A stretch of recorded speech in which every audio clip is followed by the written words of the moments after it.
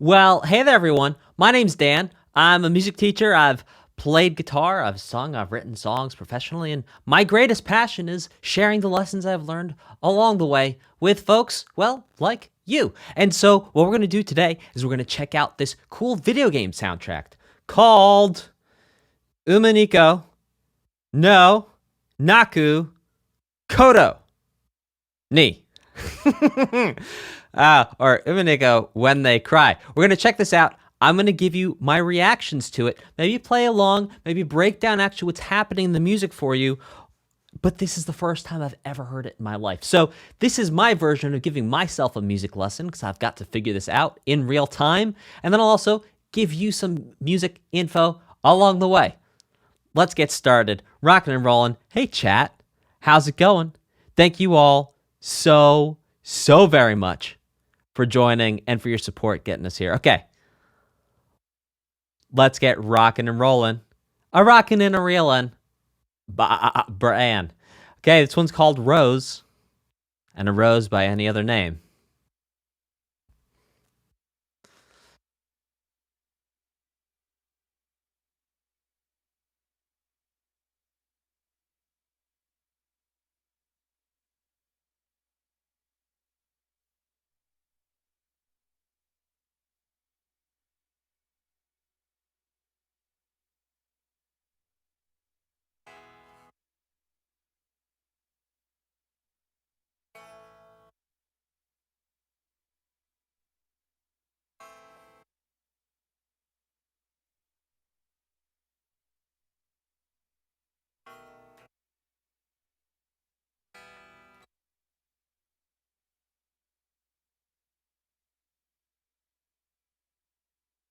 You know, you're not getting audio?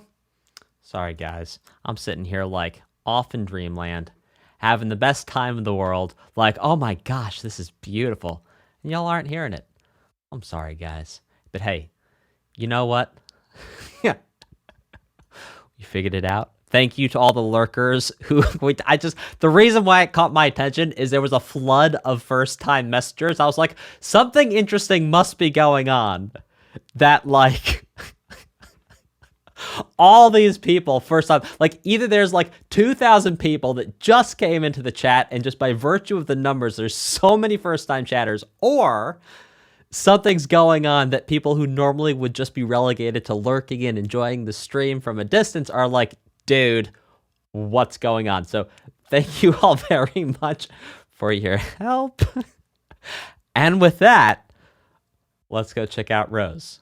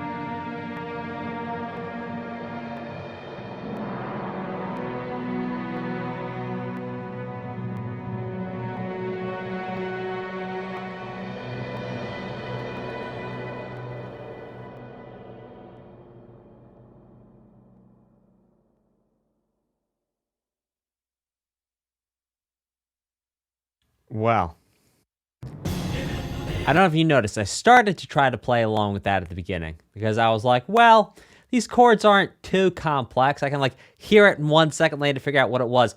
And then it got to the point that not only were the chords getting more complex, but there was a thing called a polychord. Now, a polychord is kind of a cheap way of saying we're not going to do, well, it's not cheap.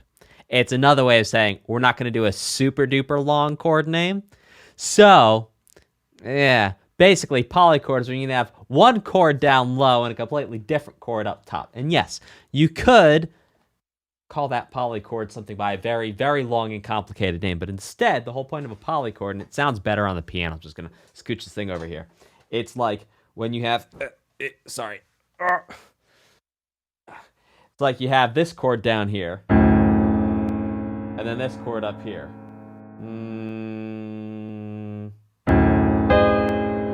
Ooh.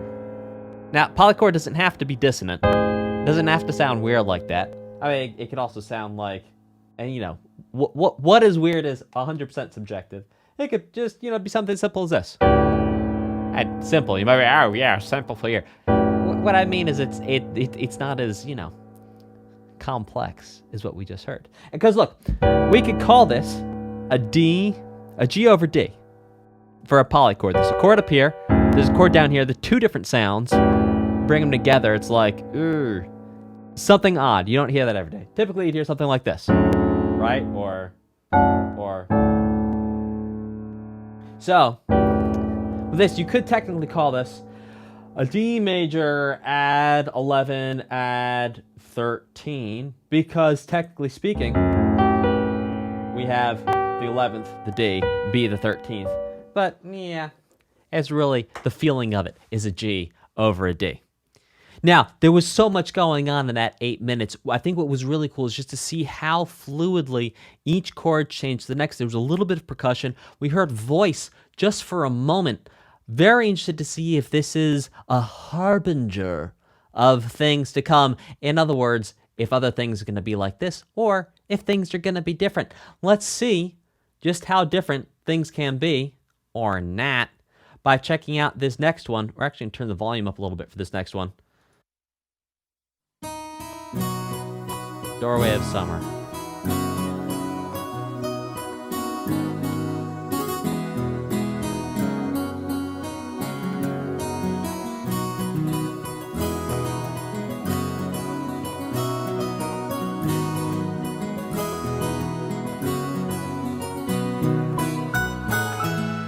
Oh, sorry. Sorry, guys.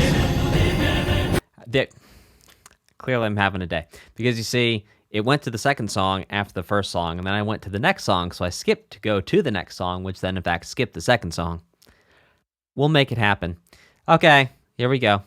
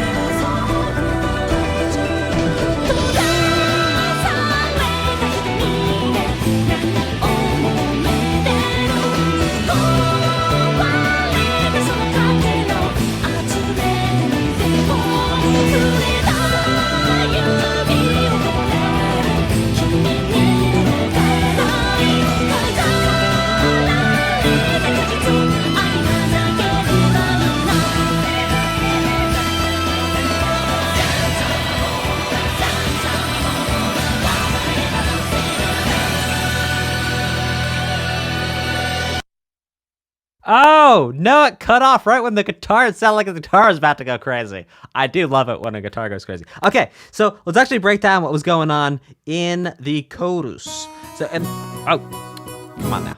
All right, so in the chorus. So we had...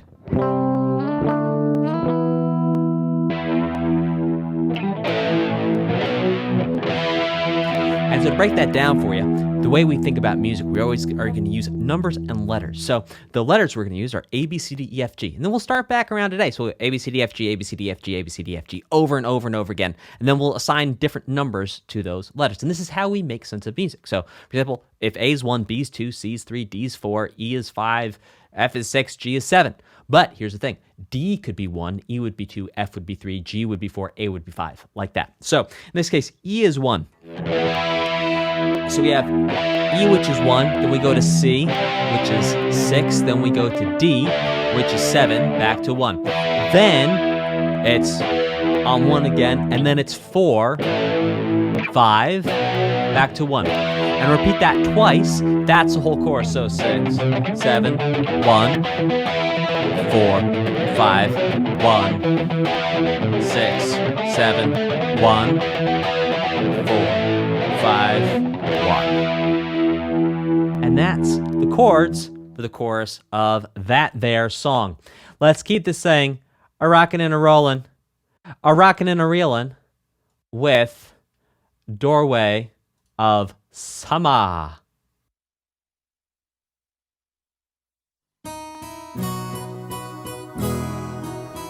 Oh, great job, team, getting to a level 2 hype train.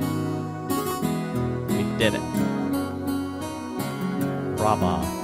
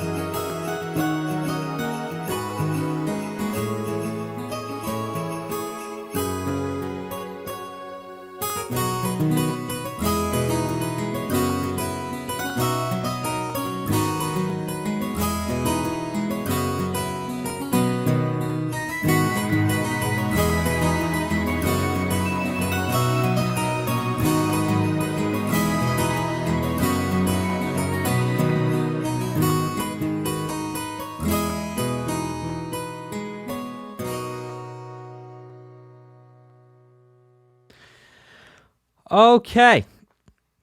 So, very interesting piece. That instrument you were hearing, the sound of it was indeed a harpsichord. Also guitars in there.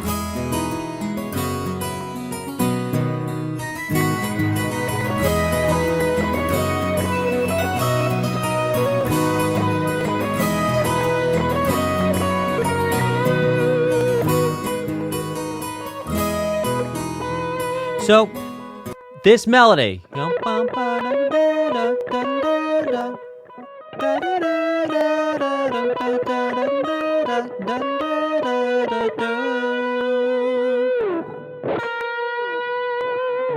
which is as everyone knows, the only way to end a melody on a guitar. That's going to be a very interesting melody. Let's see if that comes back around. I saw some people from the chat saying that is the first leitmotif. Now, if you're wondering what's the difference between motif and leitmotif, well, a leitmotif is associated with a noun. A noun is a person, a place, or a thing. So when a piece of music is associated with a person, place, or thing, that's called a leitmotif. Now, if you don't know that it's associated with a person, place, or thing, you just call it a motif, because that's the way of categorizing music. Well, not quite. That would actually more be a theme altogether, and then you'd have phrases within that theme and then motifs within the phrases of the theme in terms of hierarchical structure of melody components. So, breaks it down for you real quick. The largest level you can have of melody basically is a theme, or the entire melody of the song. But thinking about it in terms of structures and parts, so you'd have the theme. Then within the theme, there's usually phrases. So we're getting to smaller. We're breaking the theme into parts where it sort of makes sense. It's like sentences. Then within the phrases, you could have subphrases. Now, subphrases are not always within the phrases. Sometimes it's, in fact, motifs within the phrases, and then the motifs are typically the smallest of the musical ideas that you could break something down into. So, for example, this is a motif, or is a motif, just going, because it repeats so often, it's a motif.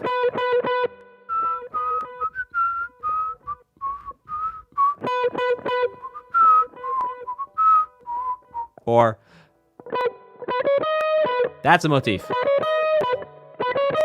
Or, yeah, that's a motif. So it's a small idea within a larger idea, within yet still a larger idea, is basically what I'm trying to say. Okay, let's keep this saying, rocking and rolling.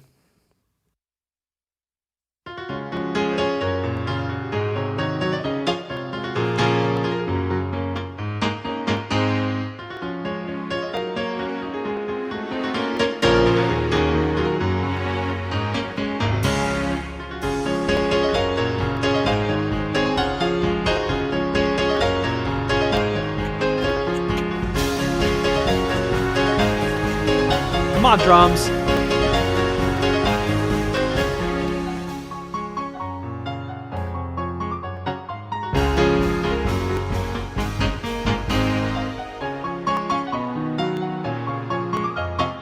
That's percussion. Ooh. Oh. Oh. Xylophones? Oh, this is getting really cool. Let's go.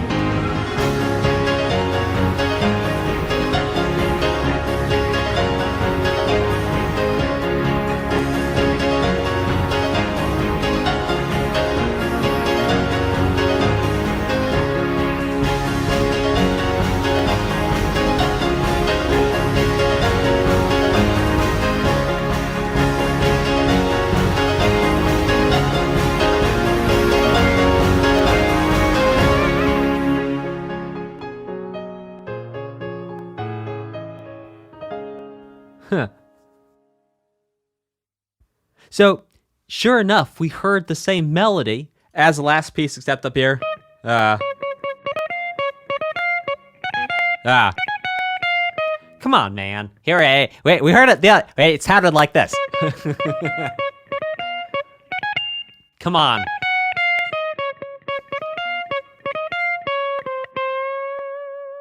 I don't know why I keep messing that up. It's simply just walk down. Anywho, so Now, what was really cool about this piece of music is that it was classical music on steroids. That's not taking anything away from the amazing awesomeness that is classic music in and of itself. But hearing not only the electronic manipulation of the cymbal sounds, like you could actually hear them go bzz, back and forth between your ears a couple times, and some other effects were like they were chopping the sound before it could fully ring out, was really cool. Bringing the xylophone in, what a cool touch.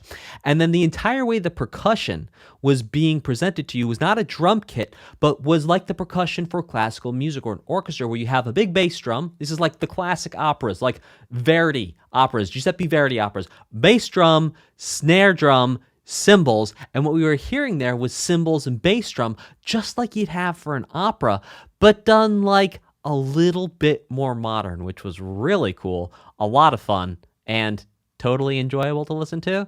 As the kids say, and I have learned to say, 'twas indeed, sir, a bop. Let's keep this thing going.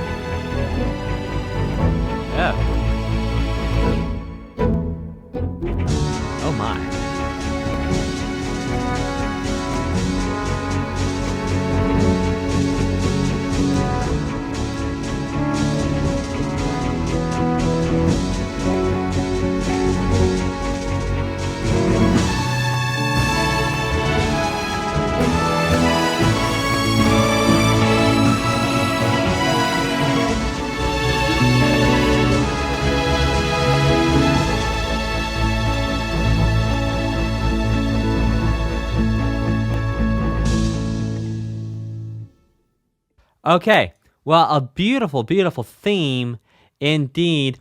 According to the chat, that was the main theme. So I'm going to go ahead and say that, like, a bunch of people said it, and there's not some conspiracy that, like, 20 people got together before the stream and, like, you know what we should do?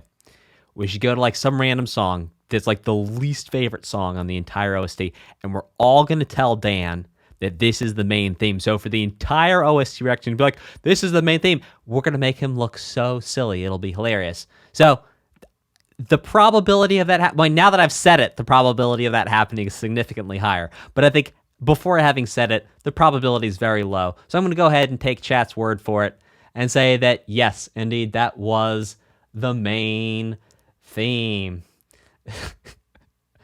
No, I'm not saying that's what I want to have happen. You guys can get me on April Fools. I got you this last April Fools. You can get me next April Fools. How about that? Okay.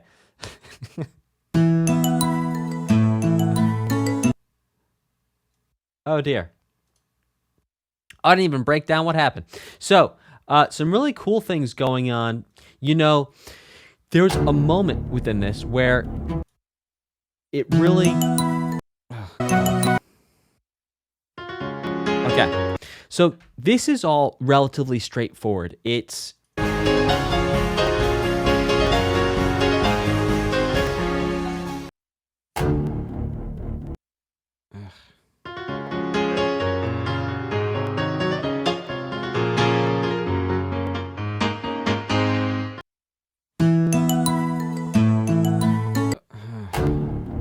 I'm struggling.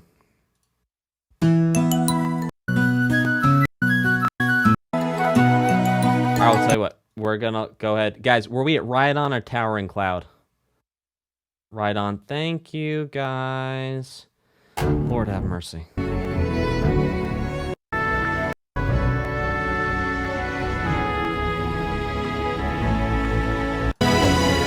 Okay, so we come in here.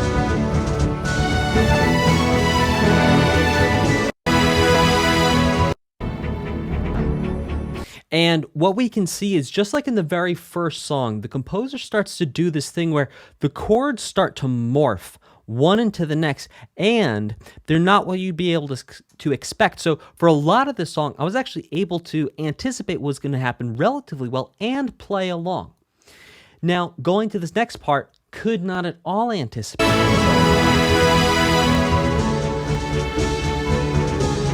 If it's this part or it was before this, or at the time, but stand for the next one. Ooh, Dan's on a learning curve today, my goodness. Yeah, here.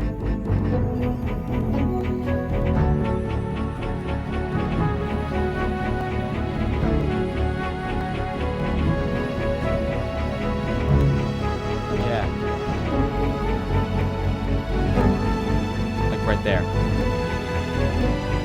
There.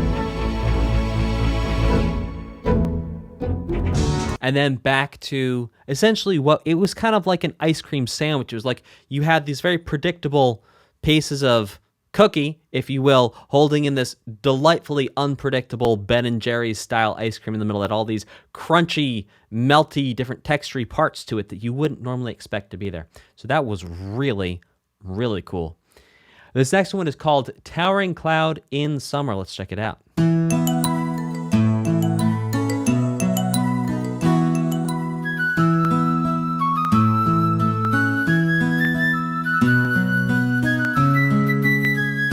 Huh.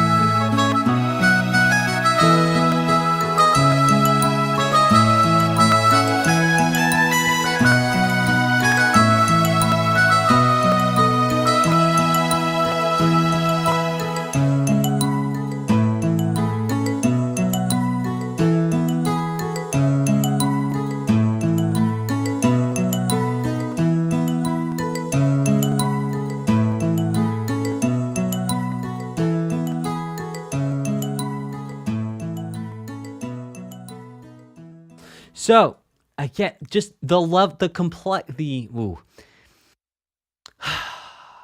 the harmonic genius of this composer's life. So look, we end up at the very end.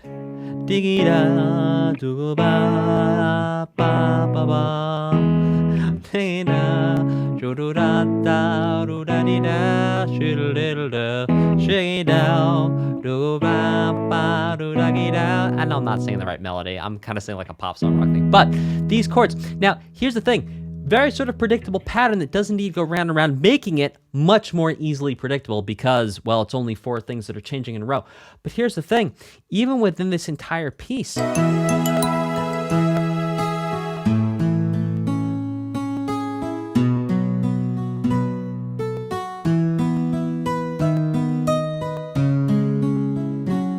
yeah, even right there, it's like dee-dee,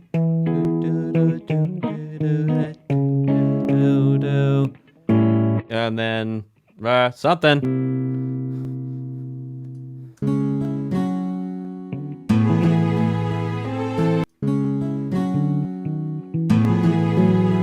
Oh, right, okay.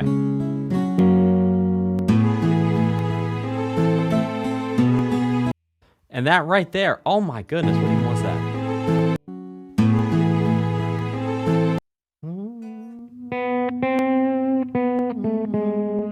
Yeah, and then that's created just this to bring us back home. Oh. Different ways of navigating back to the one for sure.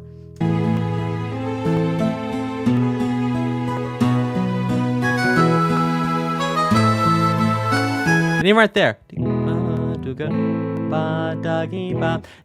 Bringing in that minor 4, because typically you think, but instead it's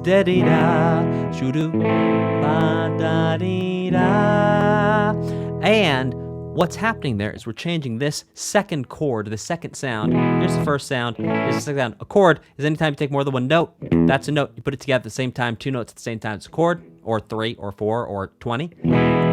So first chord, da da da, do do ba da dee da. We have 1 E going to A B C D A B E F G A, going to the 4, back to the 1. But this time, instead of going to the 4, which is A, it's going to 4, it's A minor. Ba da dee da. And you can see this one sounds ba da do da do. It's a lot more pensive, a lot more sad. So cool seeing all these harmonic variations going on already in this OST. I'm having a blast. Let's keep this thing going.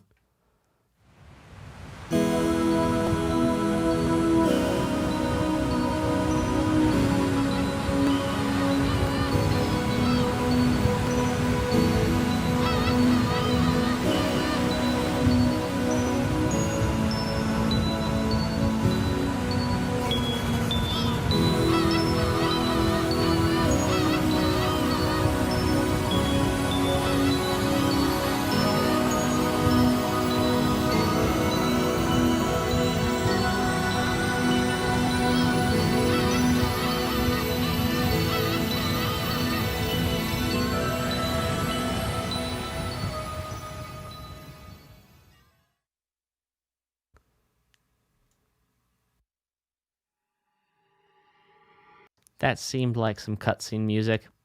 I think our time will be spent better if we go to the next one. Let's go to the next one.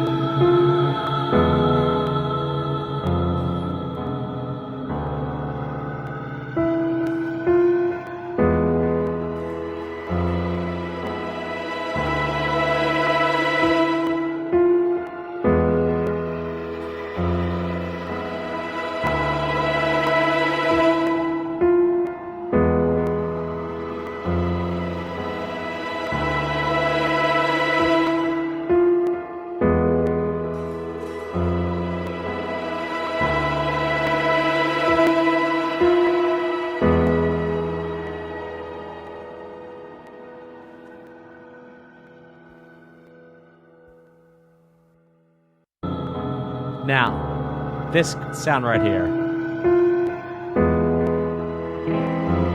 It's like basically just an E, but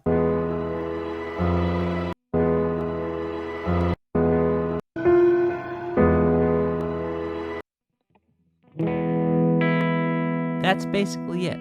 But then what happens is below it, and then it goes to a D, to an F.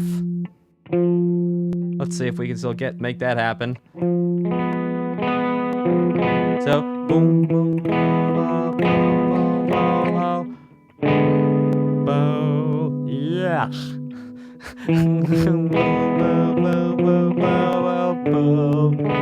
Yeah. One more time.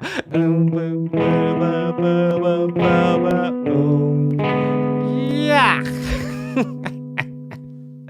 Right. And so what makes this seem so dissonant and so frightful, it's nothing scary. This by itself is not scary at all. When we add this, then it starts to... When we compare that note and that note below that delightful E major chord above it, it starts to get a little mysterious, a little odd. Something nefarious is going on. Let's check out this next one.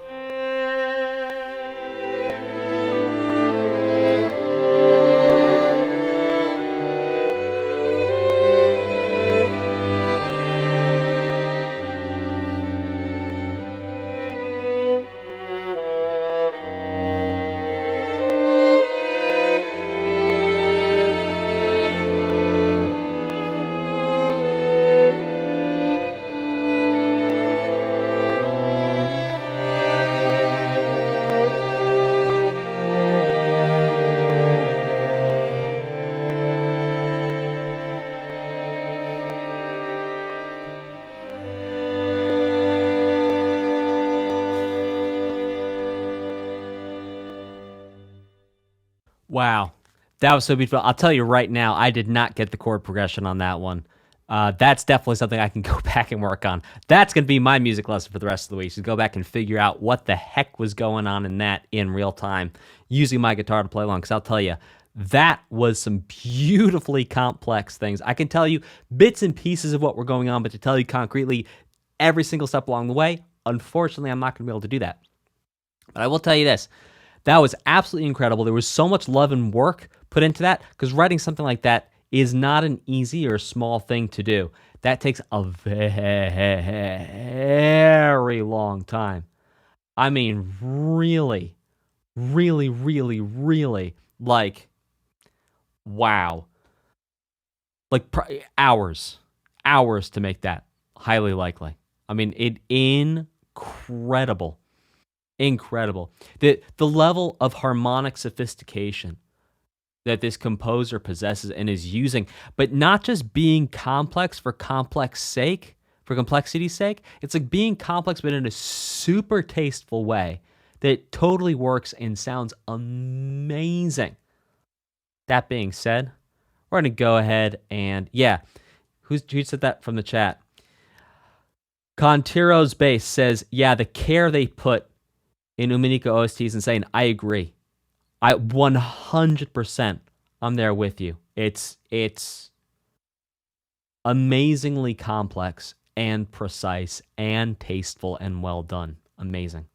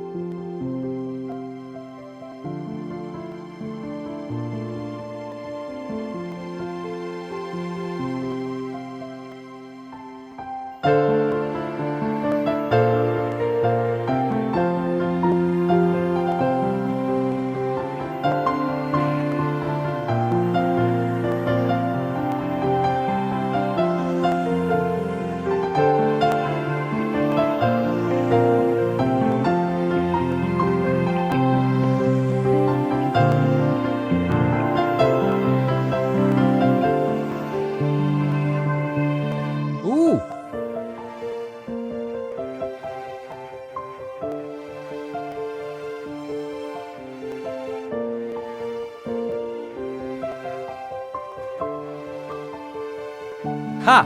Right there.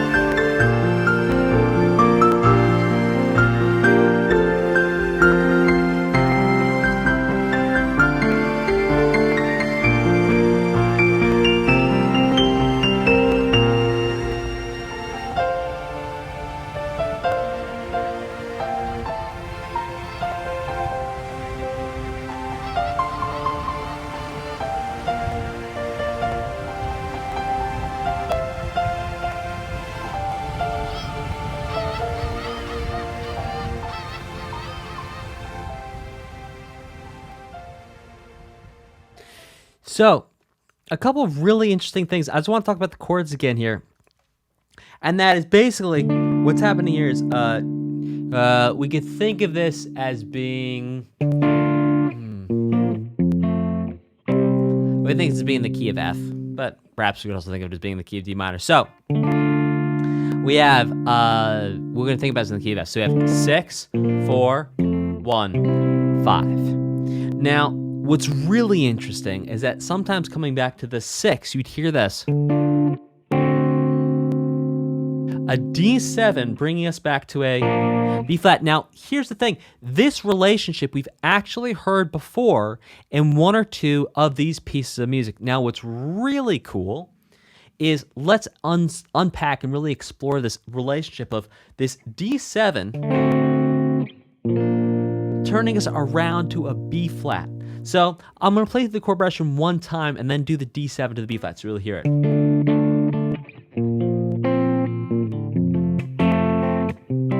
Here it is.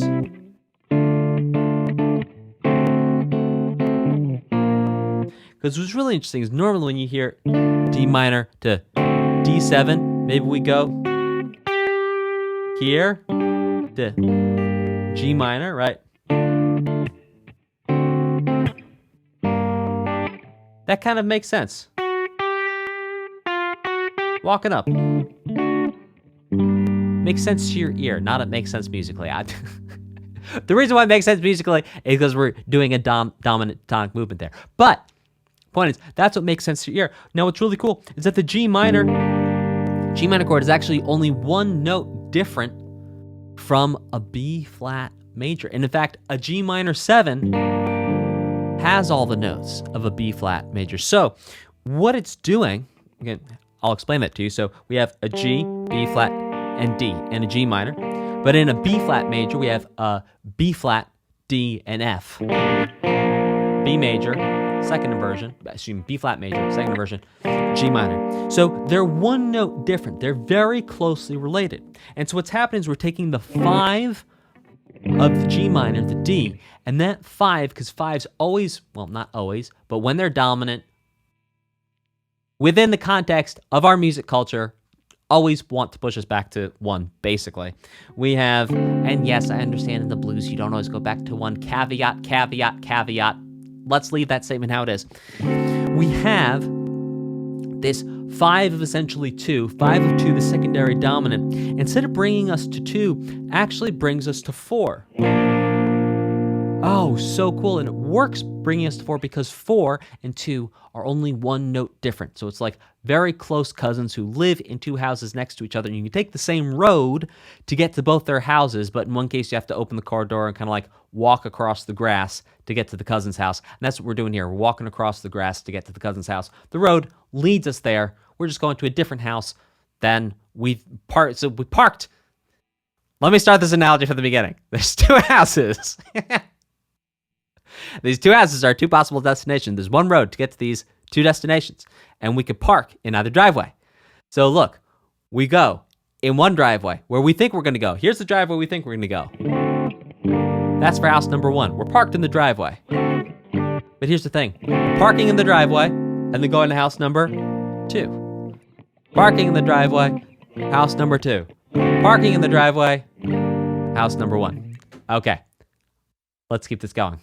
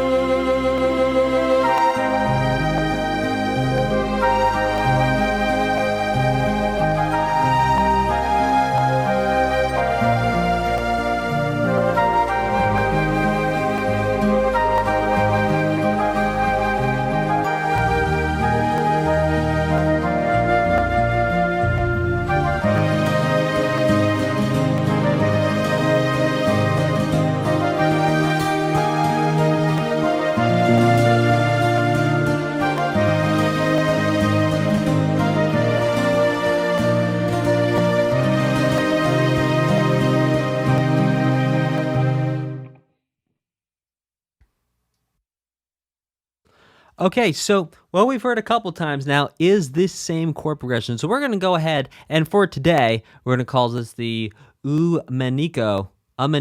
Sorry. Sumimasen. I'm sorry. No, that's excuse me. No, I'm sorry. We say excuse me to say I'm sorry, but you don't say that. Anyway, it doesn't matter. So, look. Now,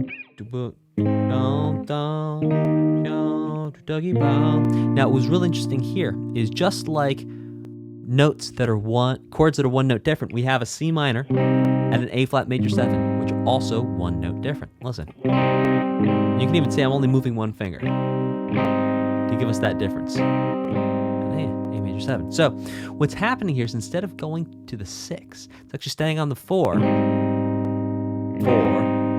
5, 1, 4, 4, 5, 1. Then goes to the 6. And the reason why we can have the 4 there instead of the 6 is because they're only one note different.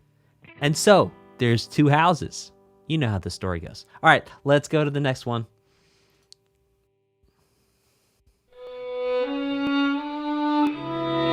Umineko. I'll get it. Thank you.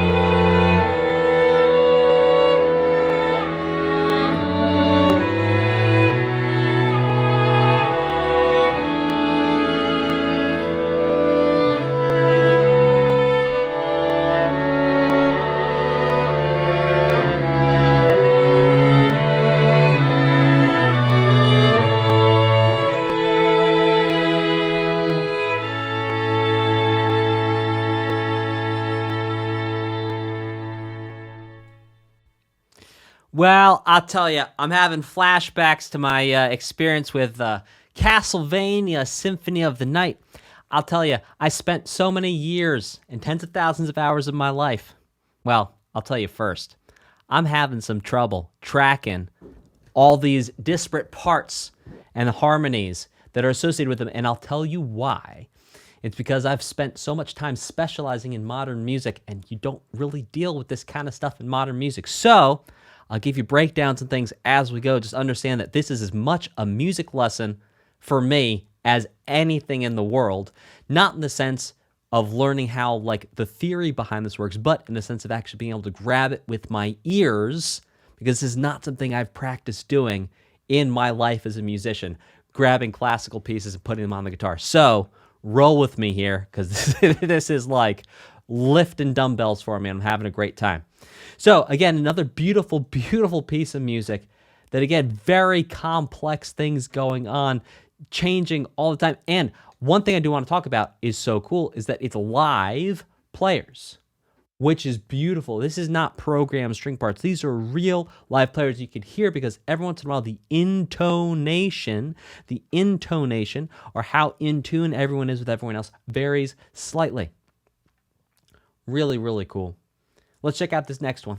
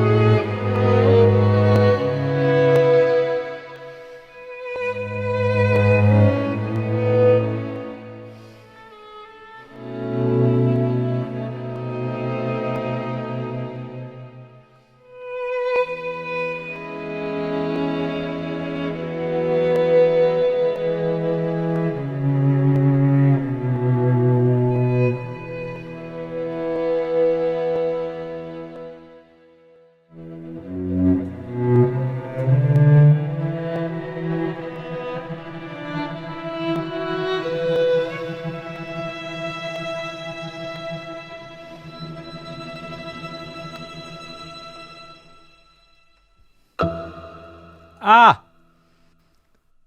Well, that'll give me something interesting to tell you about. So, there's really two fundamental ways three fundamental ways you can make sound with, let's use a violin for an example. So the first way is you can play it with a bow. So you place a bow against the string and you move the bow across the string, thereby vibrating the string, thereby generating sound. The second way is you can pluck it with a finger. That's what we heard right there. And I'll give you the technical names there in a second. Now, the third way you can play music with a violin is you take it, hold it like a baseball bat, and then swing it into a wall. It's kind of a one-time deal. Once you make sound with it that way once, I hope you have a mic, and I hope you're rolling tape, because you're only going to get one take, and then that's kind of going to be it.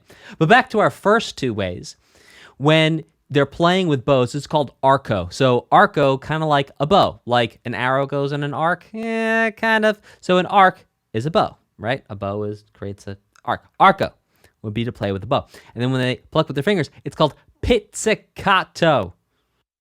Pizzicato. And so what anyone playing a violin or violoncello can do is they hold the bow in the right hand and they kind of hold it like this. I played viola for like many years, and the place where you hold it, well, many years, like 2 years, when I was like 9. Anywho, you hold it, and there's a little black part called the frog.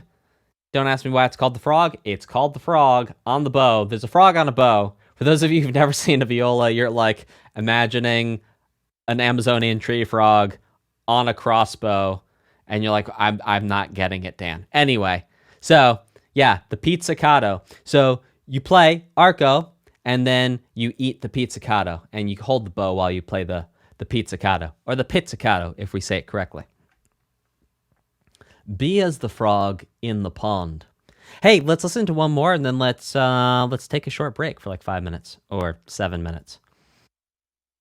That's what it's called. Sukashiyuri.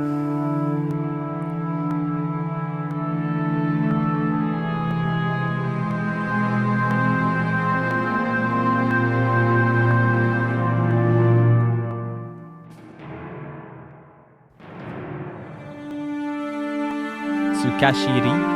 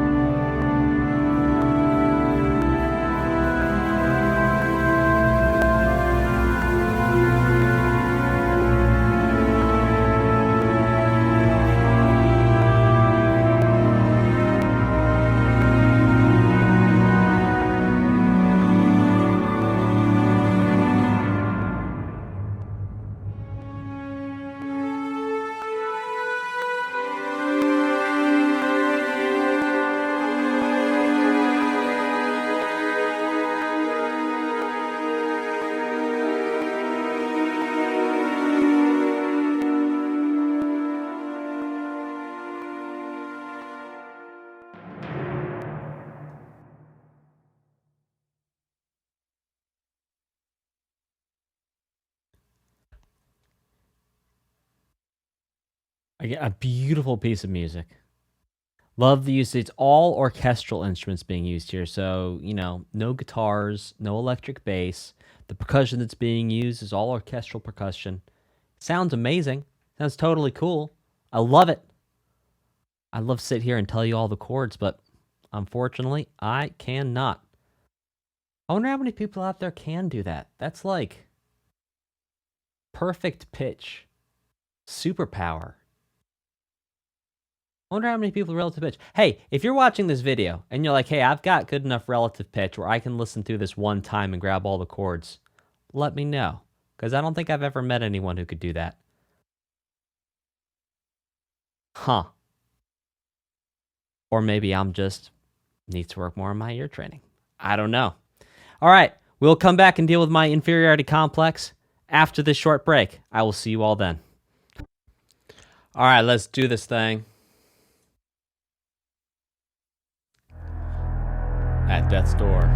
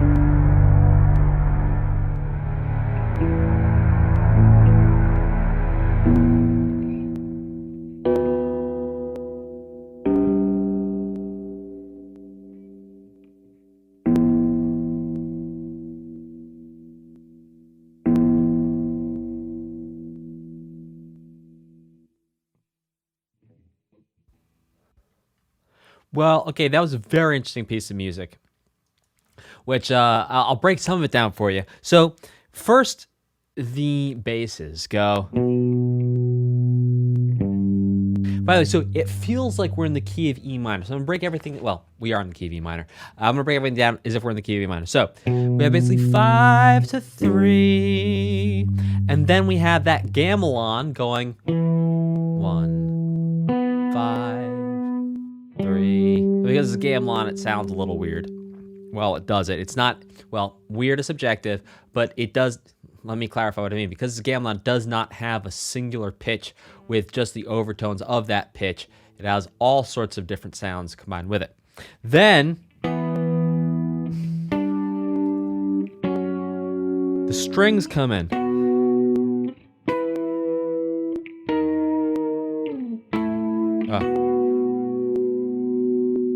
Really fascinating stuff. And what was really cool is that the third time the strings did this.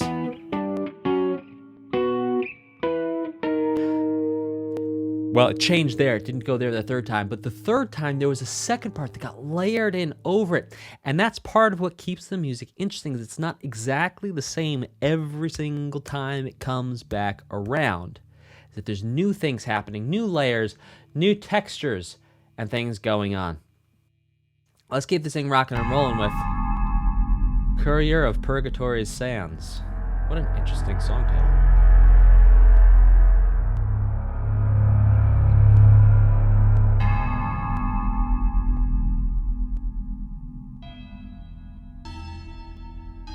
Ooh.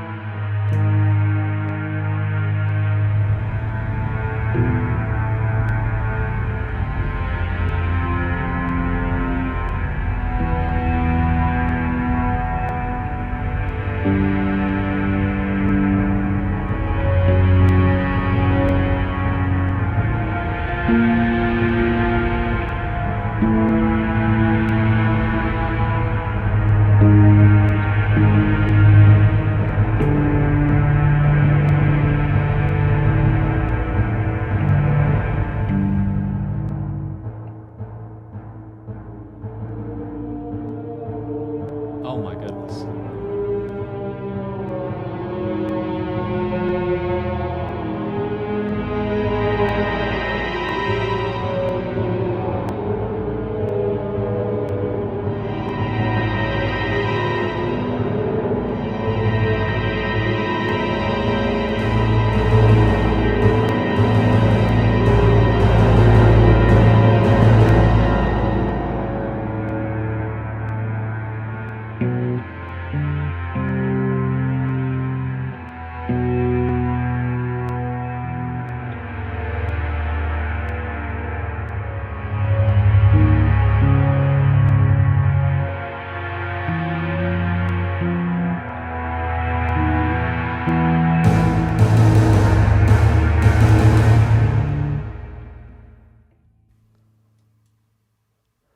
So what's really interesting is that there's clearly some connection between at Death's Door and the corridor of Purgatory's sands, or sands the skeleton. So the connection we're seeing is that structurally the same things are happening.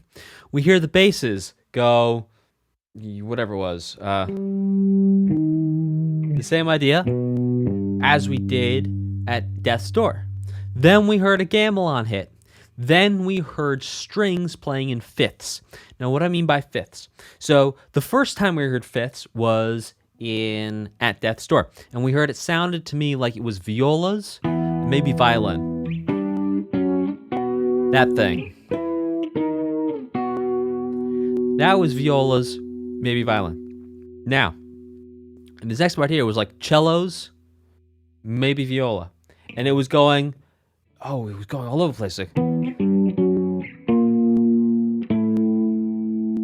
it was doing some really interesting things. But here's the thing. Everything that's being played, first with the strings, and the higher strings, now the lower strings, is all within an interval of a perfect fifth. And so what that is we go 1, 2, 3, 4, 5. We take 1 and 5. And you can see that my fingers, the relative distance between my fingers is always going to be 1 metal divider. See, 1 metal divider still. 1 metal divider. 1 metal divider. And that is going to be that consistent sound of the fifth.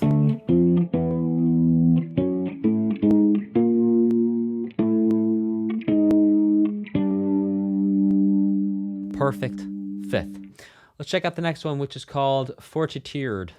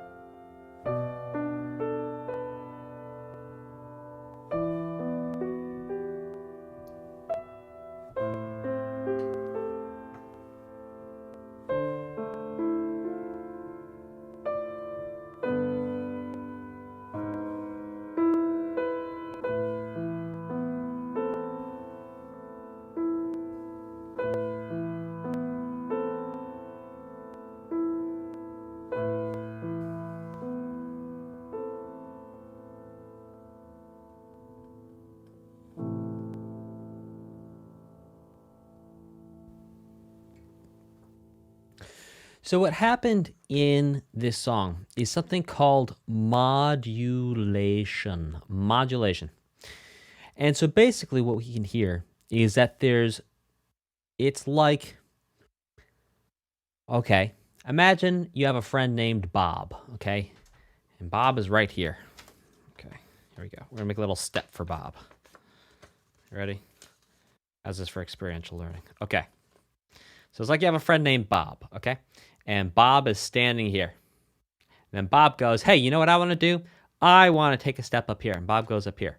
Bob's still Bob, but now Bob is Bob, but he looks a lot taller than he did before. So here's Bob. Now here's Bob. So this is what modulation does in music, is the music's down here. Then it moves up here. It's the same music. It's still Bob, but it's a totally different place. And it sounds totally different. So if we listen to what's going on right here, and then we listen here, so it's the same key, and then we go here, right. So type a 2 in the chat if you can hear the difference, not in terms of that the music is playing at a different part, but that the music is playing the same idea, but it sounds a little different. So let's check this out.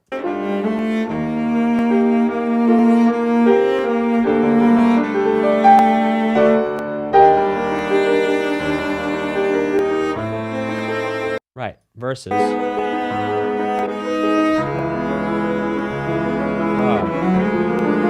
Same idea.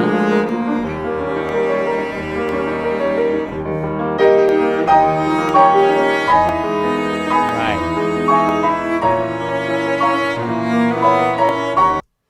So what's happening there, it's the same exact musical idea, the same exact person is there, but just changing the sound of that entire person by lifting them up just a little bit. That's modulation, and that's what you heard happening right there. Let's check out this next one, which is called Witch in Gold. Can't be good.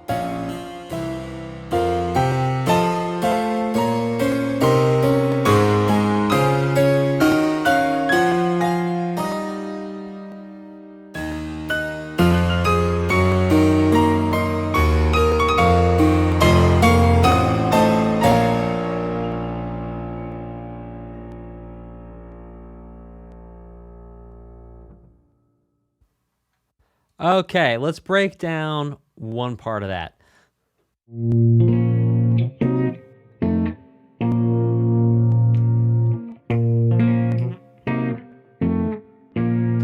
Type a 3 in the chat if you recognize what I just did from the piece of music. It's not going to sound exactly like it, but again, type a 3 in the chat if you recognize.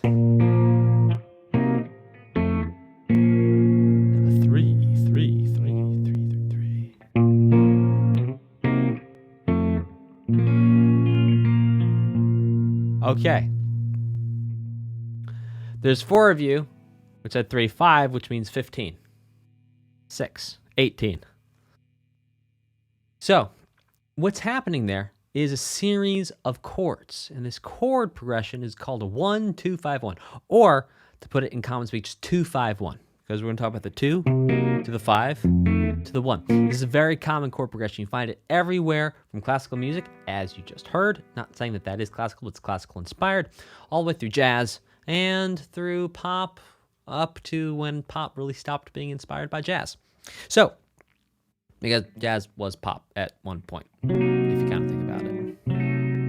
Anywho, so we have the 1, which is B flat, the 2, which is C, half diminished, the 5, which is F, dominant, which brings us back to the B flat. And the reason why the 2 is half diminished is because if we take all the notes of a B flat minor scale,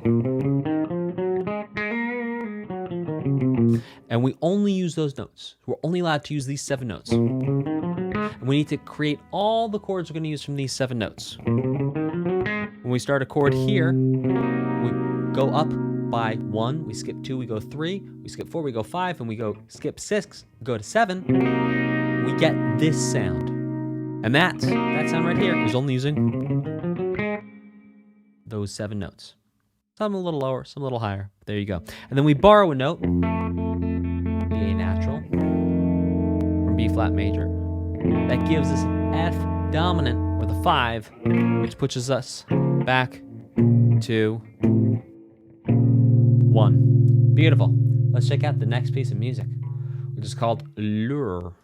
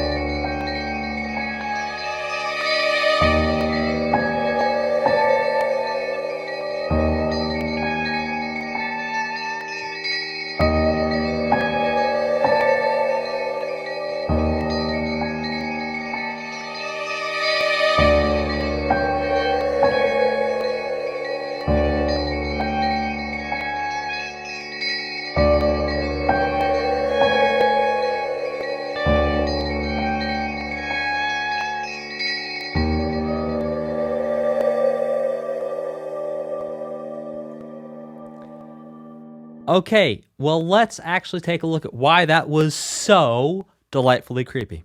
So, let's see.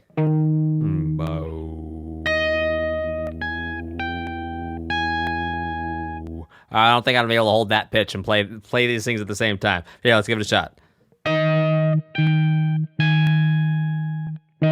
Sorry.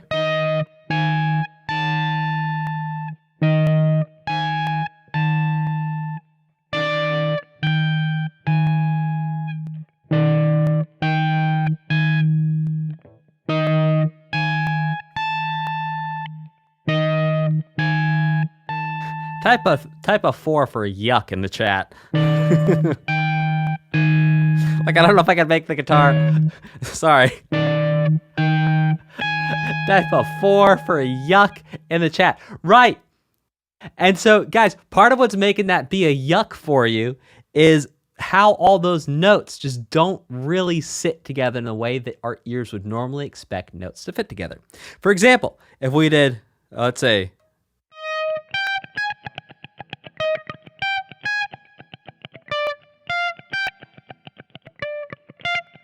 and then we did,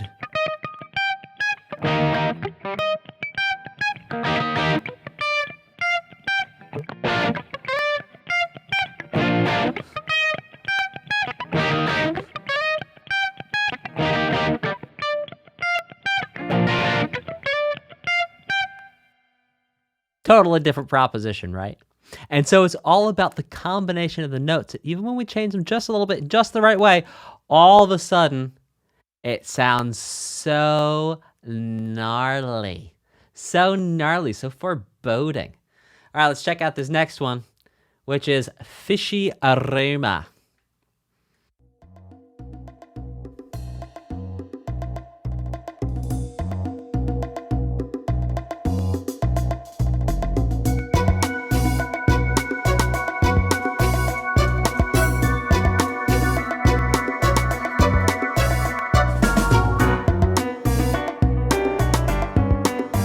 Oh, come on.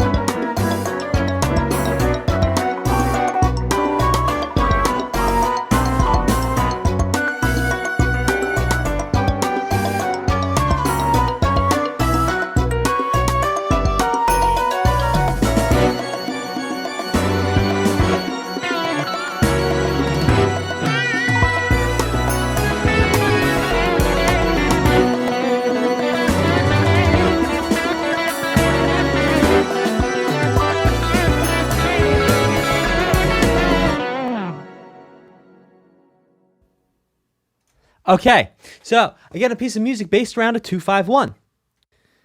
Sure, there was times where it deviated from that, but basically, we're up a half step. We modulated. Bob came up from B flat. So before Bob was in B flat, and Bob went up, I feel like Terry Gilliam, up to B.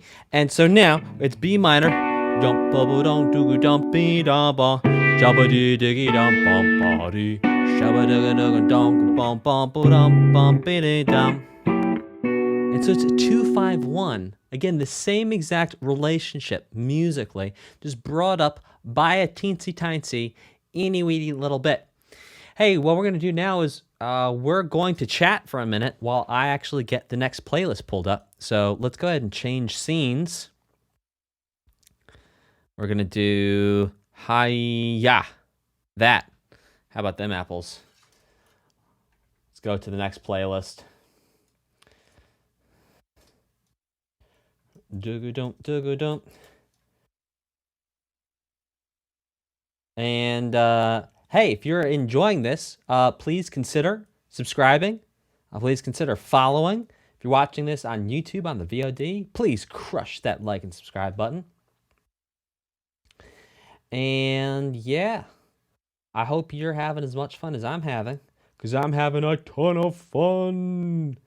Yeah, we're going to go to, let's see. This is the next one up. Okay. Episode 2, we're going to start with Cage. And with that being said, if you would like to decide what OST I react to next, all you got to do is put some bits in there. So 1,000 bits and up. Include the OST you want. And I've got this nifty thing called Streamlabs that will actually save your text. And then I'll go ahead and count that and input that into the sheet.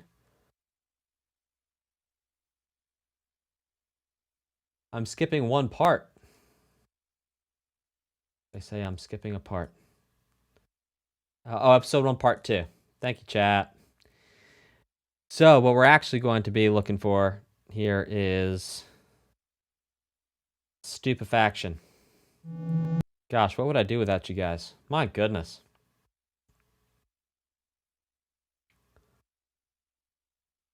My goodness. Thank you, MFM0X. Very much appreciated. The day is saved. Anyway, as I was saying, if you'd like to decide what I react to next, you can go ahead and upload that. Just 1,000 bits are up. So you can do 2,000, 5,000, 10,000 bits. Oh my goodness. Just say what OST you want me to sit down with, play with, jam with, and break down next. And we'll make it happen. We got a list. We'll upvote the list based on your vote. If you're watching after the fact, there's a About tab on my Twitch. You can go there, you click on that, and that'll bring you to a little thing where you can upvote the OSTs anytime I'm not streaming. And if you happen to be on YouTube, super chat, a super like, we'll do the same. All right, let's get rocking and rolling with Stupefaction. I can get no.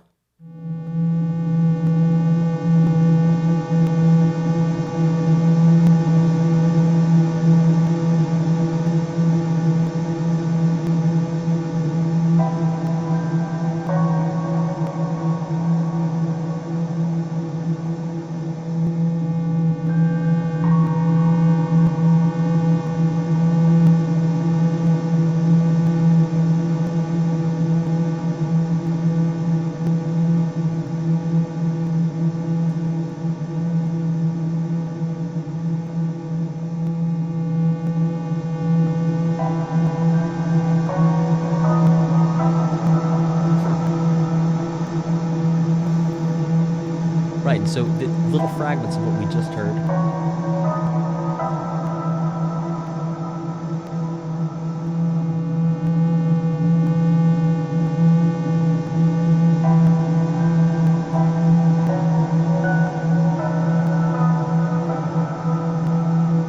Again, playing around with a 2-5-1 here. This time in the key of E.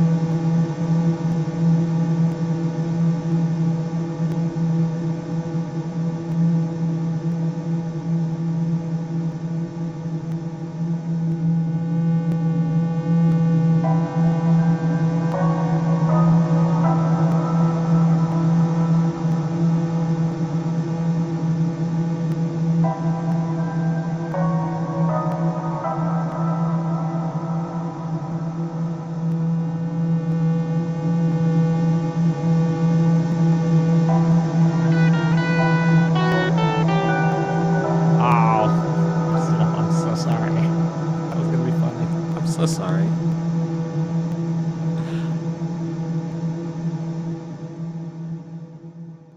Oh, and then didn't get to make his joke. That's okay. So what we heard there was indeed a drone. Now that sound, a drone, is different than like a drone with a camera on it. Drones in music are actually when you take one note and you get them to go along for the whole time, and there's absolutely no break within the sound, and the sound just keeps on going. This is a drone. In this case, the drone was on an E. And then above the E, what was happening was a 2-5-1.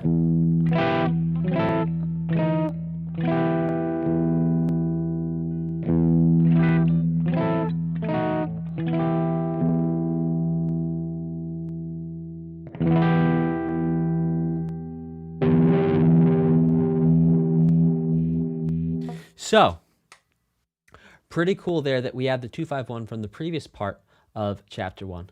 And we're going to keep on rocking and rolling to the next one with Praise. Let's do this.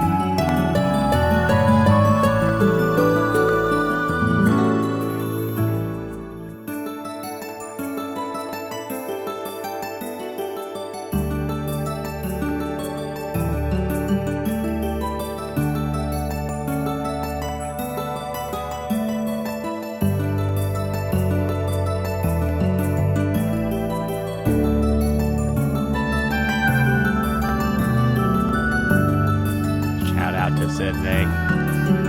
Great to see ya.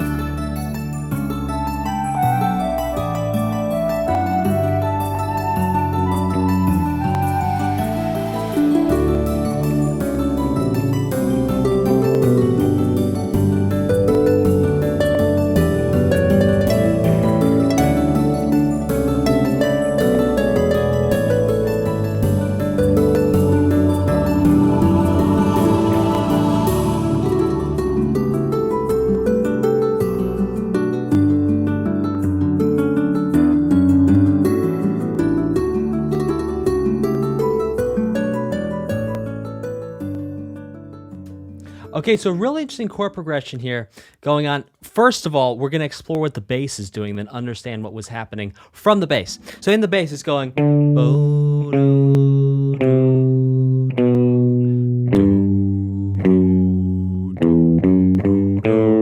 One more time. This is the first time. It changes the second time.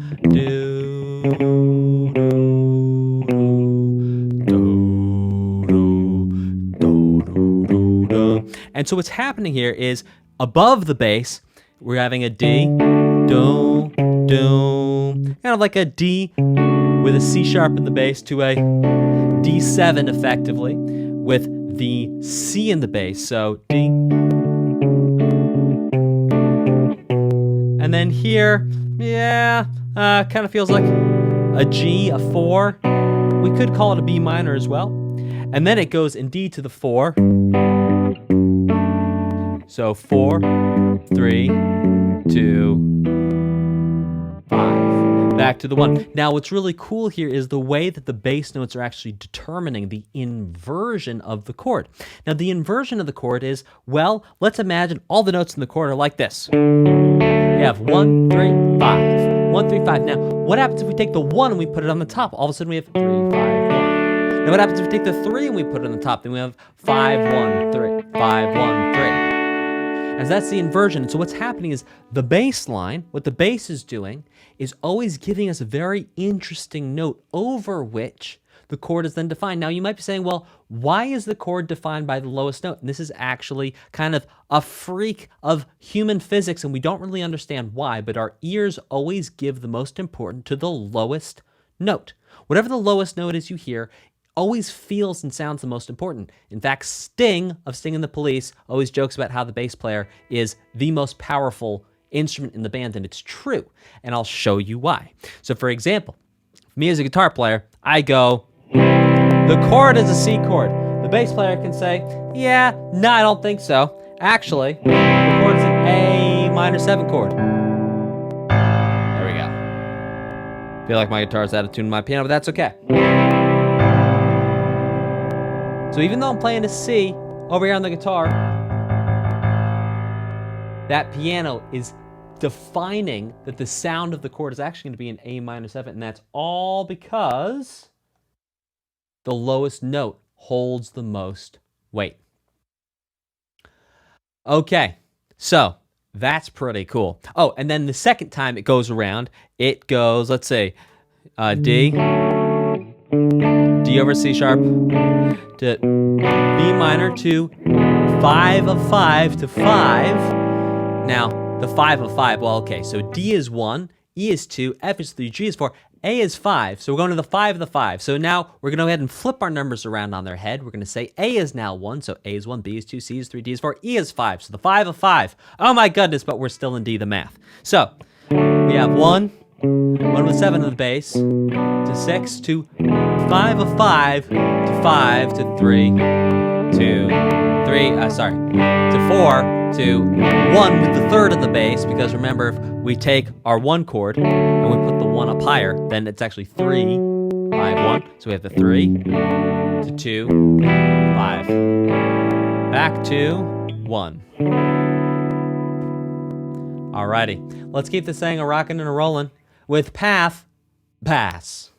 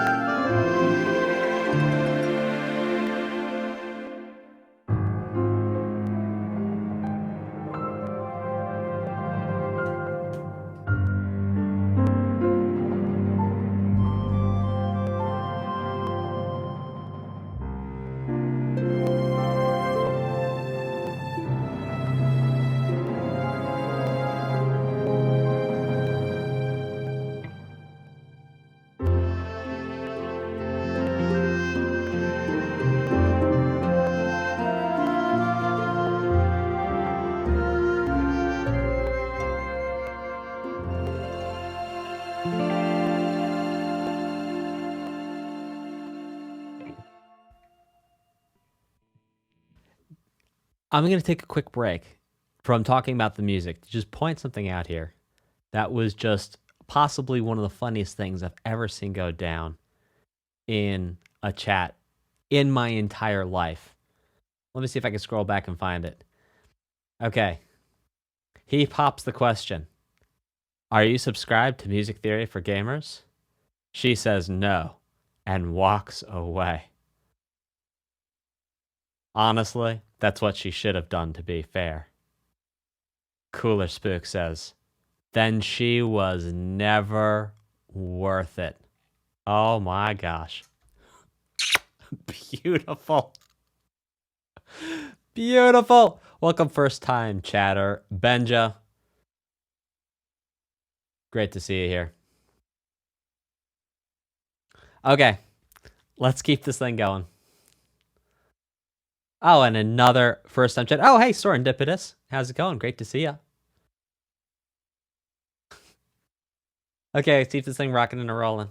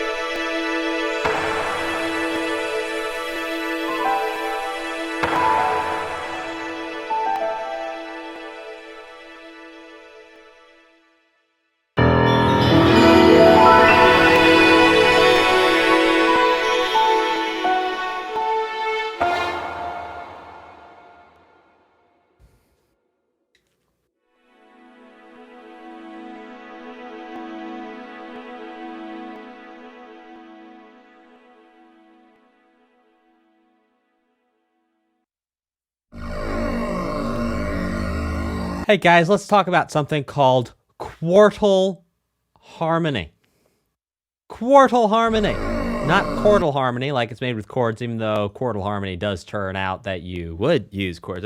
Quartal, with a Q-U, quartal. Not to be confused with squirtle. Squirtle harmony is a whole nother thing. So, quartal harmony is when you only use fourths. So you go up 4 from everyone. So you go E. Hey, chat. If E is 1, what's 4 up from E? Come on, show me you got this. E is 1, F is 2, G is 3, then what's 4? Come on, chat, you got this. E is 1, A is gonna be? A is gonna be? Yeah, A is 4. Great, okay, awesome. All right, what's 4 up from A? Come on, chat, you got this. A is 1, what is 4? If A is 1, what is 4? Come on, chat, I believe in you. It's D, that's right. What's a 4 up from D? D is 1, what's 4? Come on, chat. D is 1, what is 4? You got this.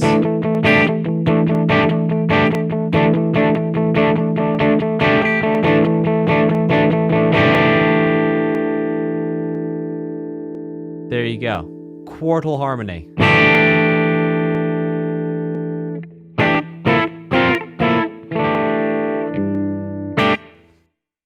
And that's quartal harmony. Fourths on top of fourths, on top of fourths, on top of fourths, on top of fourths.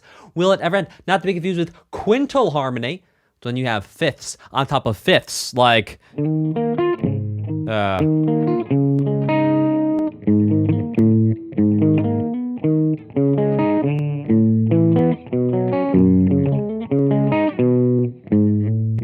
I'll get it.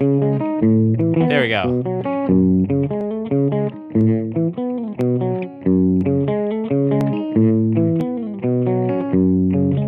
Fifths on top of fifths on top of fifths. Andy Summers. Message in a Bottle. Guitar part. Okay, cool. I know because, listen, what song better illustrates quintal harmony than Message in a Bottle? And I forget how to play it every single time before I go back to play it again. But hey, that's okay. This next one is called Goldenslaughterer, which is the parody version of Golden Slumbers from the Beatles. Let's do this thing.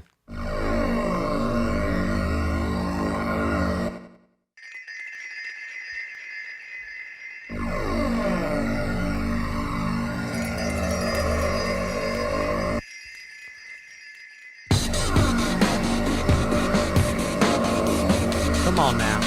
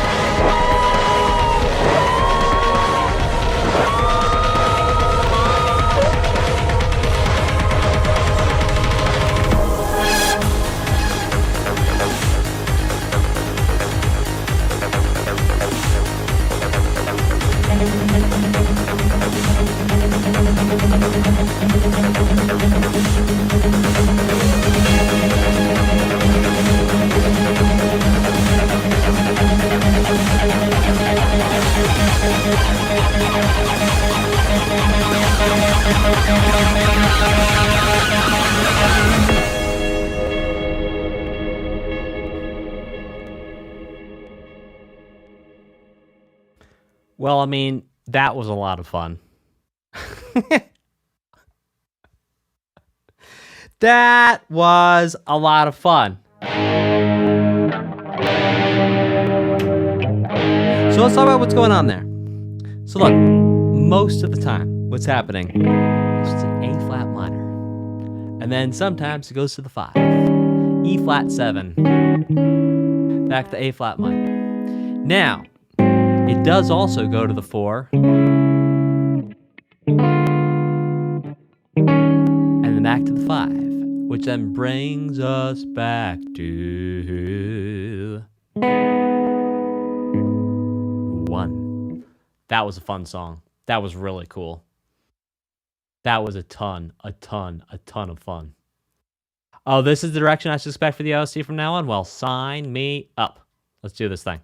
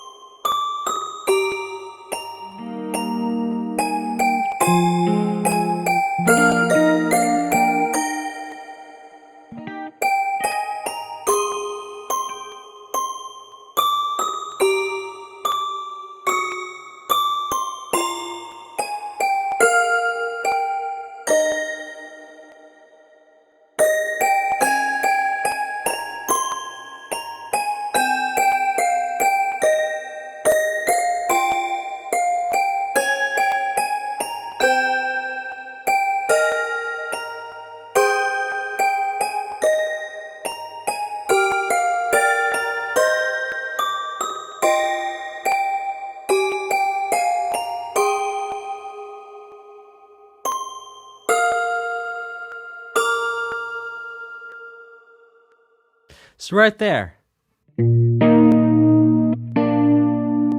That is called a sus chord. The sus chord resolves down to a no longer sus chord when the chord is suspicious. No, indeed, when the chord is suspended. Suspended, no longer suspended to.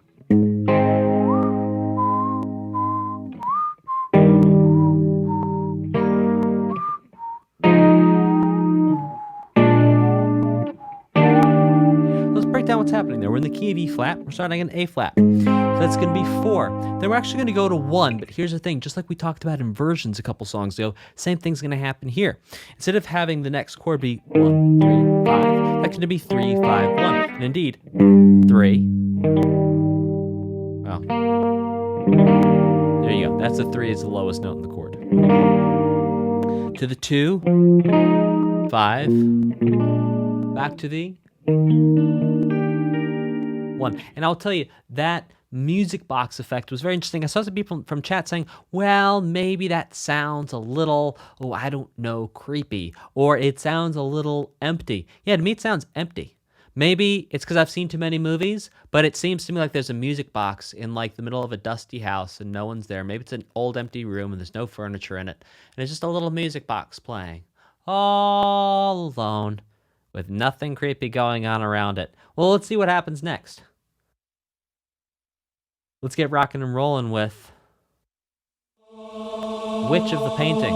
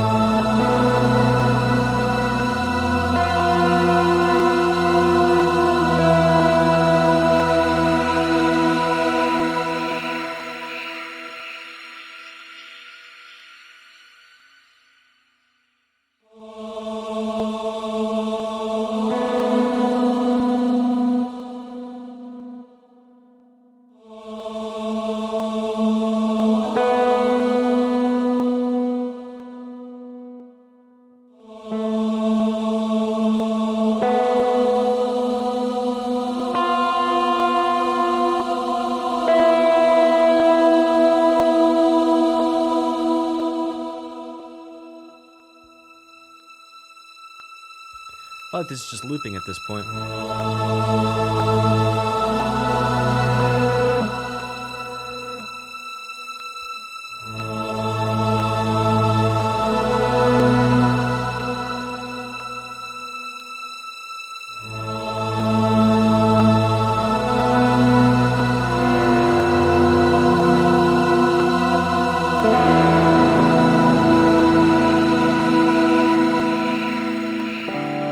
Okay, so let's understand what makes that so dissonant and foreboding. Well, what happens is it starts off with this,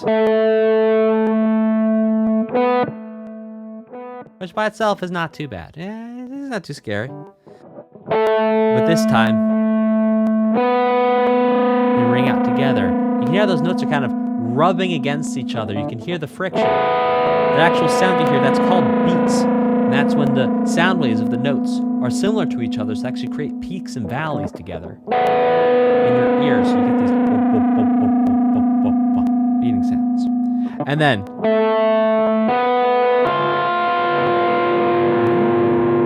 which then resolves to.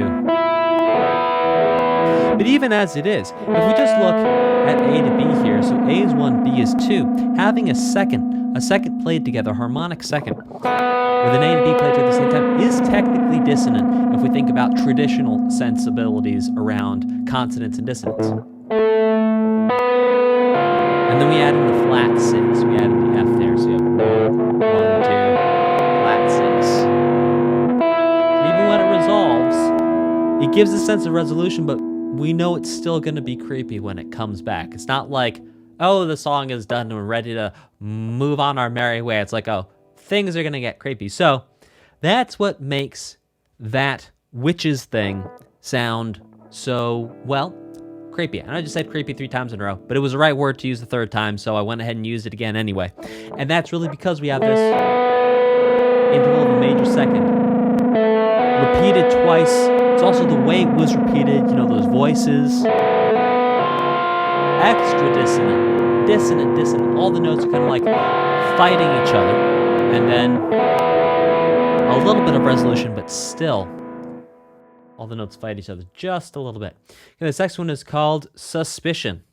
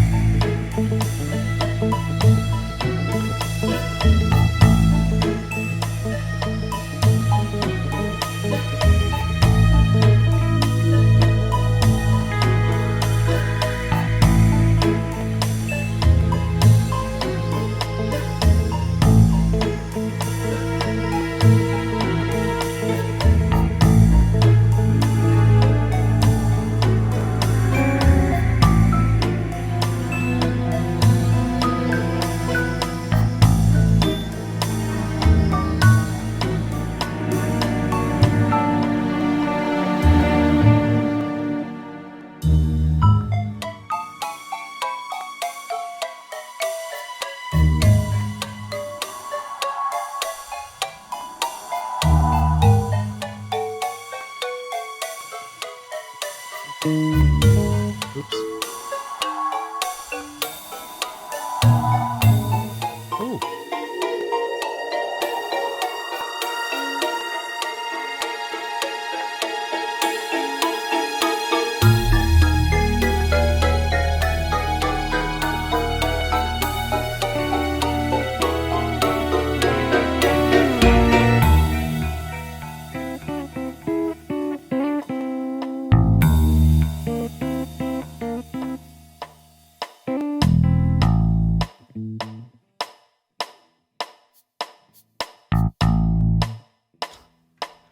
All right, is this about to loop again, chat?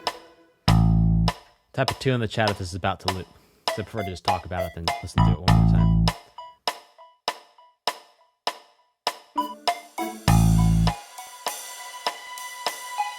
All right. Yeah, it's loop. So we're going to pause here. We're going to talk about it. So, look, this starts off very interestingly. Number one, with this bass line. Then 2.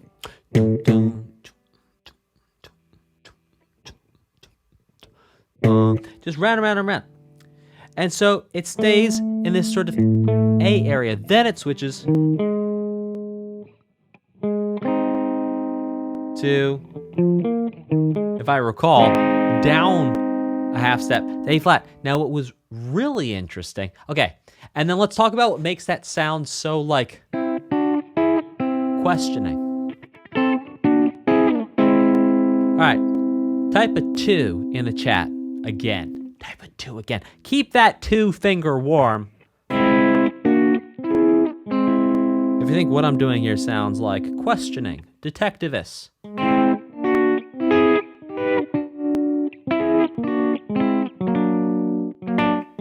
It sounds like we're questioning something. Questioning.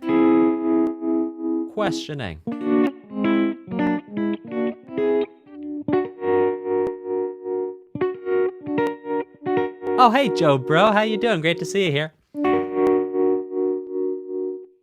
Yeah. There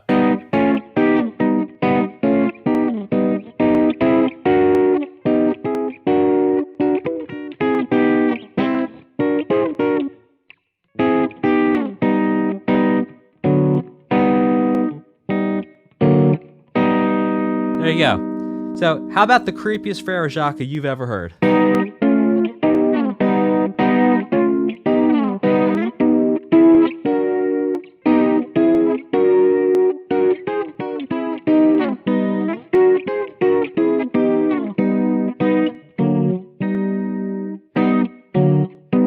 Frere Jacques, where we're all looking, indeed, where, indeed, is Brother Jacques.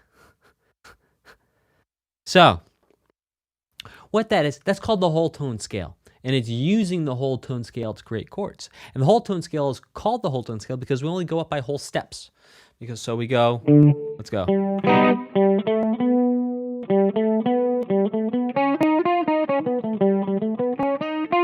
Like that, whole step, whole step, whole step, whole step, whole step, whole step, whole step, whole step, whole step, whole step, whole step. And when we create chords out of that, it sounds very questioning. It It's like, ooh, I do wonder. Ah. Where is Brother John? Is he sleeping? The morning bells are ringing. Ding, dang, dong. Okay, let's check out this next one.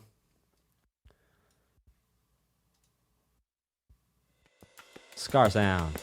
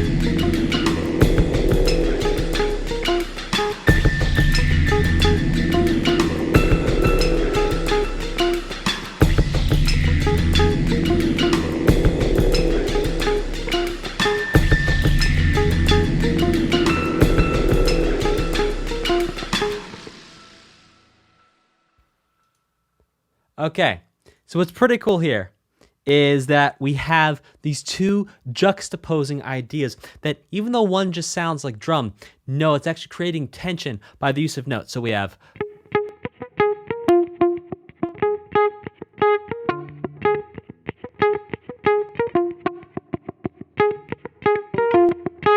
and above that we have I forgot what we were doing above that. Hang on.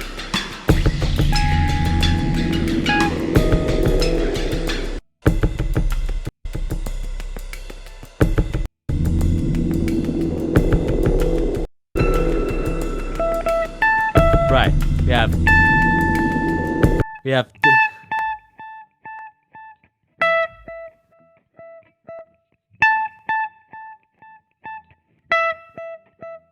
Novelette.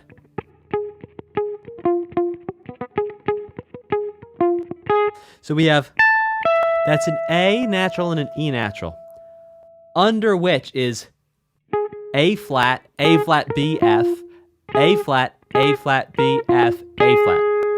So we have an A flat and an E combined with a B flat, A flat, excuse me, well, a B flat and an A flat. So here, I'm going to play all the notes together at the same time for the most part. That's why it sounds dissonant. So if we take the notes the drums were playing, and we take the notes the piano were playing, and we'll play them all together at the same time, this is what we get.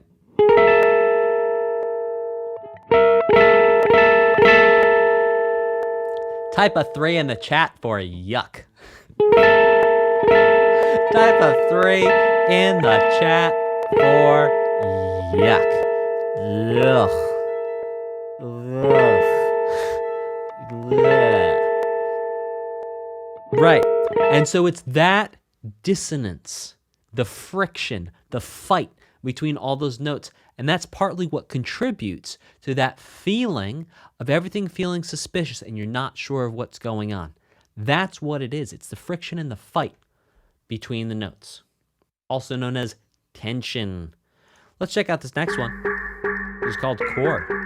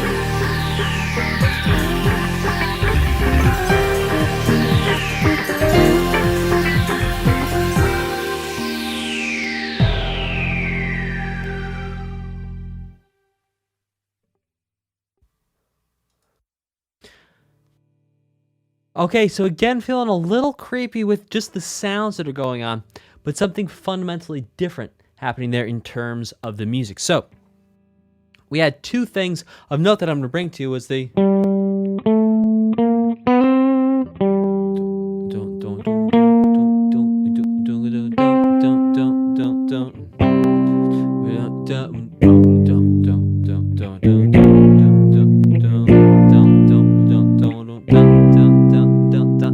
like a rock progression there.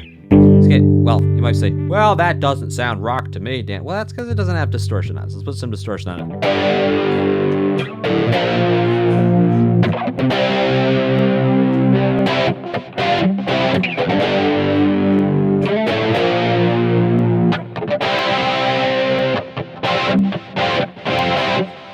That was pretty cool. Okay, so we're starting to see some more elements that are, well, a little bit more up my alley for sure in terms of modern music. But also playing around with some interesting things because the chord progression went then flat 6, flat 7, one with key of G minors, that's E flat, F, G minor, playing around back and forth, E flat, F, E flat, F, E flat, F, G. Very cool. All right, let's check out this next one.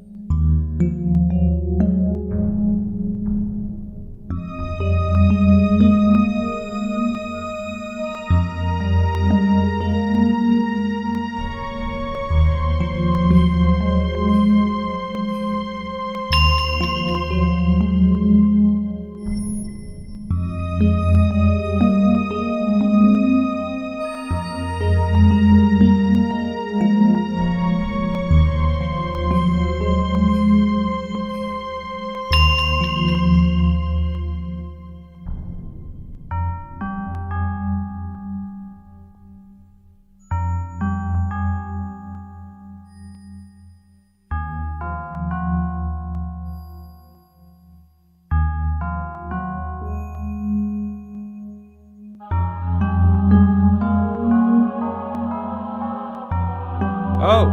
Oh!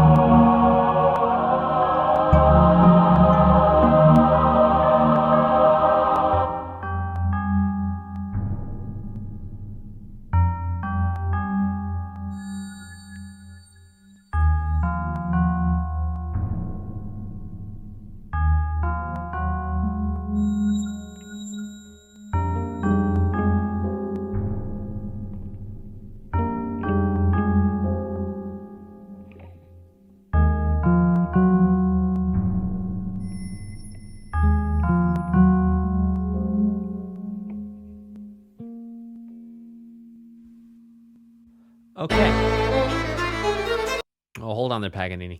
Okay, so basically that entire song was based around 2 chords. Though it might not have sounded like it because the composer, producer, arranger put so much work into it to change it almost every single time the 2 chords came back around. So we had F minor, basically, and then E flat minor. So, or over and over again in so many different ways. And that's really what created that entire song, is that every single time it came back around, it was different. It's like the amount of care and effort that goes into something to make it so that you're not just repeating yourself, because it's so easy. It's so easy. When you're making music, it's so easy.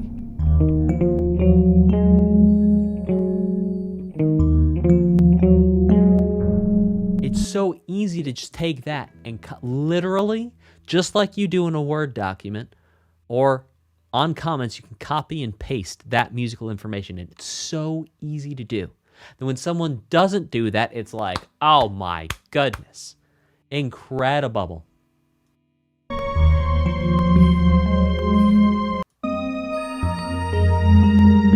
Right, so even here, it's changed. Instead of, it's then. So even changes using the same notes. 1, 2, 3, 4. 1, 2, 3, 4. You can actually see my hands. 1, 2, 3, 4, staying the same shape. 1, 2, 3, 4. And so instead of 1, 2, 3, 4, it's going 1, 3, 2, 4. 1, 3, 2, 4. So cool. What an incredible way of keeping the song going and keeping things sounding new.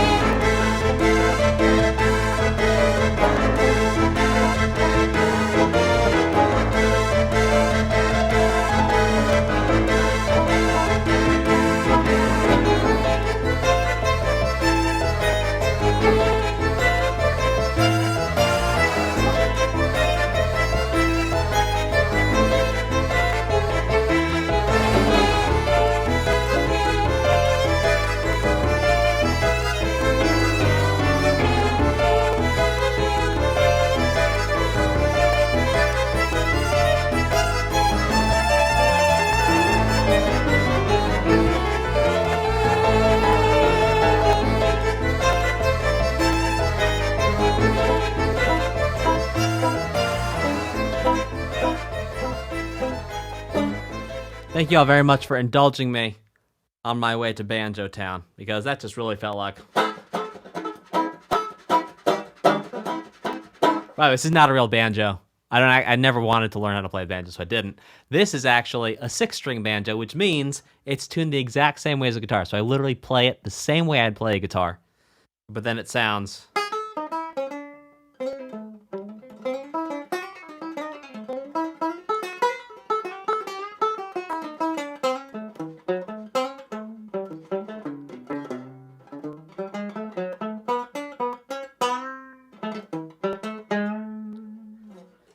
Play it like a guitar.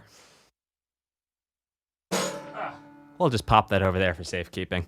If you just heard it bang on the floor, it did bang on the floor, but it's okay. It's a hardy boy. Okay, let's check out this next one.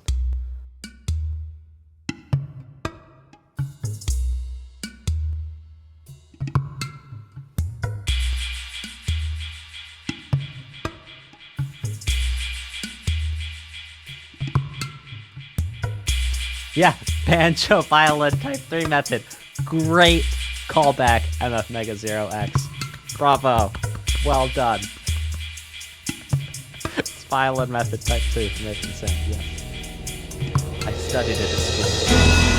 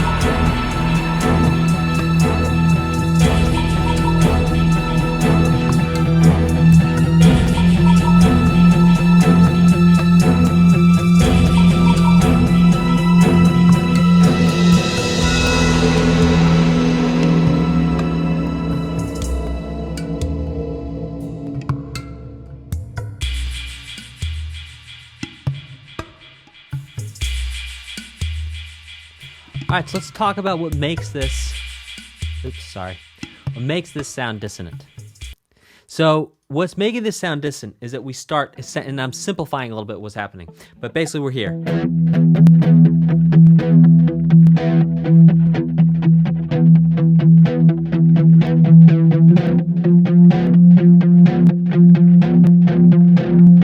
So this is tension. This is resolution. Think of this as home bass. Type of 2 if you think this sounds like home bass. Type of 2. Compared to this. This is tension. This is a journey. You're out going to get groceries. It might be raining. Back home, it's safe and warm. Safe and warm at home. Oh, what? Oh yes, I'll go get tissues. Because we couldn't just order them from Amazon. Back safe home.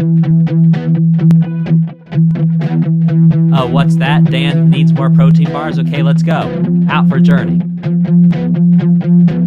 Oh, I'm just making it up.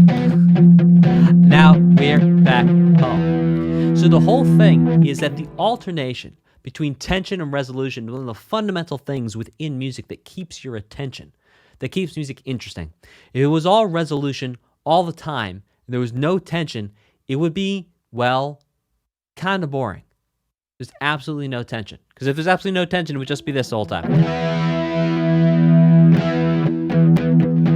So imagine listening to this for like 5 minutes.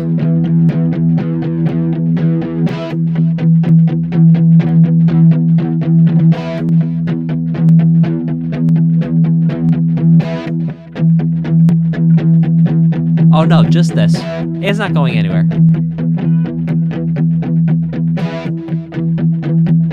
Just this. Type a 3 in the chat when you get bored. Yeah, okay, here's these.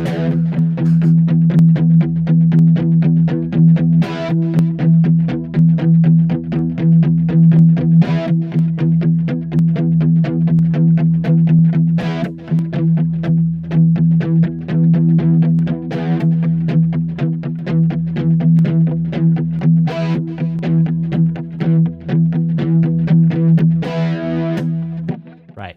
It's pretty boring, right? Pretty boring. Now if we go. A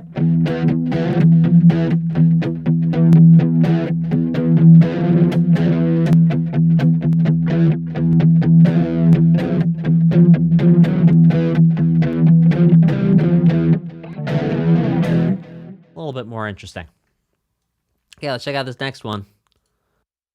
It's called Requiem.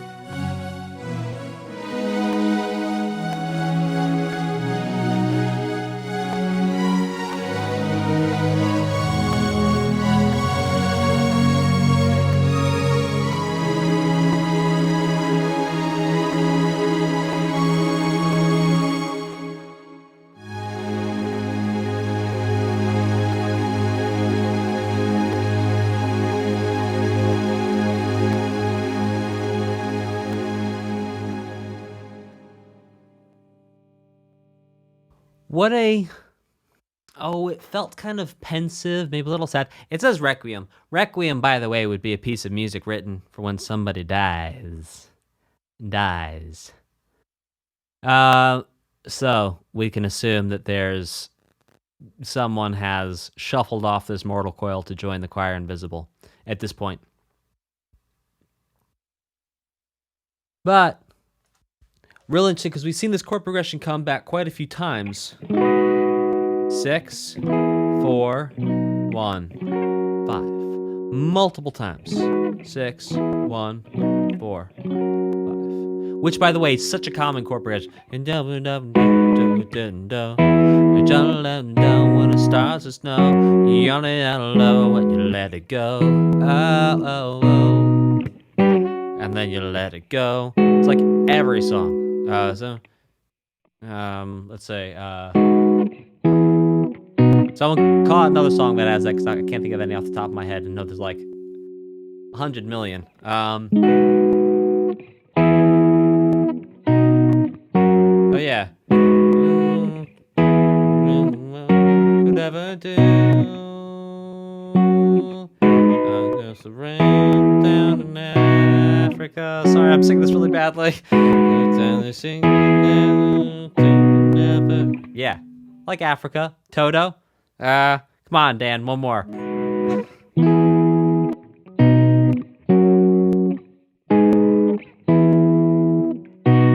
Yeah, it's in like every song. It's in so many songs, I'm having trouble remembering a single song. Well, I got two. Oh. Chat, anyone. Come on, we're gonna find one more song. We're gonna find one more song with it.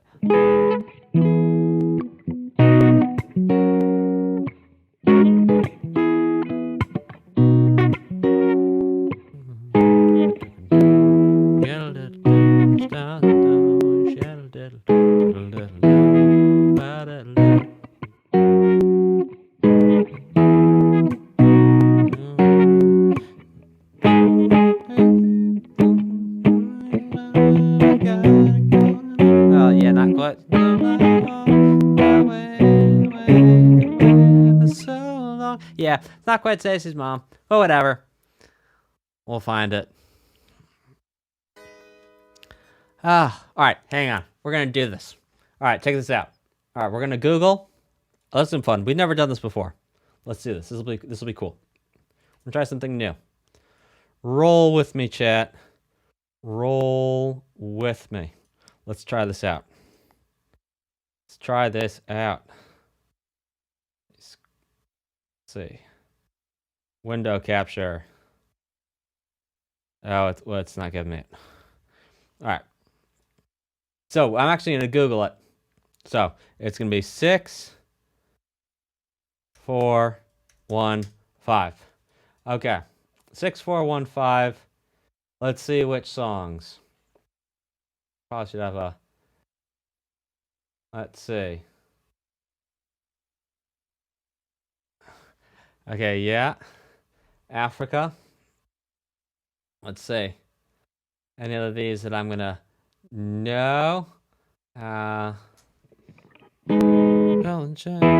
It's too late, it's too late, apologize.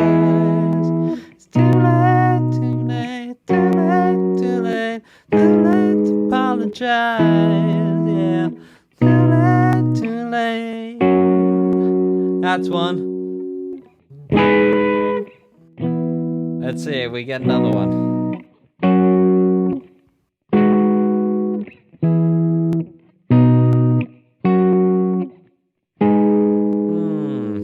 Don't wanna be. I'll find it.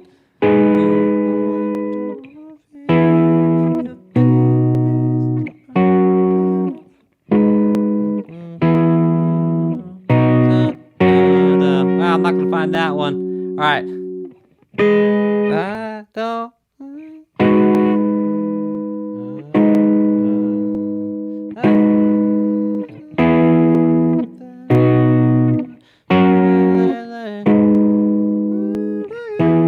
Think of me and I'll be something.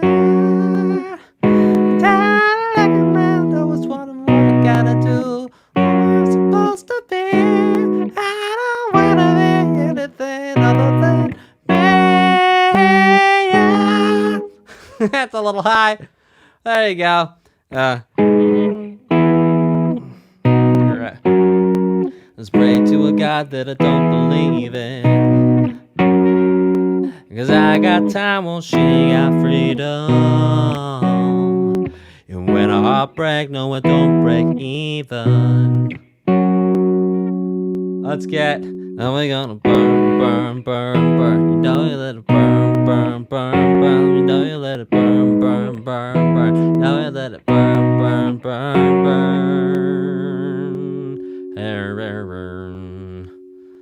Well, I think that's. Despacito.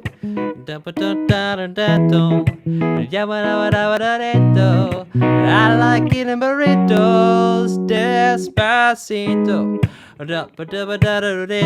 Say, there you go. Man, tons of songs use that thing. We found it.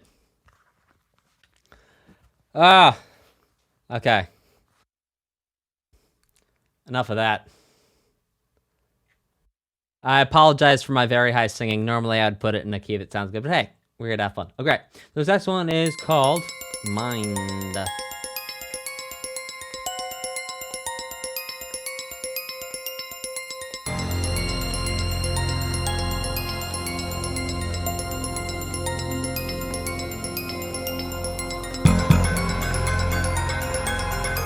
Oh, come on, yeah.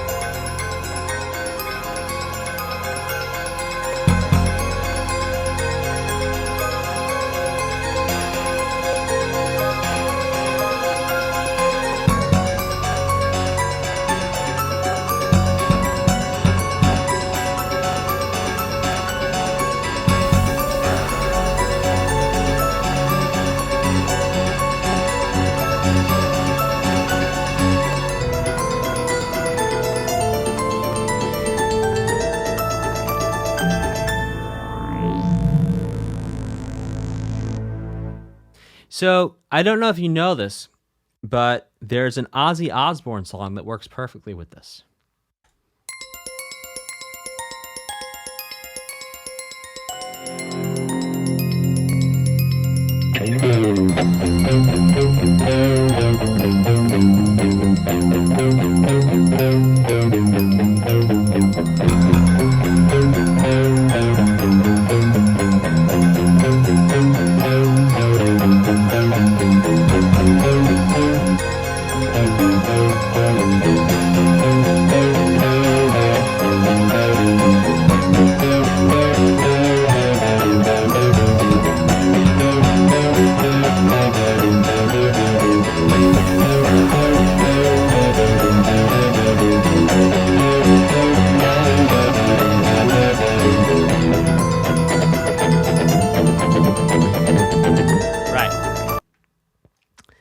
We're going off of the rails on a crazy train. All right, let's check out this next one. Come on, YouTube. You proving my point of being over here on Twitch, man. I'm telling you.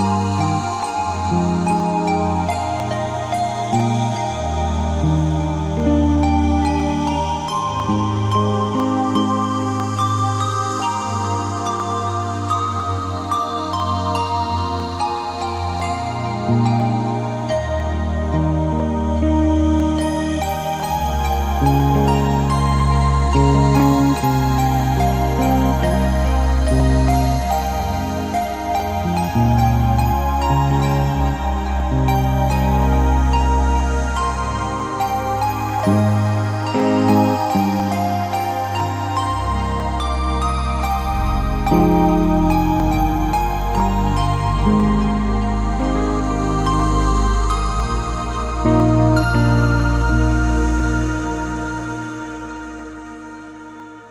same exact chords, same exact melody, but this time changing, it's a little bit more in depth, it's a little bit more involved, there's more going on behind it. Let's check out this next track, which is called Play.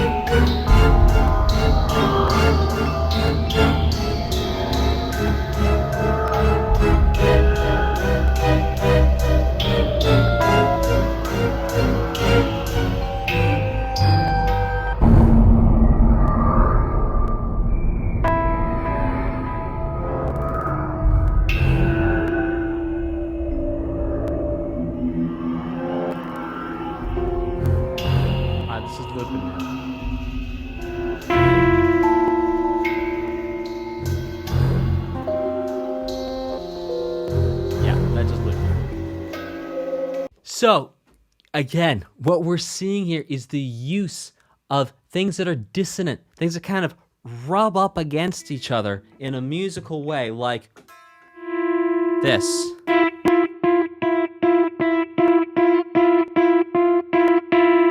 And that dissonance creates tension. Clearly something's going on where either someone's looking for something, someone's sneaking around, someone's trying to figure something out, because this sure does sound, well, sneaky. That's about the long and the short of it. Let's go ahead and check out the next track, which is called System Zero. Perfect is often the sign of a delusional mind. Small words from a small being trying to attack what he doesn't understand.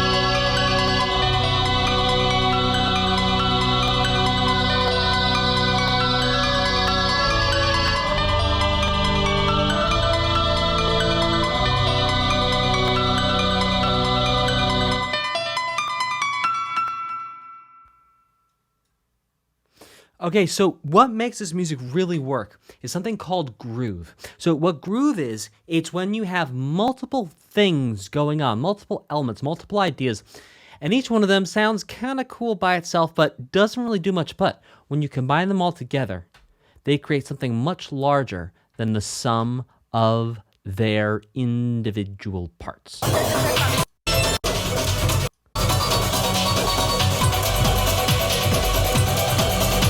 Right here. It's a little busy. There's a lot going on here. But like, for example, if you just listen to what the piano's doing against the synth in your left ear with the drums, that little syncopated, that syncopated thing that electric piano is doing there. If you contrast that to what's going on with your left ear and then just think about the drums, oh my gosh, it's got a great groove. And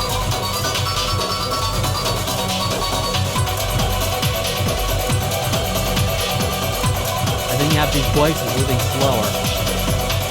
There's a lot going on.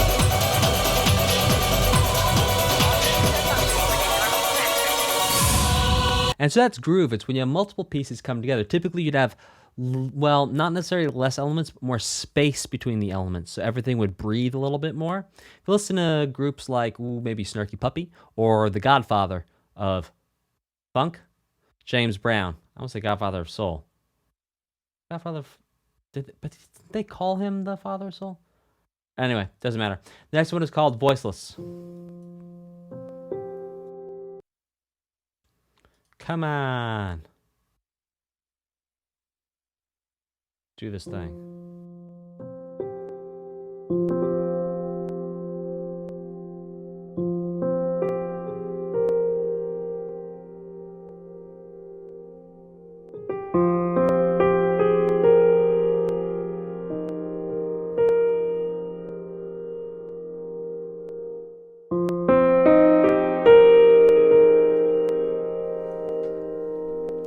I'll have a surprise for you guys at the end of the stream before we call it a day.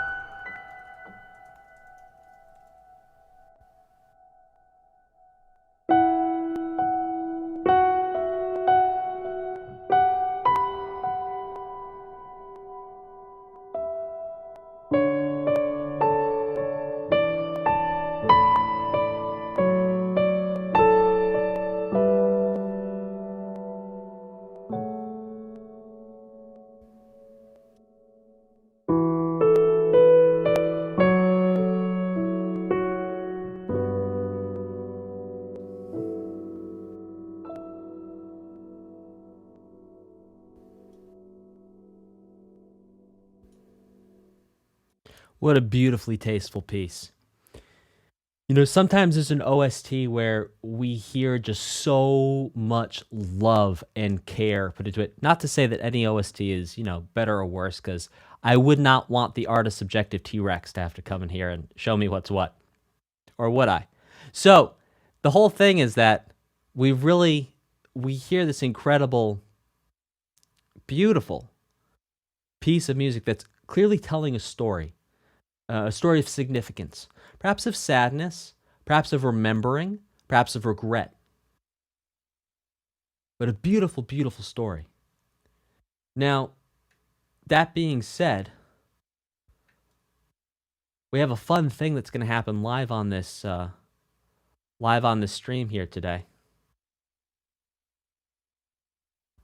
Where I think I've never done this before, but I'm watching a DHL truck with a mysterious package that's about 2 minutes away, 3 minutes away, and I'm going to show you guys live in real time, because it's going to be worth it, what's inside this package when it arrives.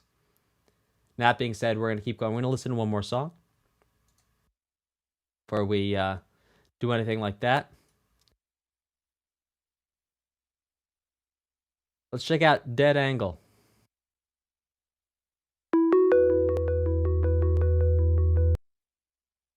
Or not. Come on.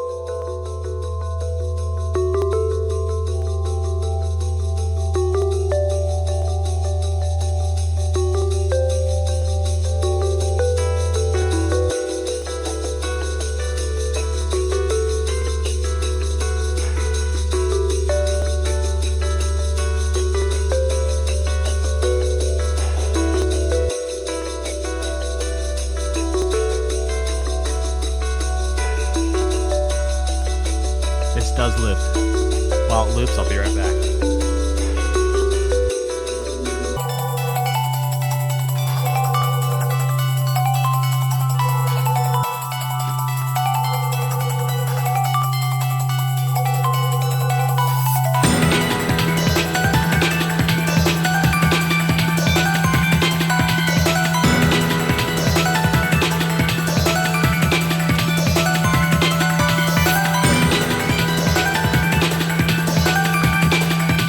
Team, are you ready for this? Let's get some background music. This is gonna be epic. I'm so grateful that this literally just got delivered, and we're gonna be able to do this live because this is gonna be a moment in studio wall history. Yes, you heard that right. It's gonna be a moment to remember, to be remembered in studio wall history. Oh my gosh! All right, y'all ready for this? Here we go. This came all the way. This came like all the way from Pakistan. I kid you not.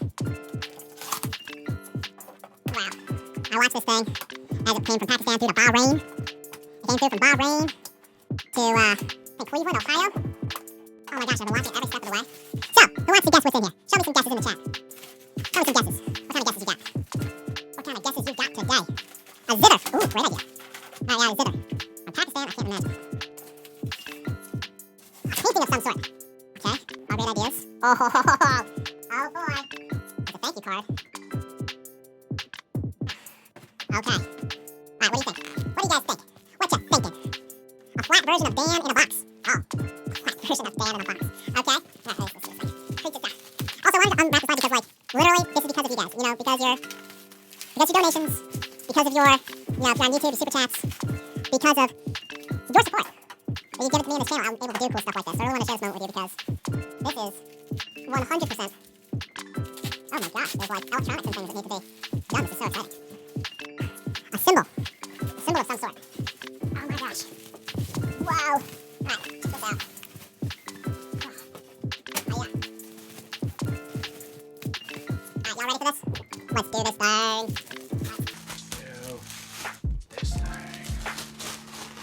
Oh, this is so cool. Oh my gosh, this is so cool.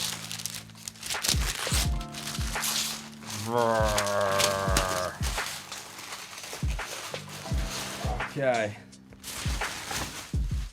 Wow. Okay, now I should be able to plug this puppy in and have it do its thing. So let's see. Soft plug somewhere. Somewhere there was a plug. Where that plug went, I'm not quite sure, but this whole thing should light up. Let's see what we got.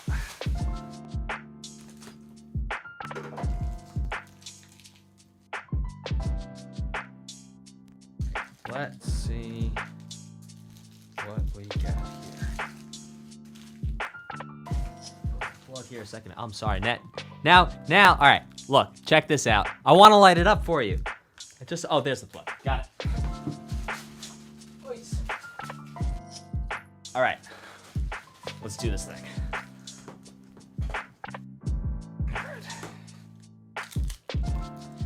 Now, you know what's so funny? I got this off of Etsy, and I tell you, so many people were like, no, it's not possible. No, we can only make you a sign in metal.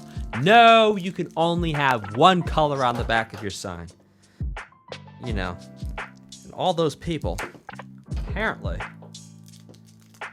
and I'm gonna pray for them because they'll have an allergy to money. And you know, I hear having an allergy to money can be deadly. If not treated immediately by a change of mindset. I'm gonna go ahead and make sure I'm not cutting the power cord. All right, let's get this thing unwrapped. There we go. All right.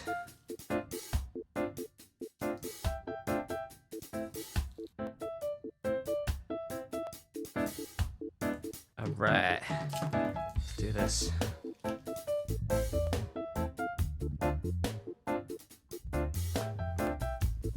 Yes, sir. Okay. We got it. Got got it. Now we're gonna plug this in. All right,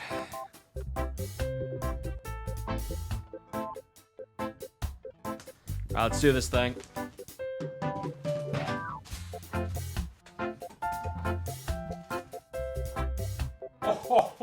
Oh! Check that out. Oh my gosh. There.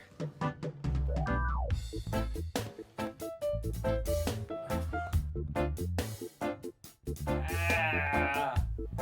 All right, we're gonna have to dim the lights a little bit. Wow, that is. That's the thing. Oh.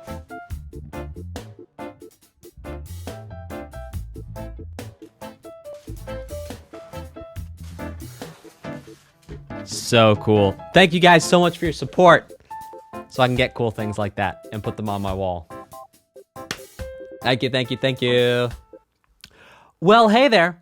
For Best Music Coach, my name is Dan, and today you're watching a music teacher's reaction live and in real time to the Umineko original soundtrack. We're going to go through, well, the end of Chapter 1.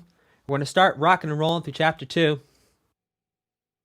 Welcome to everyone who's on the stream right now. Welcome if you're watching this VOD on demand. Umineko. See, I thought I had it right. Umineko. It was the first syllable. You know, I'm not going to lie to you. I was practicing that in my head for the past 2 days, and clearly I played a game of telephone with myself and got to the wrong way of saying that first one. Anyway, let's get to saying rocking and rolling. 3 out of 4 ain't bad. Thank you. 3 out of 4 syllables. Okay, we're going to start today with Bring the Fate. Picking up from where we left off. It's a C. Yeah, well, okay. So we're going to do the end of Chapter 1, and then we're going to get rocking and rolling for Chapter 2. And we'll see. We'll see how long Chapter 2 goes, and we'll see how far we go. Well, who knows? We'll see what happens. All right, let's get this thing rocking and rolling. Bring the Fate.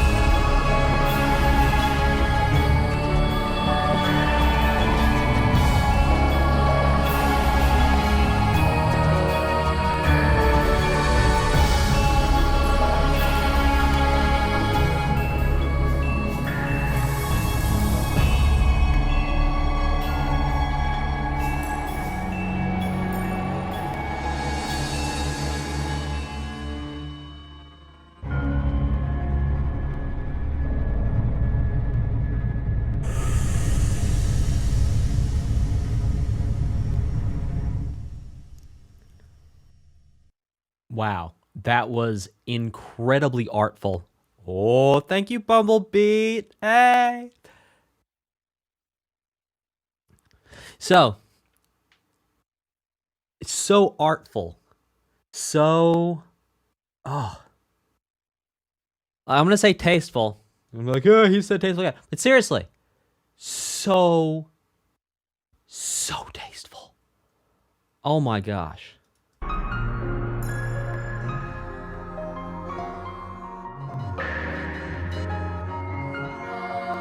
Does anyone else see the word?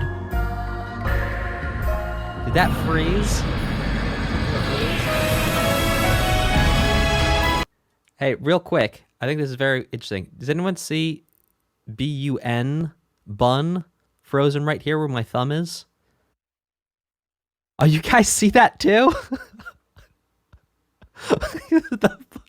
Oh, what is that? Oh, that's so weird. Oh, that's in the alert box. Oh, there we go. All right, I just refreshed it. No, went away. That was really funny. The bun. All hail the magic bun. Mm-hmm. Yeah. It was beginning the username. Yes. Oh, it was the bum. Yeah, yeah. Oh, Toonie dude, behave. I had to behave.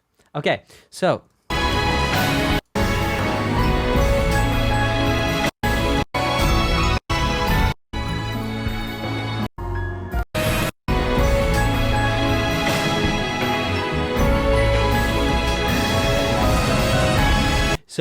I mean, so many incredible, interesting things happening in this. But one thing I'll point out is, whoa.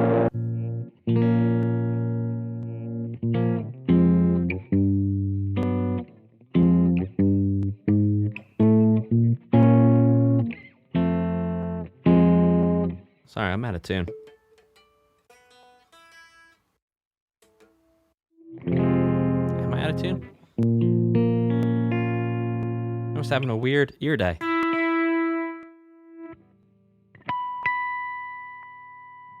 It's like, come watch the music teacher dissect this OST. Music teacher's like, am I even in tune? What's that? B string, maybe? Something didn't feel right.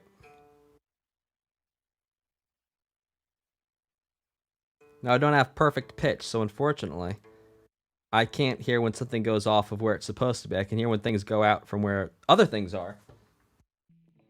Okay, let's see. Oh, that's better. Chase. Okay, so,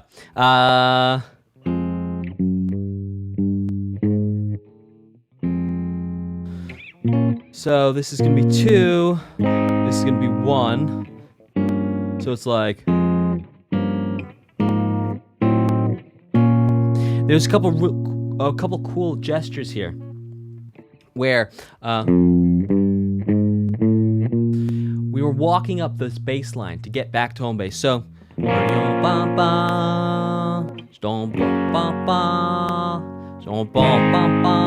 I'm very simplifying. And then sometimes at the end it would go boom, boom, boom, boom, boom, which was really cool. Yeah, it was with the G, because we were basically in the the title's the same as yesterday. You know what? See, okay. Here's my one thing. Let's see if I can even change this. Thanks for the heads up. I'm still learning the Twitch game here. So I apologize. Learning the Twitch game here.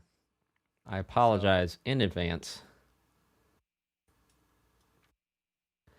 As I figure myself out here. Right, okay, so I need to update the title every time. Got it, because we're not just chatting. We are music right now. And we are... Umineko. OST. Reaction. Alright, let's see if that does it. Let's see if that Did it. Let's see. Do we have it done? We have it done. All right, did that. Ah, thank you, Weirdness Unfolds. All right, everyone, does that show up the right way for you now? That worked? Thank you. Thank you for the heads up. Appreciate it. Okay. And so what's happening is we're walking up a scale, but this is no ordinary scale. It's, in fact, a mode, which is a type of scale. And it's going to be the Dorian mode, if I recall correctly. I do know there was Dorian in this. So it's... then adding in the raised 7th here. So it's like F minor, G half diminished, A flat major, A fully diminished 7, which is basically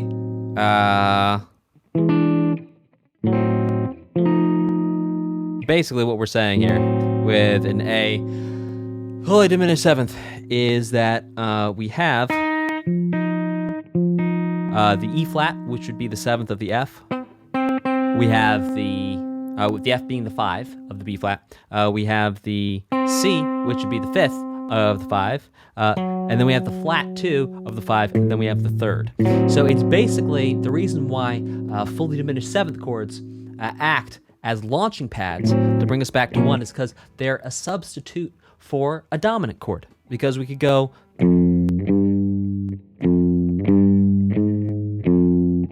That would also work. We could go... Right, and that works to bring us back home. Now we can substitute that last chord for the A fully diminished, then it's going to sound like this. Just two different ways of getting back home. All right, let's take a peek at this next one.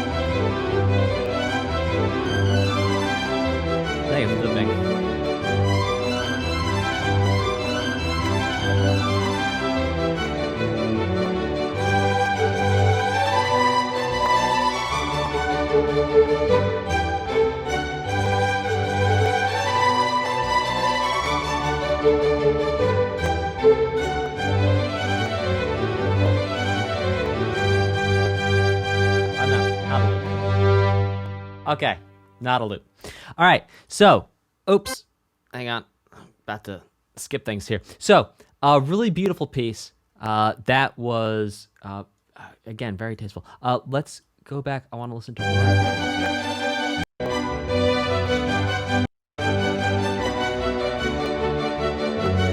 So it starts off with a 1-6-2-5 chord progression, which I believe we've heard already in this OST.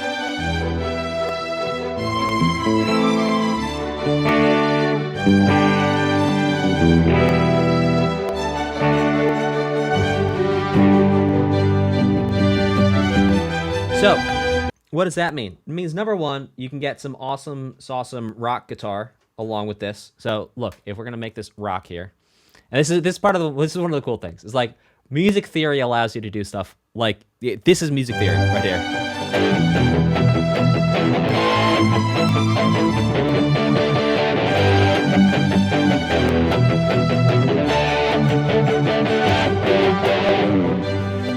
It's just fun. So, because we could understand what the composer was doing here, music theory, we can then do whatever we want over it, which is pretty fun. Now,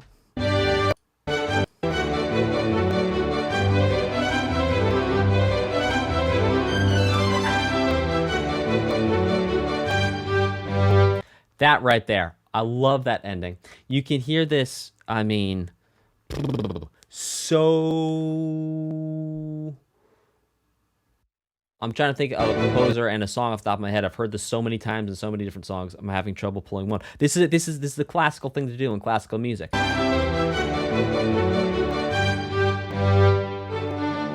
That right there. Yum bum bum.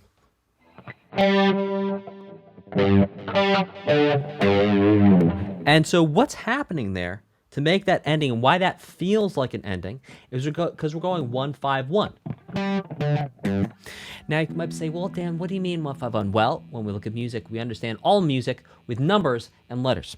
So, for example, we have 7 letters that we use in music. We use A, B, C, D, E, F, and G. Then we repeat back to A.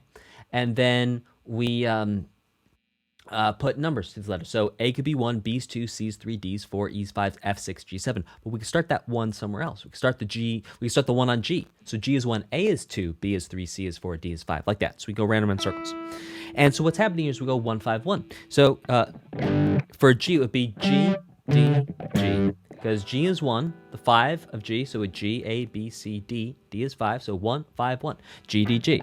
And we're also doing a higher 1 to a lower 5 to a 1 that's lower than the 5. And that's what brings it home. 1s and 5s really drive things home and make things feel final when you alternate between 1s and 5s.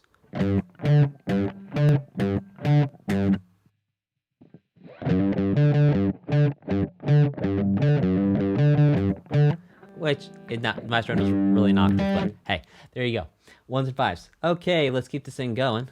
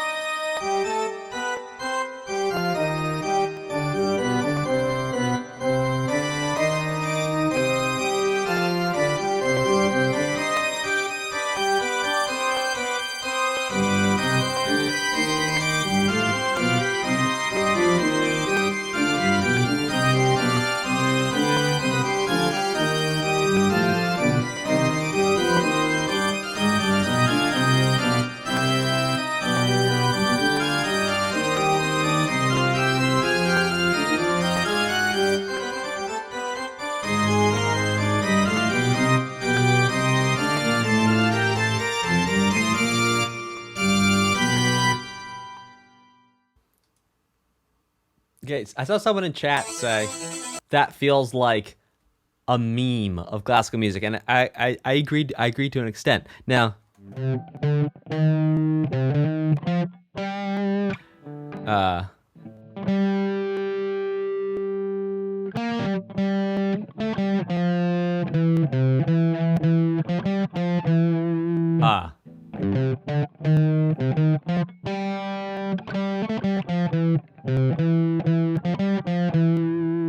Mother 3, guys.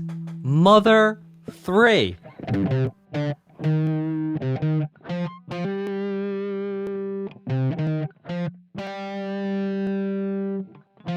Mother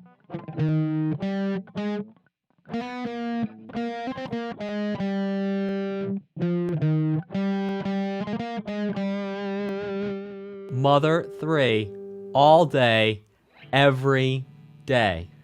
How about that? Type a 2 in the chat if you're getting that connection between Mother 3. Yeah, Mother 3 and that. And so it's like, I'm not well enough versed in classical music. All right, that's awesome. You guys are getting it. I'm not well versed enough in classical music. My specialty is modern music. I'm not well versed enough in classical music to tell you what piece both of these things are pulling from, because clearly there's something famous. That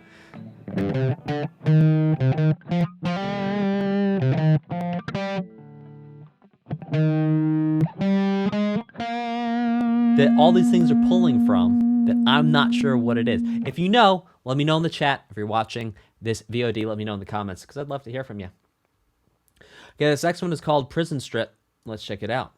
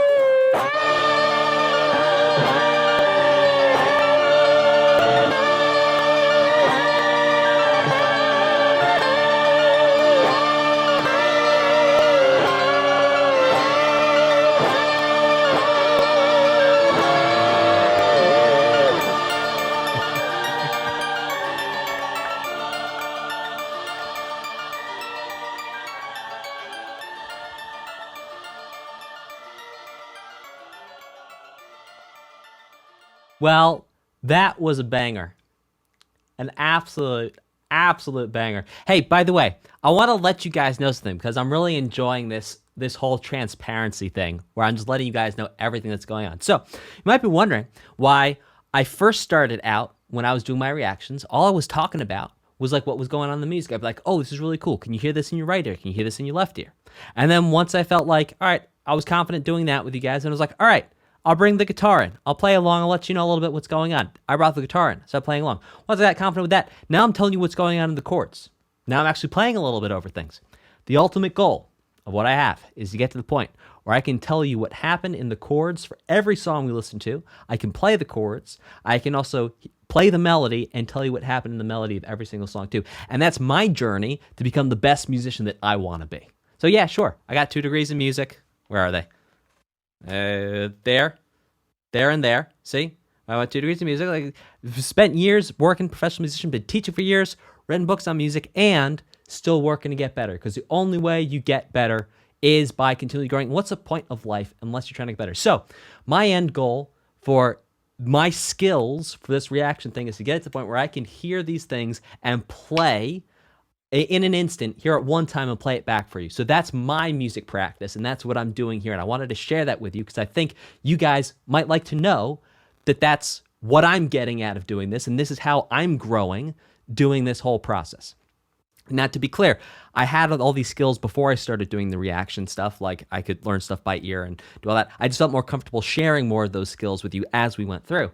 But now as I'm going, this is the goal. The end goal is here at once, be able to play it, both chords and melody, be able to break it down for you guys. So that's the journey I'm on, and I'm really, really glad that you guys are on this journey with me, and I'm really grateful for it. Yeah, practice is practice, exactly.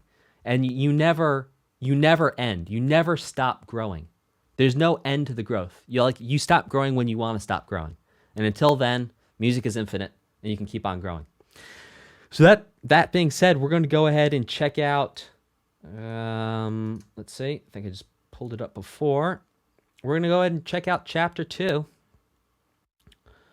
or Episode 2, as it's called. Let's check that out. Oh my gosh, we got 8 episodes. Okay, here's Episode 2. Yes, I want to open the link. Thank you, Discord, for asking. We're going to pop this in here. We are going to get started.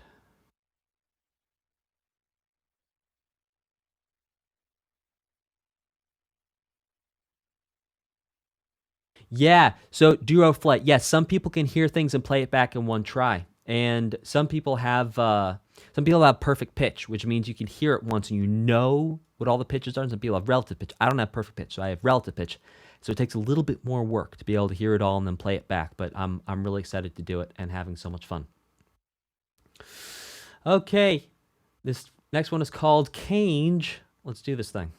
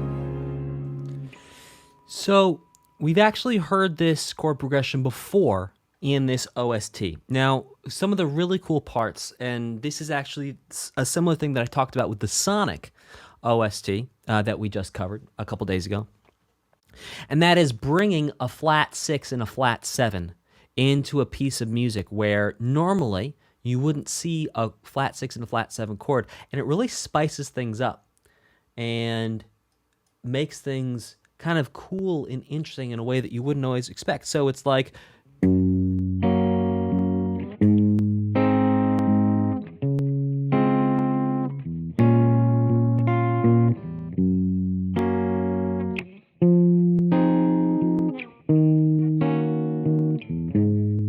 I'm paraphrasing here.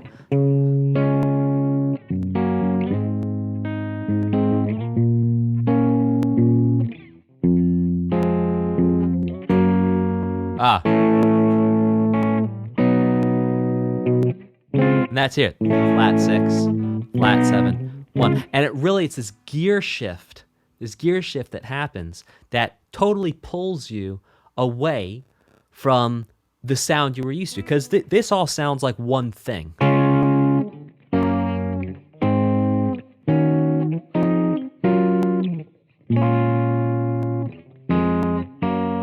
This all sounds like one thing.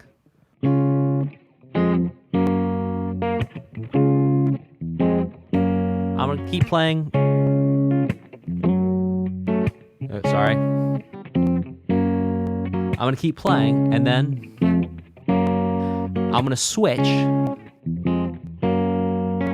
And when I switch, I'll tell you, and you'll hear.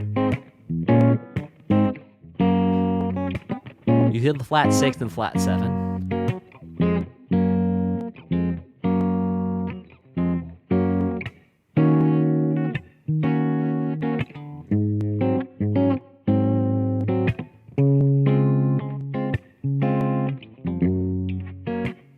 Here it is.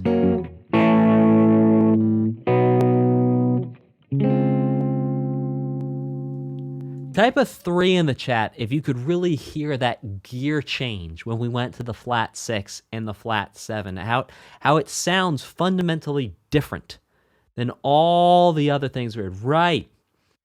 Yes. Good ears. Now, if you didn't hear it, don't worry, especially if you're relatively new to these types of streams. The more you hang out and the more you use your ears, the better you're going to be able to hear these differences as I point them out to you. Yeah, very cool. Good ears, everyone. Cool. All right, so let's keep this thing rock and rolling.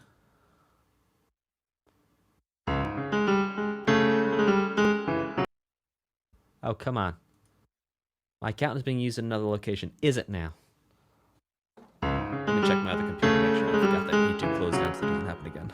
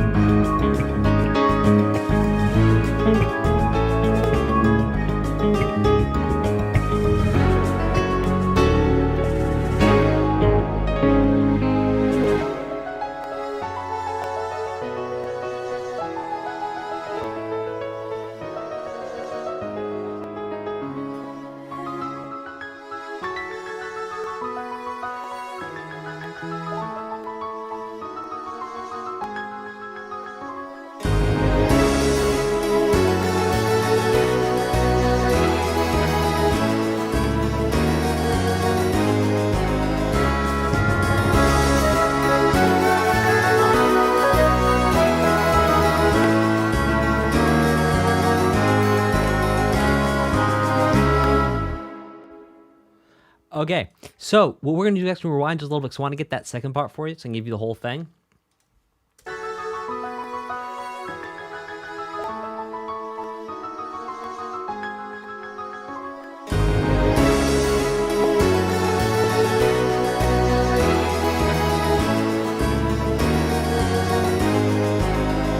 All right, so it's like, so, bum, bum, bum, bum, bum,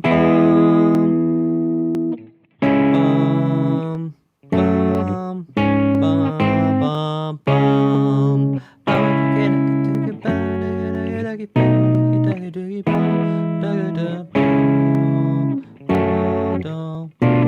Sorry. Ah! Yeah. And again, basically what's happened for the first part of the chord progression is we're just hanging out in C minor. I'm actually gonna listen along with the recording as we go, and I'll translate what's happening to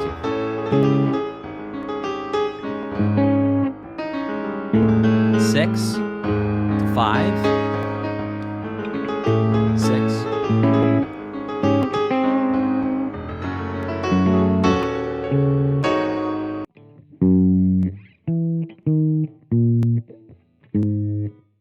And then there's one note I'm missing here.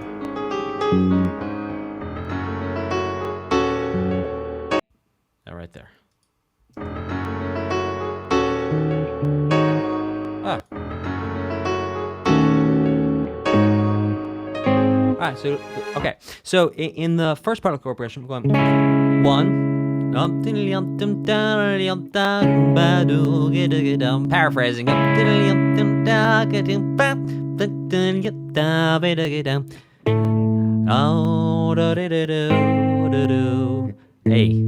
Go to the 6 to the 5. 6. Go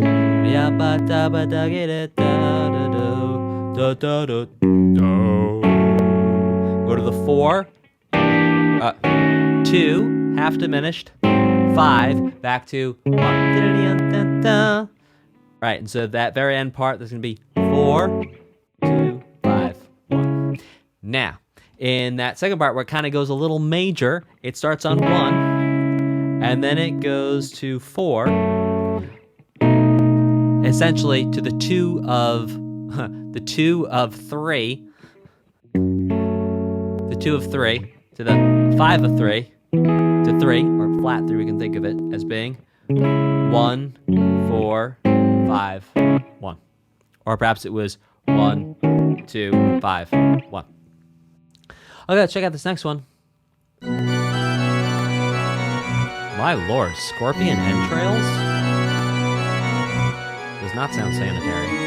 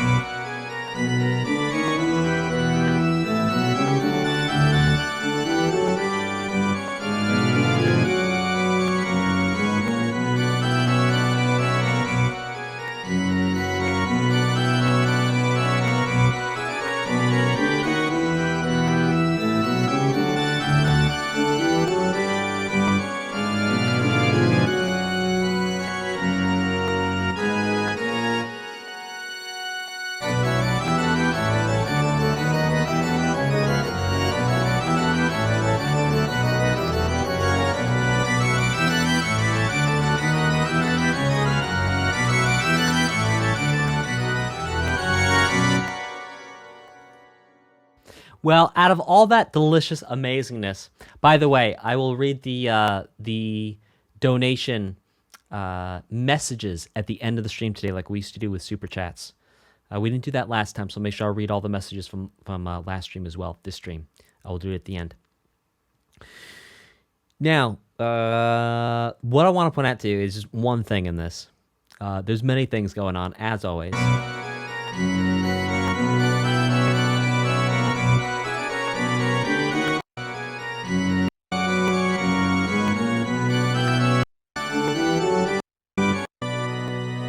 Yeah, right here. All right, listen to this.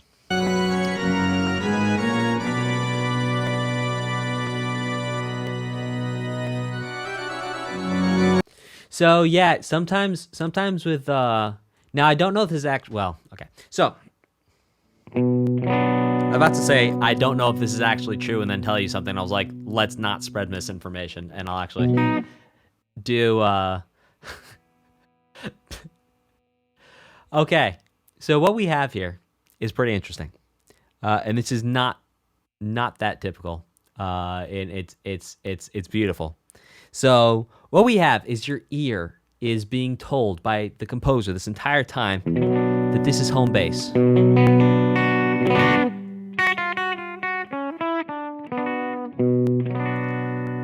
B minor is our home base.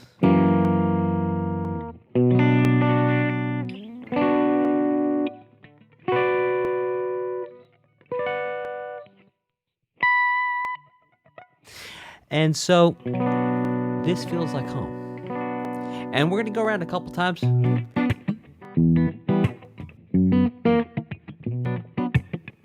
then I'll show you what the composer did.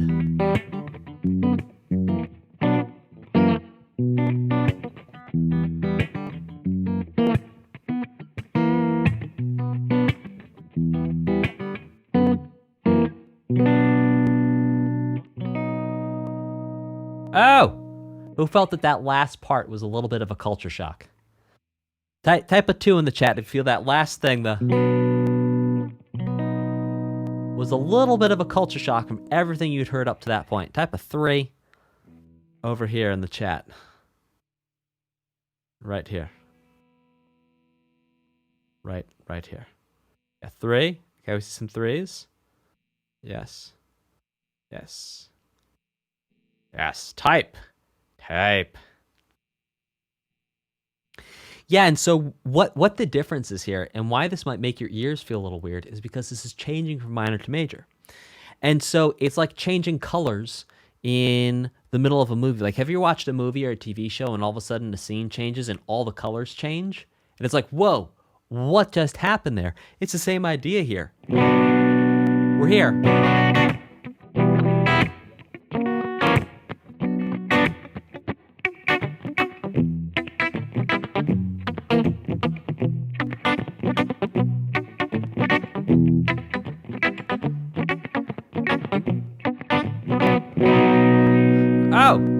Here it kind of fits like a home bass, but it's fundamentally different, and that's because we're changing one note. 2. That's it. That's all the difference that happens is one note change brings it out of a major resolution or a minor resolution into a major resolution. Now, could we technically call this a deceptive cadence? I don't see why not. Seems pretty deceptive to me. Deceptive cadence. A cadence is any time you end a piece of music. So it's like how you end a piece of music, end a phrase technically for a cadence. So we hear your ear expects that last part. So we have essentially 4 sounds. 1, 2, 3, 4. 4 sounds, and your ear expects the 4th sound. I'm playing it again. Sound number 1, sound number 2, 3. And 4. Now, I'm going to play a completely different sound on sound number 4. This is going to be deceptive because your ear's expecting sound number 4 you heard before, but it's going to be a different sound this time.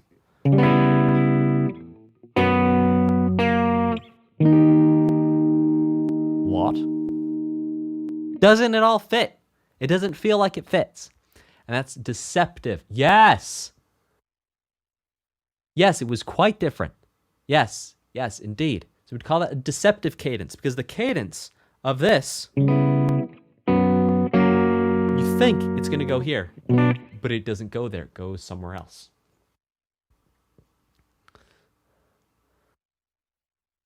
Hey, Duo Flight, I love to let that through. Just like put 4 stars and say that again, please. Please, love to hear from you. Okay, this next one is Life's End.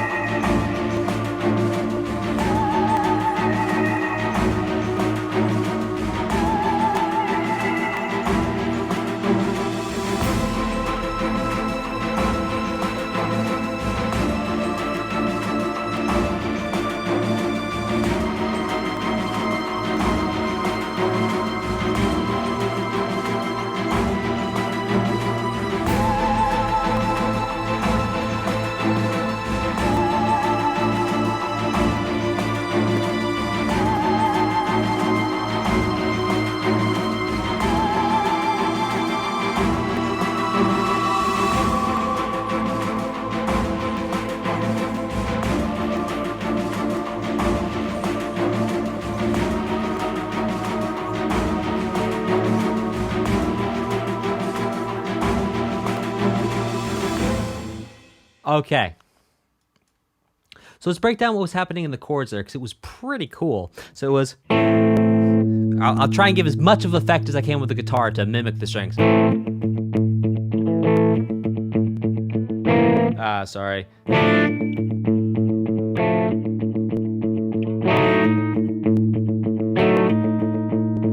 Wish me luck.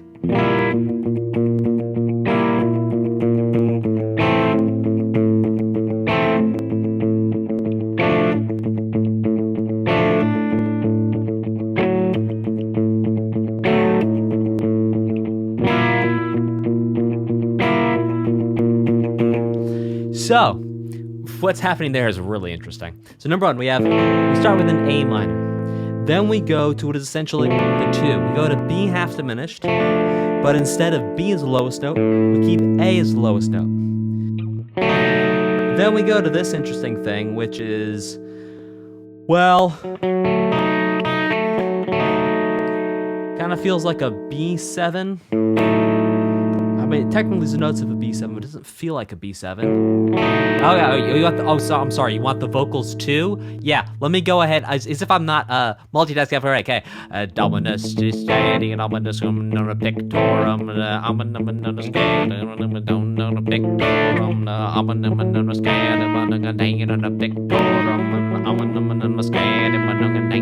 pictorum, Okay, you get it. So, the A plus A. Would you like to see my cover of Life's End? Okay, so what's really interesting with we get to this, which is kind of like an A, I don't know, A augmented, kind of, sort of, with 6. Yeah, and then we move that whole thing up. So, all right, look. If we say that A is fundamentally the root here, then what we have is we have an A, we have an F sharp, so it's gonna be the 6th, raise, natural 6, like from the major scale. Then we have 1 again, and then we have, oh yeah, sorry, not augmented. And then we have, no, flat 5, yeah, sharp 4. So it's like an A6 sharp 4, omit 3. A flat 5, add 6, omit 3. And then we do a B flat, flat 5, add 6, omit 3.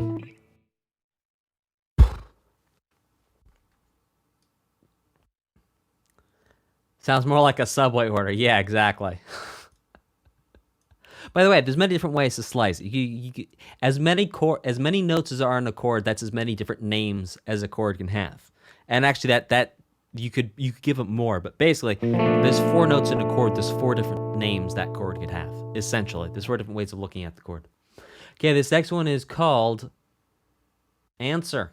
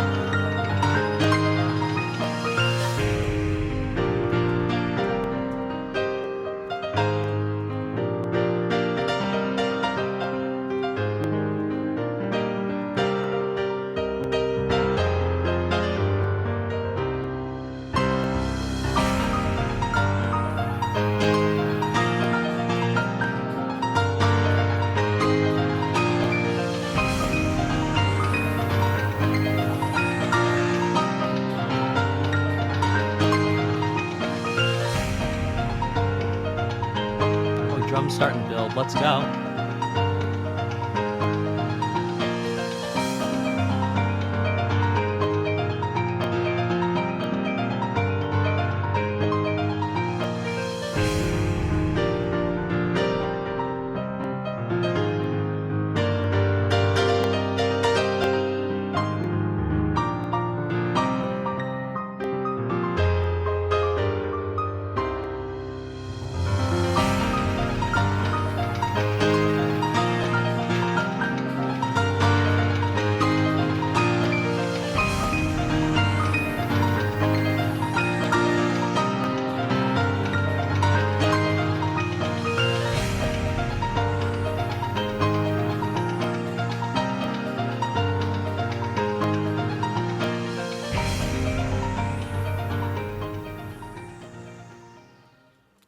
I want to point out 2 interesting things that I think you might not. By the way, can you hear this fan? I've got a fan going. All right, here's no fan.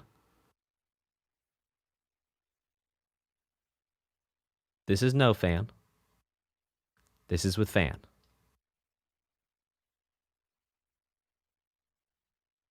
Can you hear the fan? It's a really hot day here. You can't hear it? Sweet. Let's see if I can turn this up. Turn it up. Let's get it to a 3. Yes, sir. Oh, God, that's so much better. It's getting really warm in here with all the lights and everything. Start sweating bullets. All right. Fantastic. All right, we'll leave that on. Thank you all very much for letting me know that you cannot hear it. So, 2 things I want to point out. Number 1 are the drums that start to come in here.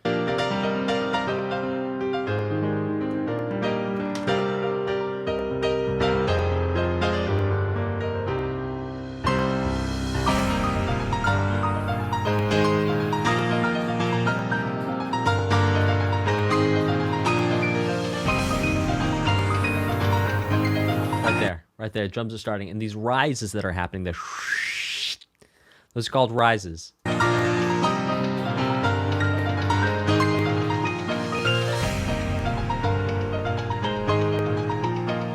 And there's a second piano in there playing very high notes. Or perhaps it's a piano player with 3 arms. I don't judge. Right there.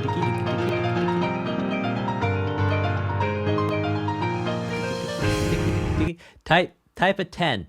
I know I'm gonna ask you for 2 digits. Type a 10 in the chat if you can hear really high up in there.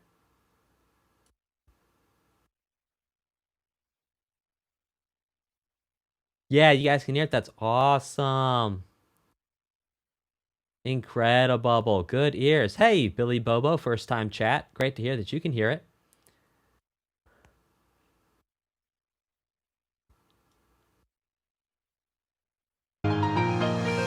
Oh, it's not just on the downbeats.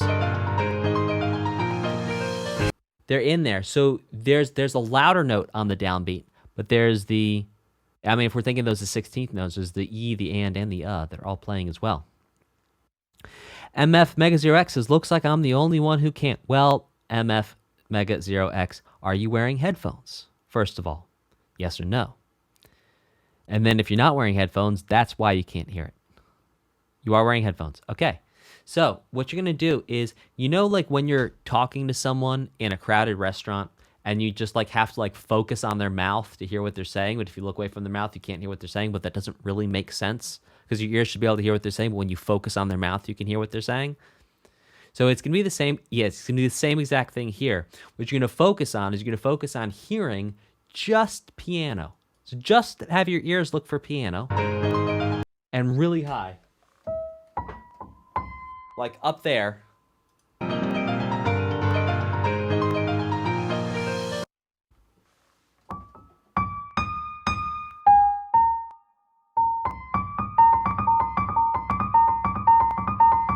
Like that. And you're just going to look for that. All right, can you hear it now?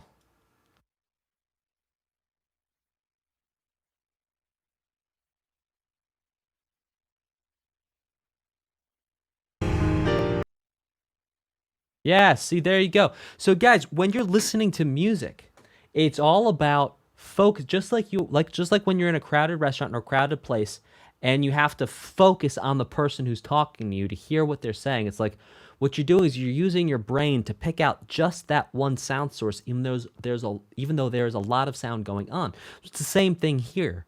You pick out one sound source you're just going to focus on, and you focus on just listening to that one sound source, and you isolate it. You focus on it like you're looking at its mouth, like it's trying to talk to you, even though there's all the other noise going on around it.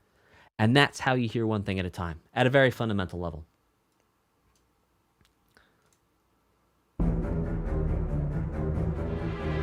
Red Dread Redemption.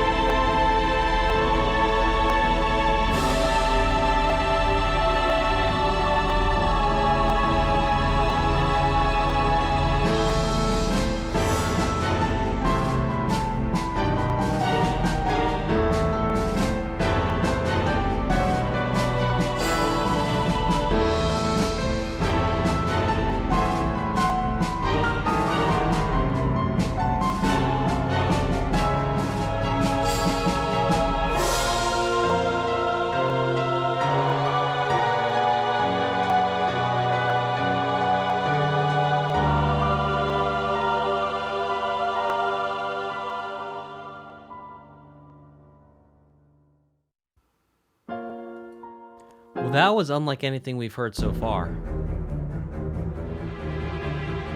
Pretty wild things going on.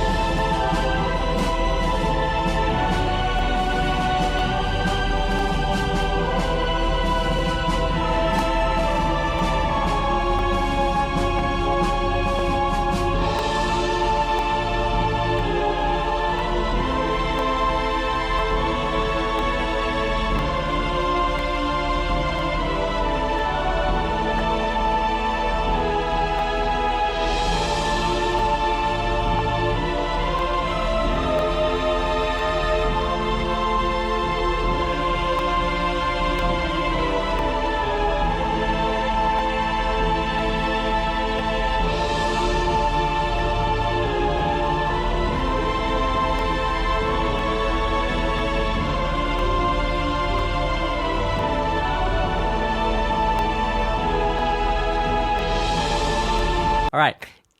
See if you can hear the acoustic basses going.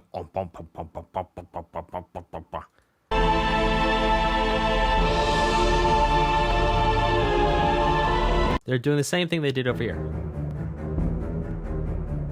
So they're doing this, but they're doing it under everything else that's going on.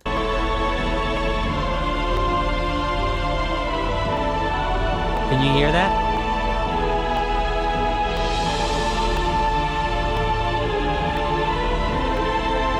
Type a 1 in the chat if you can hear that.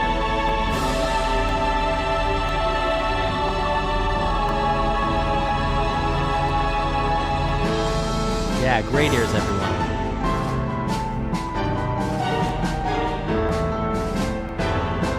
Great ears. Yeah, you hear it if you focus on it. Yes, exactly. You just got to focus on it. Just like listening to someone when they talk. By the way, shout out and a thanks to Peach Face Beats for a first time chat.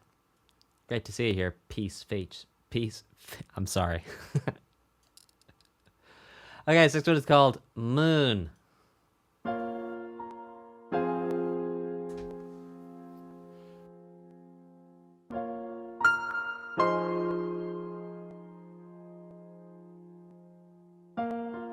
I didn't say I could read. I said I could play music. Hey, Oscar Stars, first time chat, welcome. Oh, it is Patch. Well, I'm sorry.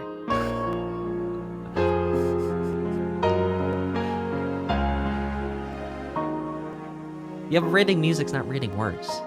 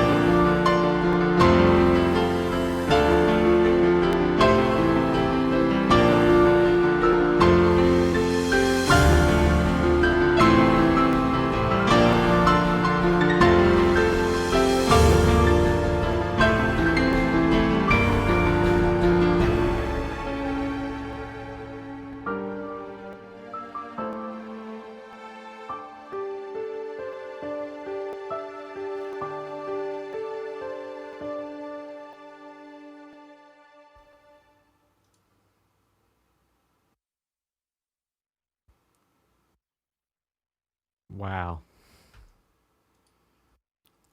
A couple things I want to point out.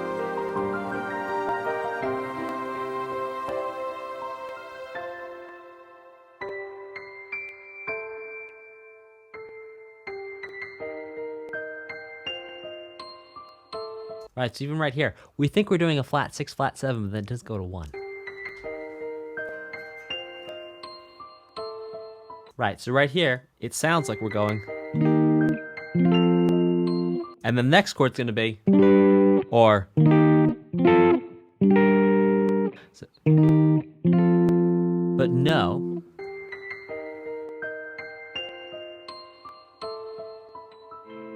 It says it goes up a whole step further than we think it would. How's that for deceptive? So this is what's happening. E flat, F, A minor. Ooh, interesting. Because typically we'd think E flat, F2, G, or E flat, F2, G minor. But indeed, that sort of deceptive idea of taking your ear where you think it's going to go in one direction and then surprising you, going to an A minor. Fascinating. A fascinating thing. And an interesting tool, if any of you write music, to think about and keep in your back pocket. Really cool. This next one is called Where.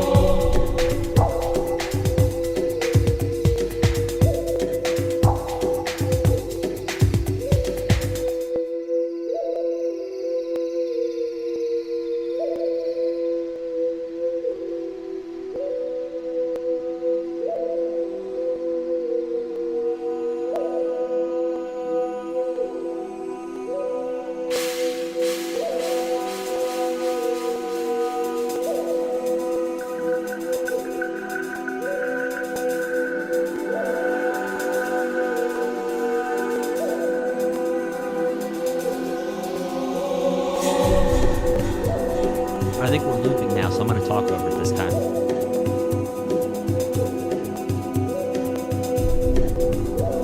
This is my favorite song of the OST so far, hands down. It's so fascinating. Every sound. Like the rock, like little, like didgeridoo bark thing right there. So cool.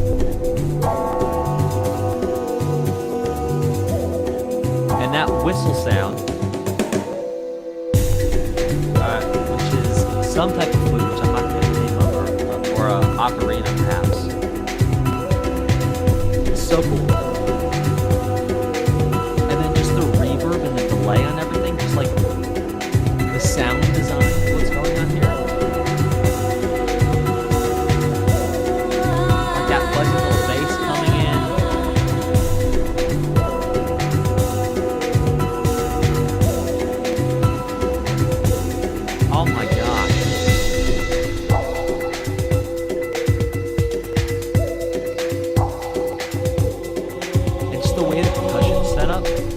Like, I'd love to hear like a deep house remix on this.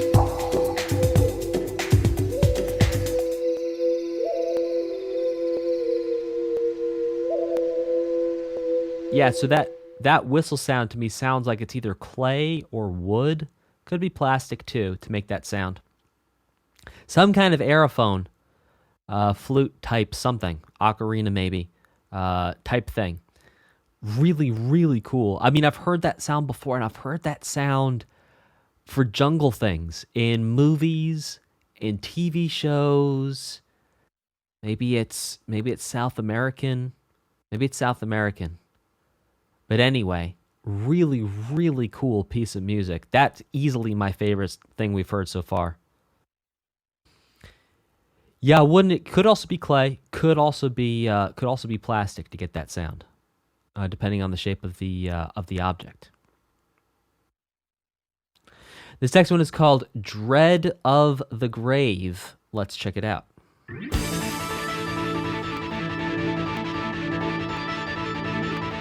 Oh, this is literally like the start of Teenage Wasteland.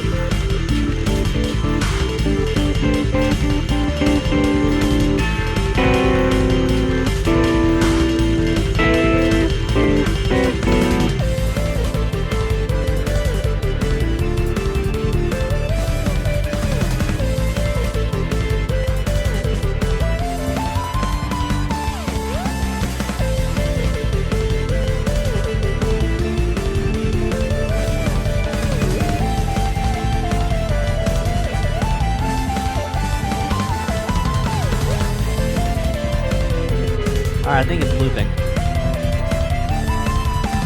So what we're gonna do is...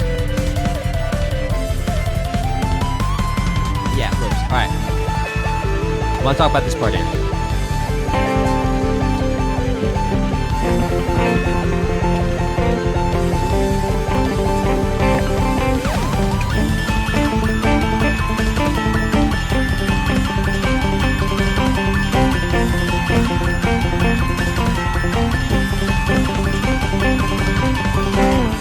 So what's happening right there, and what makes that sound really interesting, is that we have an A sus4 to a G sus4 to a F sus4 back to a G sus4. Now what's really cool about this is that on the F sus4, typically you think of having a different note than the B flat, because we're always going up by 2.5 steps.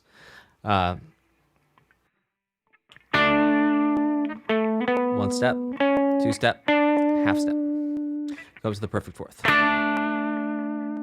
And so all these notes are in the key of A minor until we get here. With the F and the B flat here. So if I was to play this all in the key of A minor, I might sound something like this.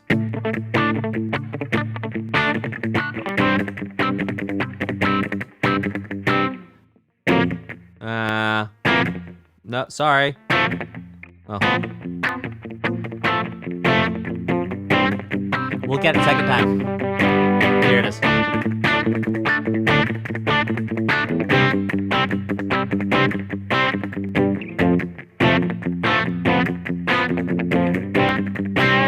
But having that note from outside the key, that B flat, really is what makes it.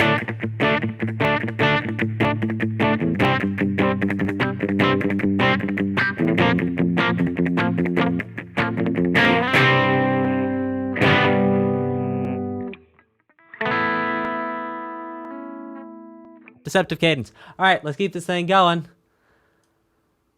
with Worldenddominator. Sounds like a product.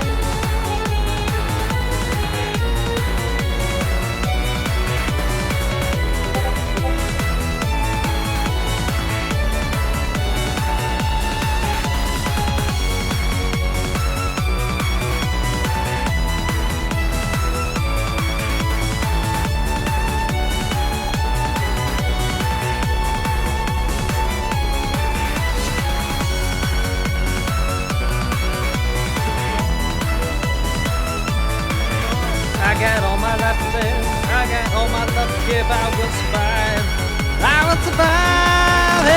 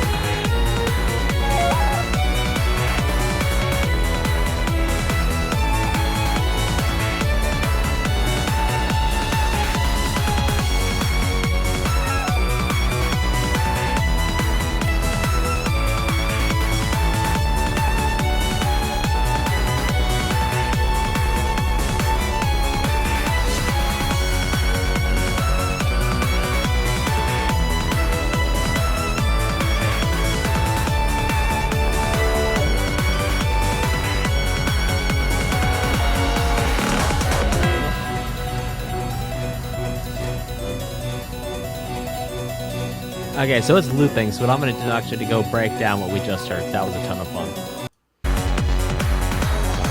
Alright, check it out.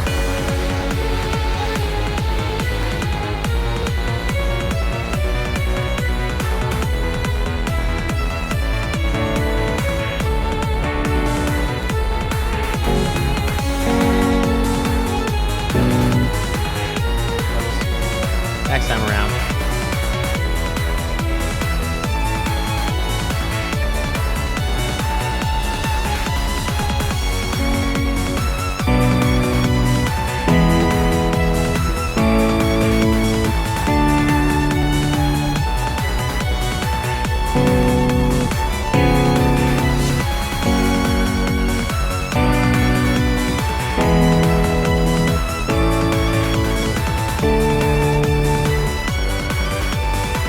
Changes. So that's like the same exact chords except for the first chord. If it started F minor,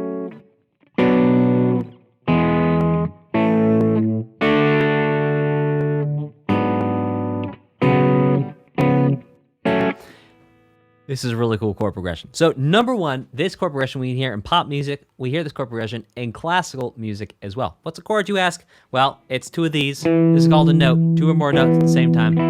It's going to be a chord. So we have F sharp. So basically 1, 4, 7 to 3, but really this is the 5 of 3 to 3 to what is basically 6. And then we can fudge the numbers here, kind of, sort of. Then we go to 2, 5 sus 4, 5, back to 1. Which is also, as I sang, I do believe that's the same chord progression that's used in the string part of I Will Survive. Man, I remember the first time I heard that song, like really heard it. I was in, I think, 8th grade. I was hanging out with a bunch of my 8th grade friends in Nyack, New York, and I heard that song. There's been a couple songs like this in my life. I heard it for the first time. I was like, play that again. Like, I heard it, and I was like, oh my gosh, that's amazing. Play it again. And I heard it, I was like, we should listen to that again. Same thing with Jeff Beck's Earthquake. It's like, I heard that, I was like, again. Just listen to it over and over and over again, because it's like so good. Like an actual story, the melody, the chord progression. All right.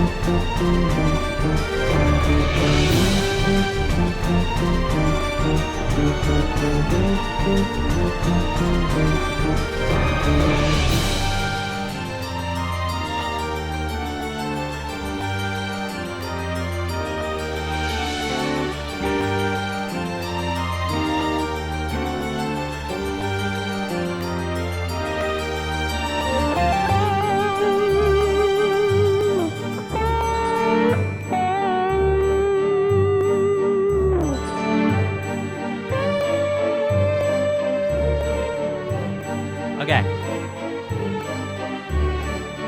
I think it's looping there, chat. Correct me if I'm wrong.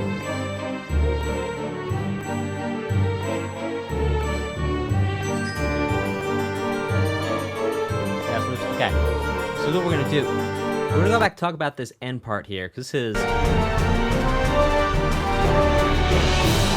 So what's really interesting is that this piece starts out 2, 3, 1, 2, 3, 1, 2, 3, 1, 2, 3, 1, 2, 3. Clearly it's in 3/4. And by the time we get here,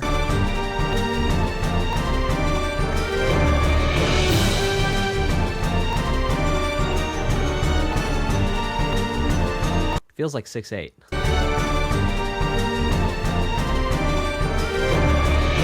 Just because there's that figure, the 1, 2, 1, oh, 1 T dot 2 T dot 3 T dot 4 T dot 1 T dot 2 T dot 3 T dot 4 T dot, and because that 1 T dot 2 T dot 1 T dot 2, it just feels different. It really feels like compound versus simple MIDI.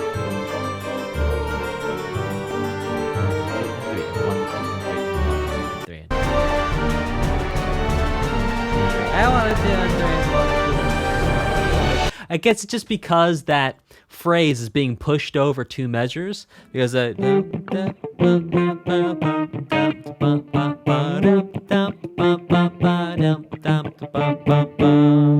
happening. It just feels like 6/8.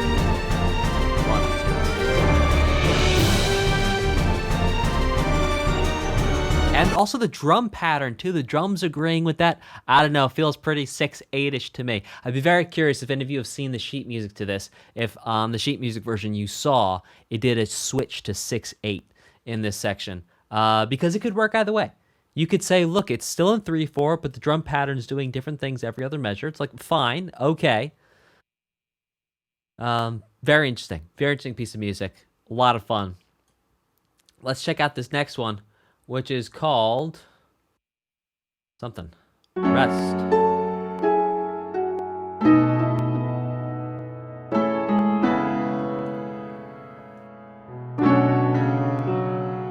Oh, hold on. I gotta pause it.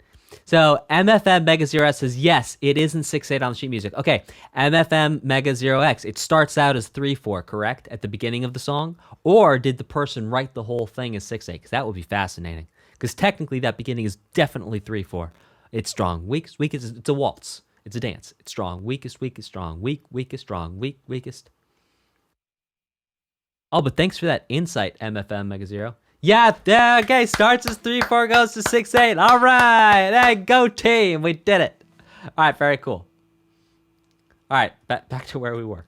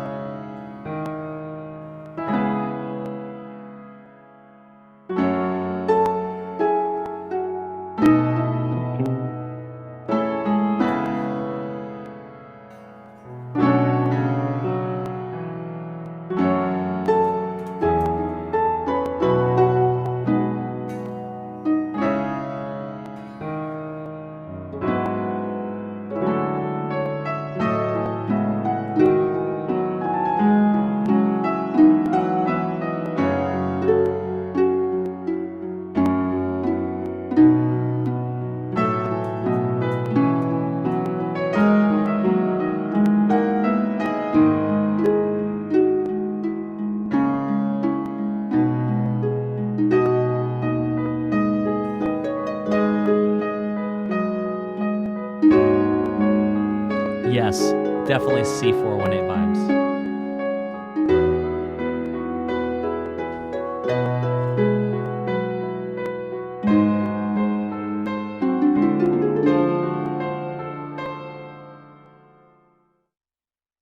Oh, it ended.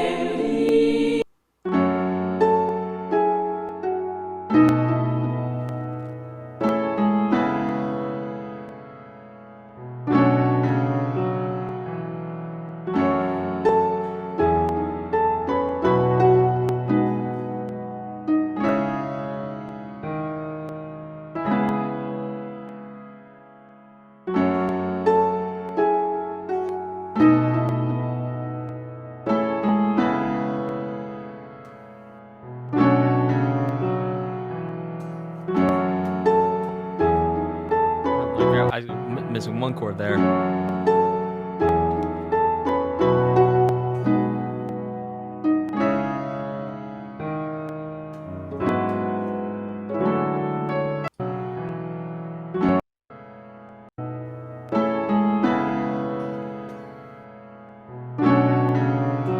Alright, got it. Okay, so this is a really interesting chord progression. So F sharp minor, that's gonna be our one, kind of one. Be da ba do ba, ja be da ba, da be da ba,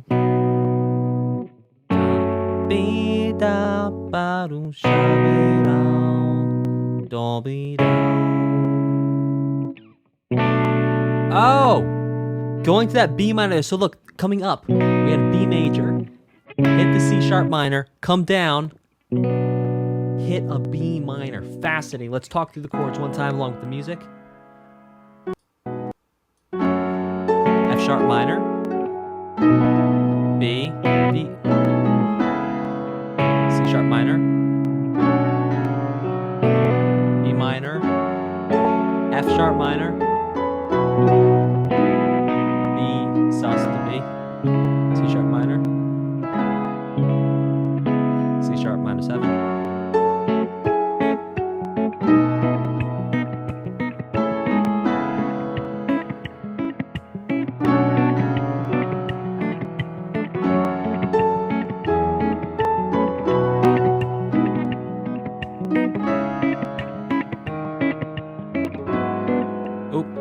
Change there. But yeah, really, really interesting chord progression. So if any of you want to use that, that's yours now. F sharp minor, or essentially, let's break down with Roman numerals. 1, 4, 2. Well, really, I think we can think of C sharp minor as being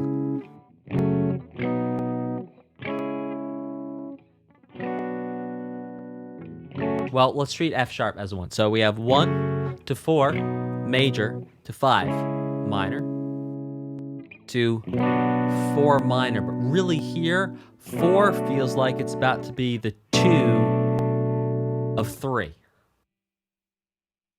This feels like a subdominant setting us for brings to an A.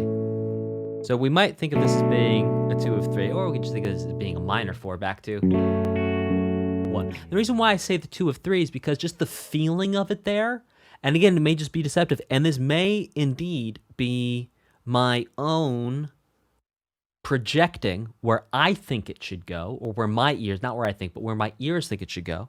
But when I hear,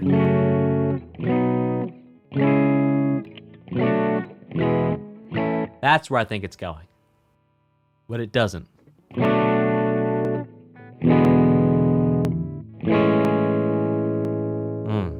Interesting. Let's check out this next one.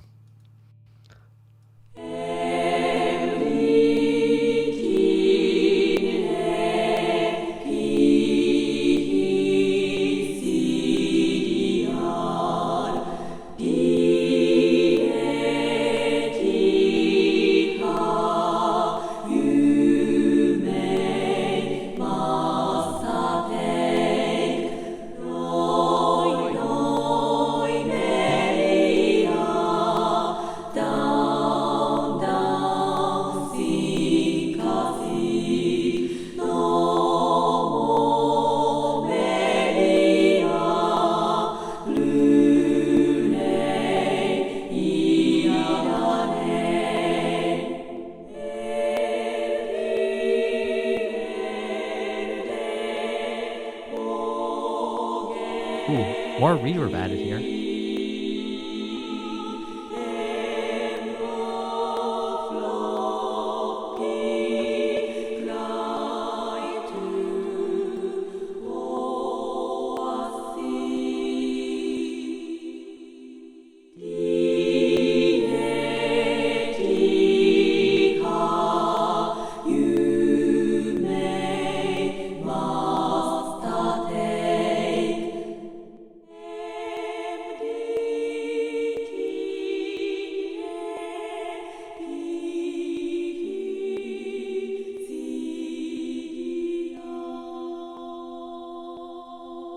Okay, fascinating for a number of reasons. Number one, this is not tuned to A440.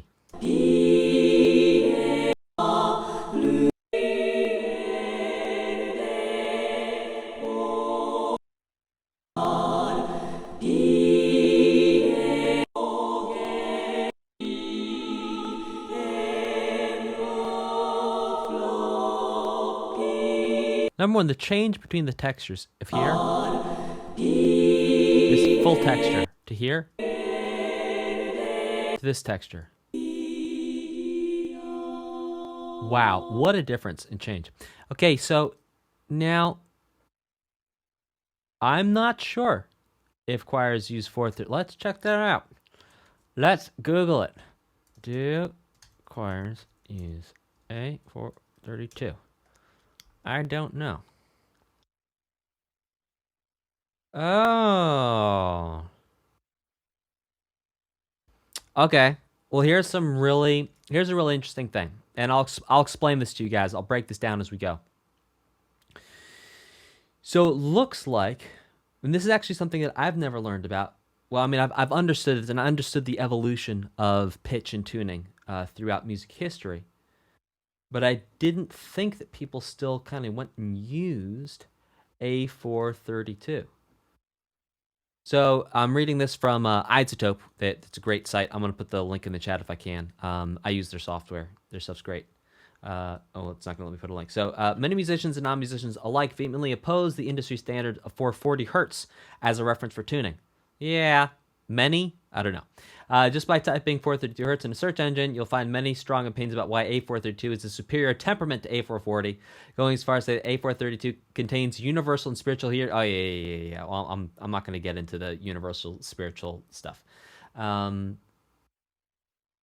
Okay, so basically, what's happening is I will play along with you guys here with my guitar, and I'll show you that my guitar is going to sound out of tune with what these guys are doing.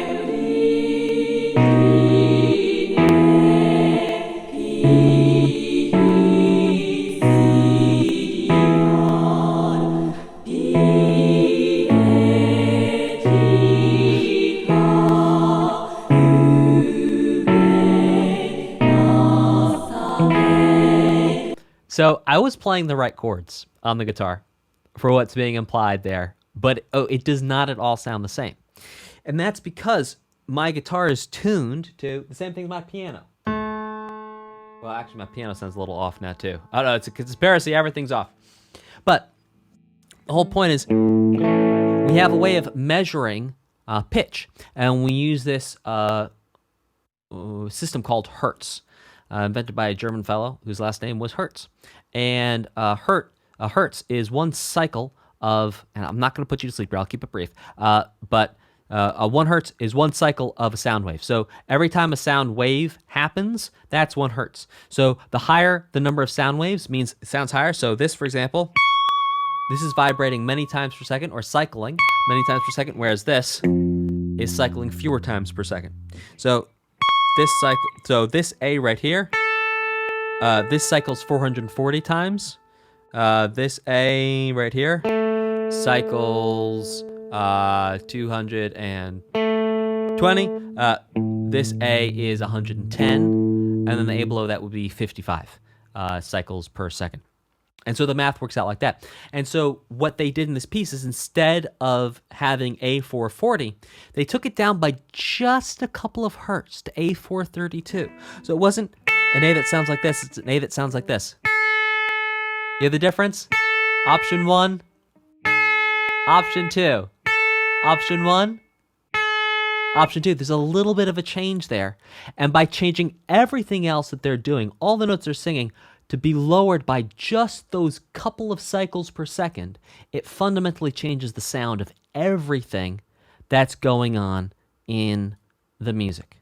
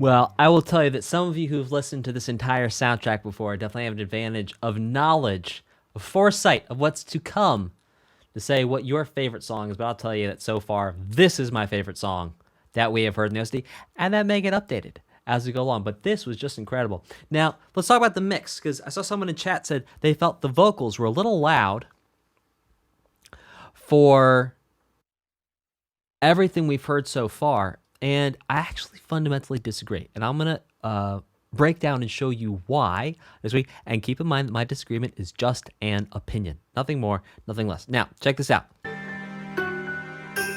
So, there's an incredible amount of information going on with the instruments alone.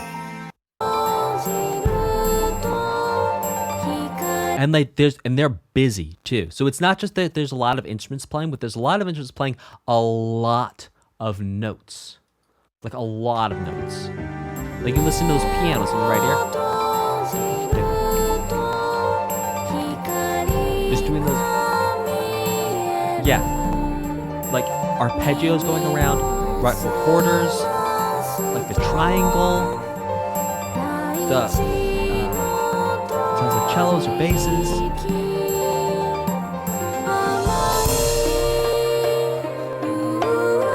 Now, pizzicato strings, there's so much going on in the instruments. And because there's so much going on in the instruments, those vocals need to be louder to sit on top. And that is the only way to make the mix work, in my opinion.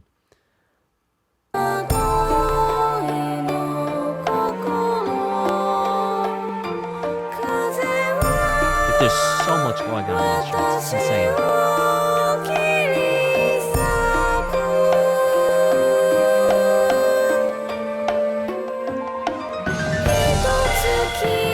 You can even hear right here. It could be the fact that we're listening to this off YouTube, but there's actual distortion happening there, meaning there's so much going on that it's actually clipping. You can hear the clipping right here. Right there.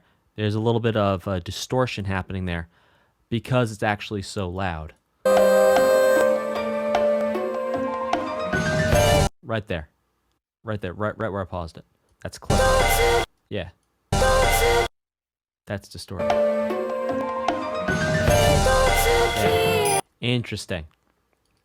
Fascinating piece of music. Really love it. Someone asked from the chat, what emotion do I think this is conveying? I think it's conveying a sort of reverence.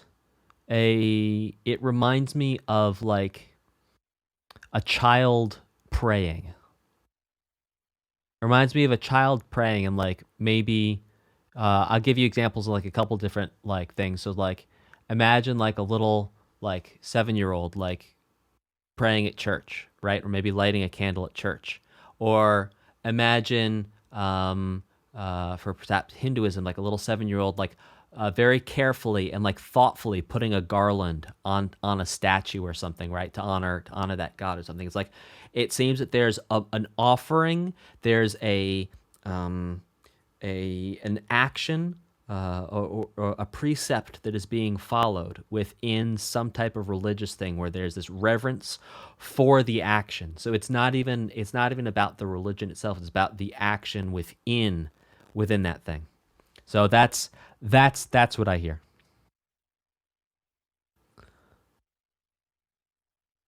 Yeah, that's what I hear.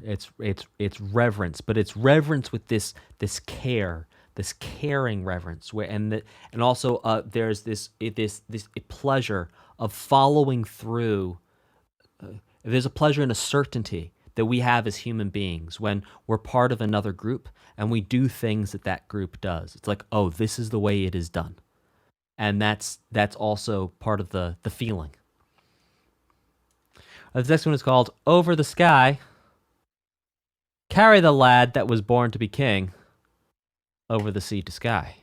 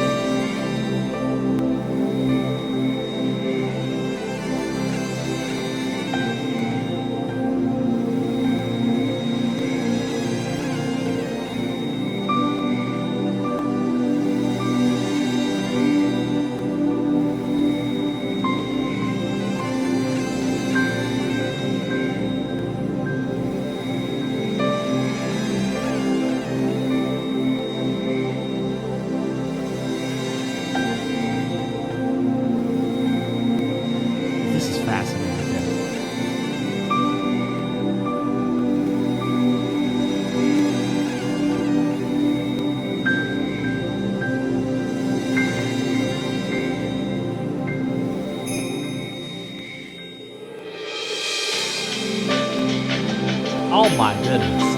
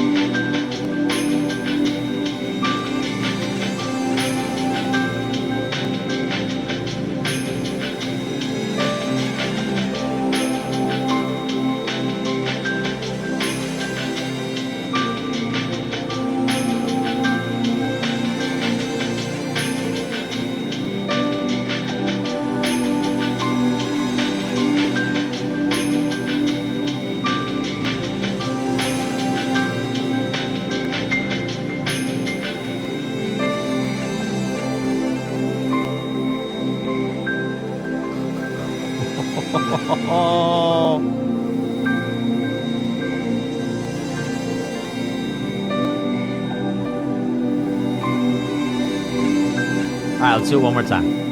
Let's do it one more time.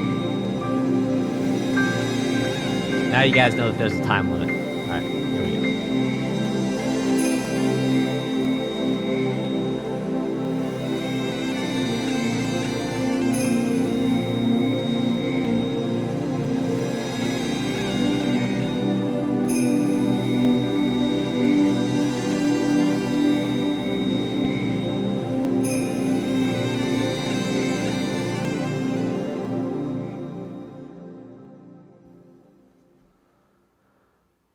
Well, that was beautiful, and I'll tell you, some of the really cool things here is just having this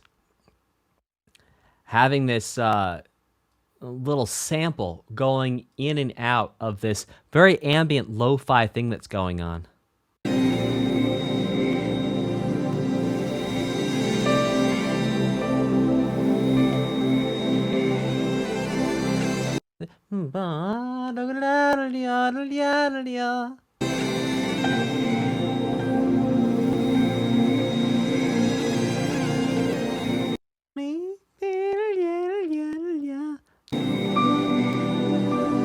so fascinating.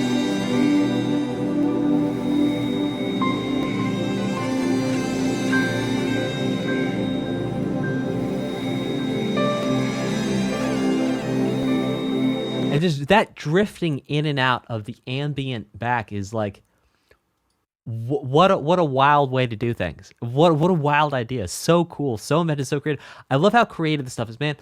I will tell you that the creativity and care and art that gets put into these OSTs is just amazing.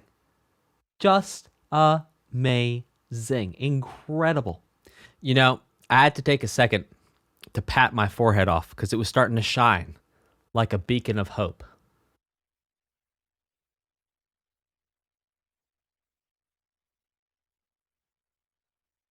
Okay.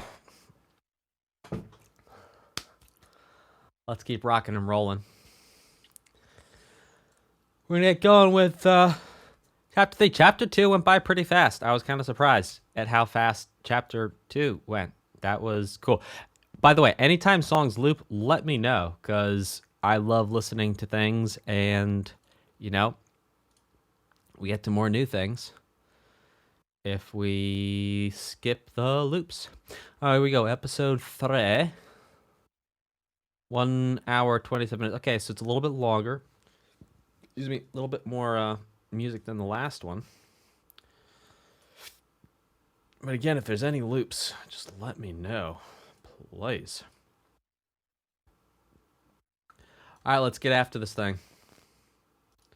Type a 2 in the chat if you're ready. Type a 2. Let me see those toes. Type a 2 in the chat if you're ready. Type a 2 in the chat if you're ready. Type a 2. Type a 2. Type a 2 in the chat if you're ready. Yeah. Yes. Gonna type that 2. Gonna type that 2. Gonna type that 2. Yeah. Type. Gonna type that 2. Yeah. I'm gonna type that 2. Yeah.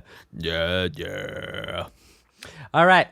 Let's do this thing in the sun. By the way, hi, Nicole the Lizard. First time chat. Hi, Mad Cure. First time chat. Thank you guys so much for chatting. And thank everyone else. Helmberg 398. First time chat. Alina Satori. First time chat. Thank you guys so much for chatting. I appreciate that you're here. I appreciate you hanging out with all of us. It's great to have you here. If you're enjoying what you're doing here, crush that follow button. And if you really like what we're doing here and you don't want to see the ads, subscribe. Remember, if you're an Amazon Prime member, you get a subscription for free. So, do that. Okay. In the sun. Let's do this thing.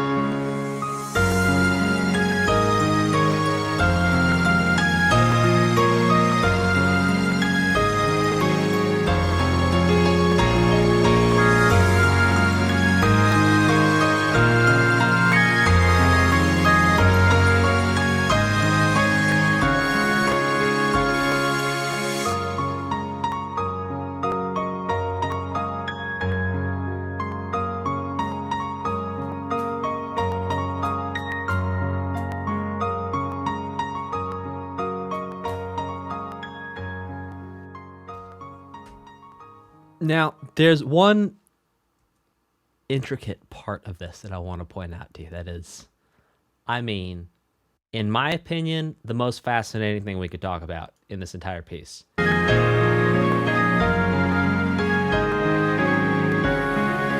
So I want to bring your attention to what's happening in the left ear of your headphones. Make sure your headphones are the right way around. If you're going, well, Dad, you're talking about something right ear, your headphones are on backwards. So make sure your headphones are on the right way. You got the right ear and the right ear hole. The right AirPod in the right ear hole, and then we're gonna go for it. Right there.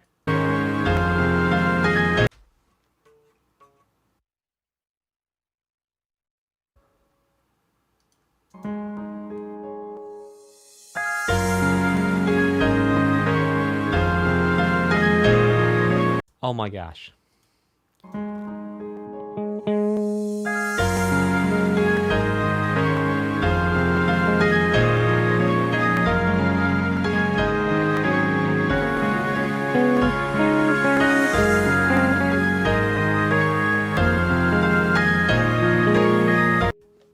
A very surprising artistic choice is taking place in the intricacies of the song. Okay, and that is, we're going to hear a G sharp note here.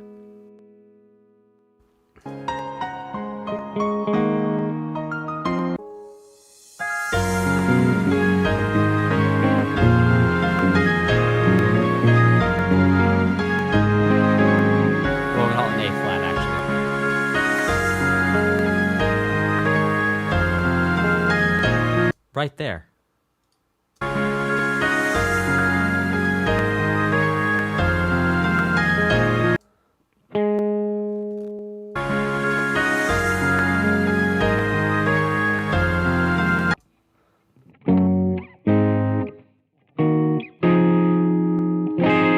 Yeah, over this. Or was it? Hang on.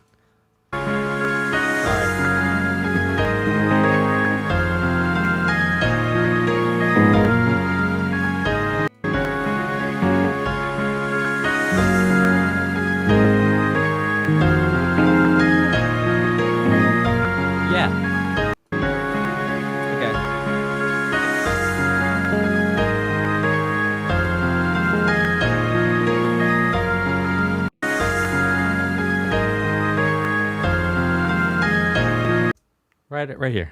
I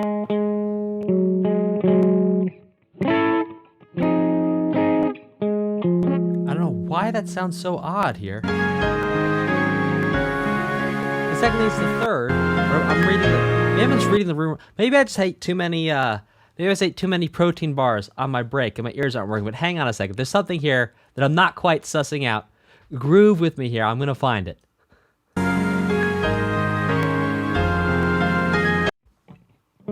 Yeah.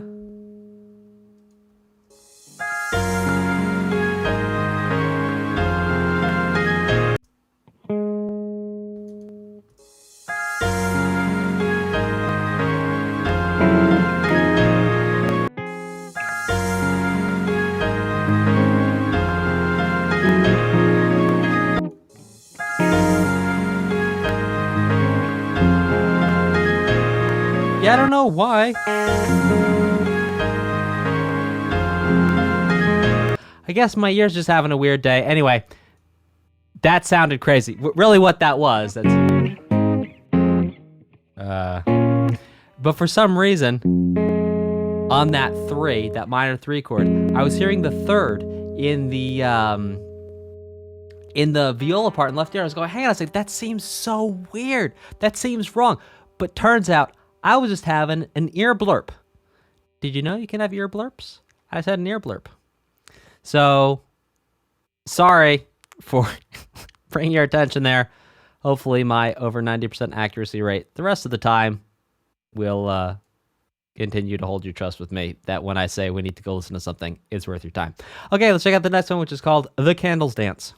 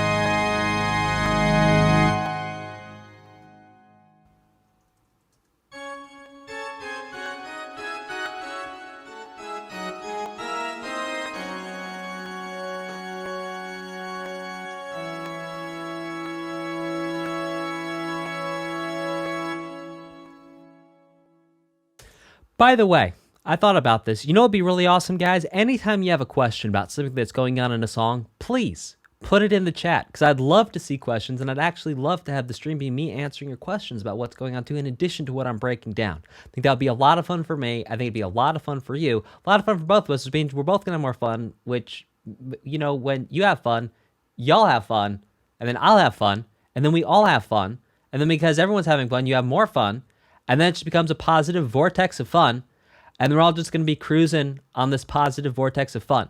How fun does that sound? That sounds really fun to me. So I think we should do that.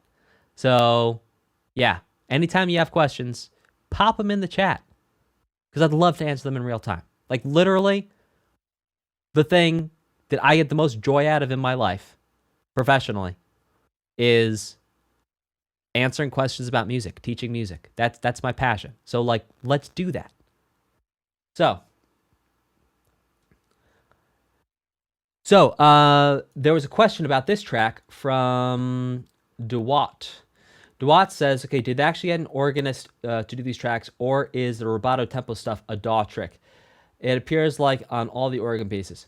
Well, I will tell you that it is possible that this is done in a DAW. So for anyone who doesn't know, rubato basically means when things are moving in and out of time. So, like, you could tell the pace that I'm talking at is pretty regular, and you know every single word I say is coming at about the same speed.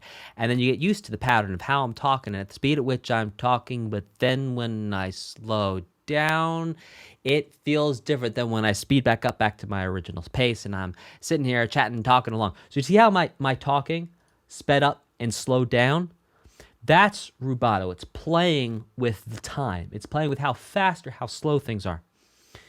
And to get rubato that sounds good, you generally need a human to do it, because it takes a lot of work, and it's very difficult to program rubato into a DAW. And you can even hear with things like, I can't think off the top of my head. I think maybe Home by Toby Fox might be a little, like, the rubato feels a little clunky, and it's because programming into DAW, if I'm not correct, it could also be someone plays guitar that, but I don't think so. I think Home is a VST guitar. Anywho, a DAW is a digital audio workstation. So just like you could use Pages if you're on Mac, or Word if you're on a PC to write things, there's software programs just like that for writing and editing music, and we call those digital audio workstations. So you can go in there with music, and you can actually, just with digital music, so without actually having a real person do it, you could put all those notes in and then tell it where to speed up and slow down. But to get it to speed up and slow down in a way that actually works is really difficult.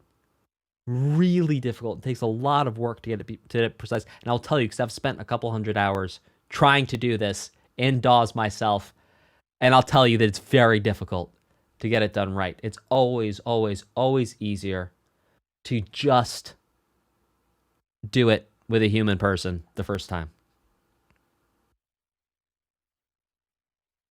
Okay. Let's keep this thing rocking and rolling.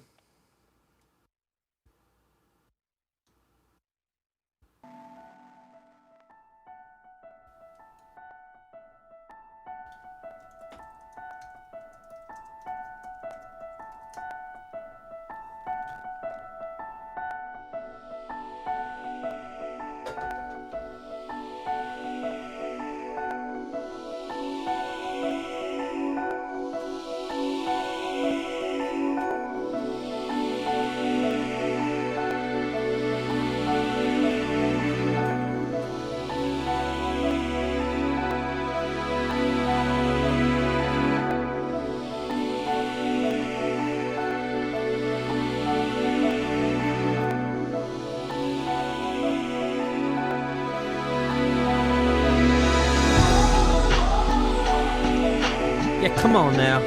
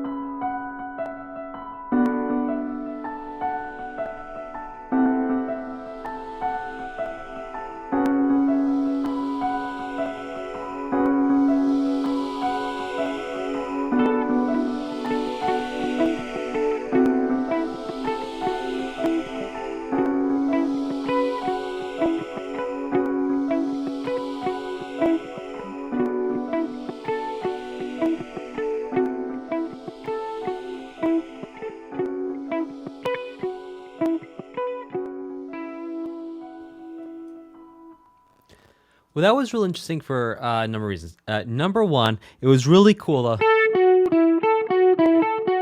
Having that and then everything happening underneath it, just the way that was displaced by the group. And then also at the end, the fact that it changed. It went from just being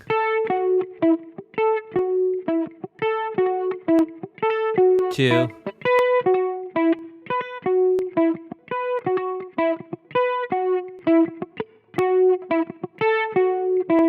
and then underneath that, the chords, fascinating, were essentially a D5 to E5, if I'm not mistaken. I could also be interpreting that the wrong way. Well, then in that case, if we take the bass into consideration, which I wasn't before, it's actually going to be a B minor 7 to a C sharp minor 7. But it sounds really cool if you just play it like voicing wise. So.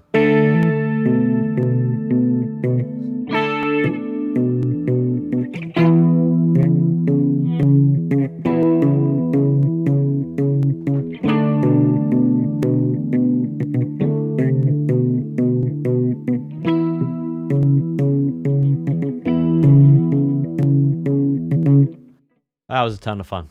Let's check out this next one, which is called Psy-Chorus.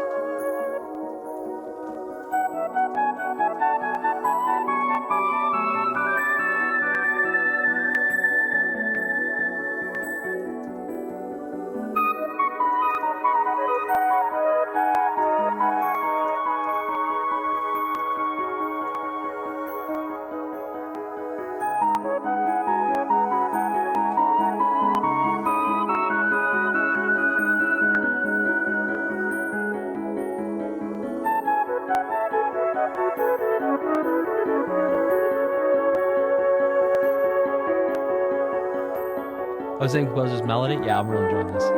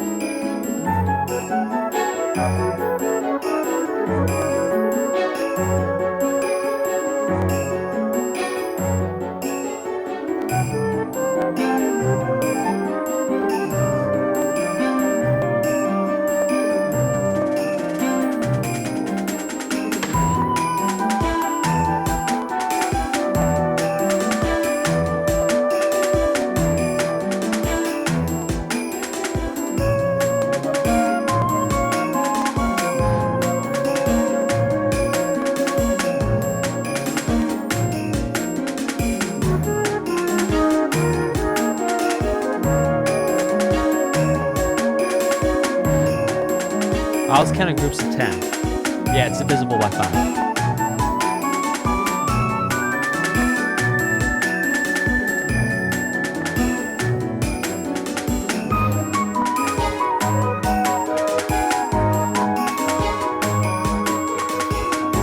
Yeah, 15. I'd buy that.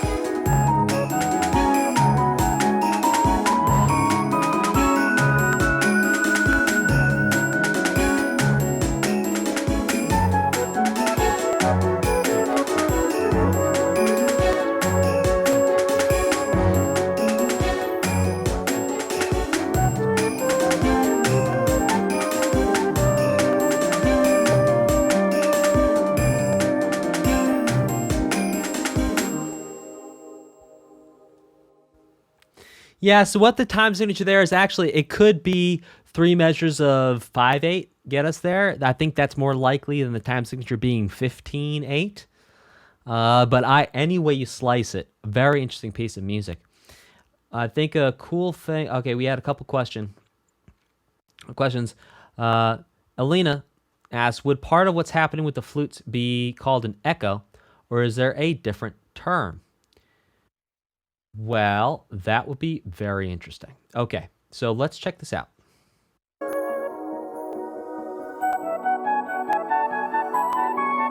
No, actually.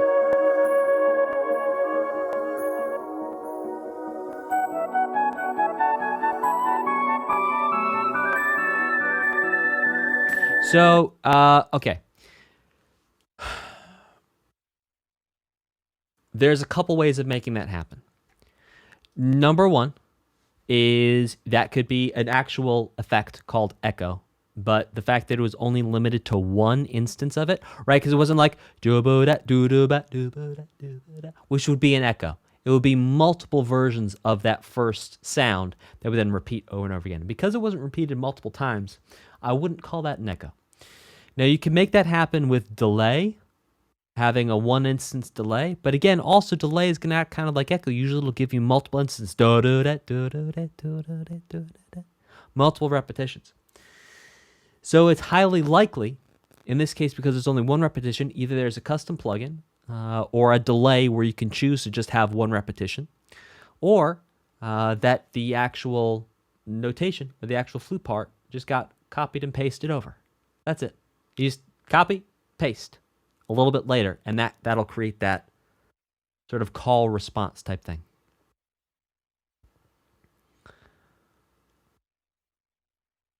Okay. Well, Post Office Buddy says, just curious, is anyone here Dan's in real life student? Well, I'll tell you what, Post Office Buddy, I think of you as being my student because y'all are here in my stream. So I think of all of you as being my students. How about them apples? Okay, let's keep this thing going. Unless there's any other questions on that. By the way, I absolutely love that piece. That's cool. Who's the composer who did this in melody? Because I think so far I'm tracking with them. Saki? Well, Duo Flight says sleeping through class. All right, I'll tell you a quick funny story, and then I will and then I'll keep it going. So I was actually creating because I have this whole thing, where I run Facebook ads to it to actually get new students. Where I go, all right, look, here's my music theory book. You get a free copy of it. You just pay for the shipping and the handling to get it. So normally it's $30 on Amazon. You pay $9.97 to cover the shipping, the handling, the warehouse fees, everything. Send it to you. I lose money on that, by the way. But anyway, that's for another time. So what I was doing is I was creating a bunch of things to go with it as like a bonus pack, right? A bonus pack with this free book that you can add on for like $17, and it's all digital. And so I went and I found a music history book, like how to listen to music book, took a digital version of the book. I made 6 other little mini ebooks and put it all together. And in the music history book, I put in it, I was like, I've taken this book that was originally printed in 1908, because music history doesn't change, but the way we think about history does.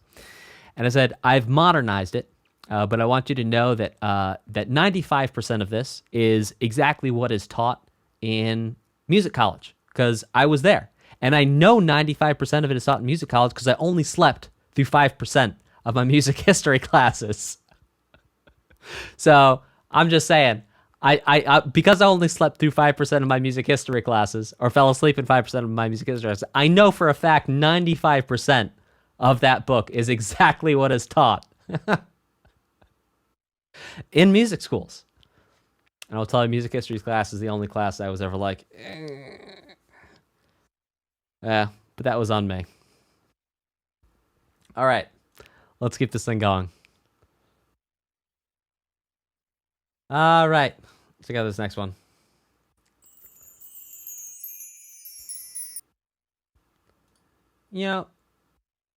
My account is not being used in another location. I don't know what to tell you.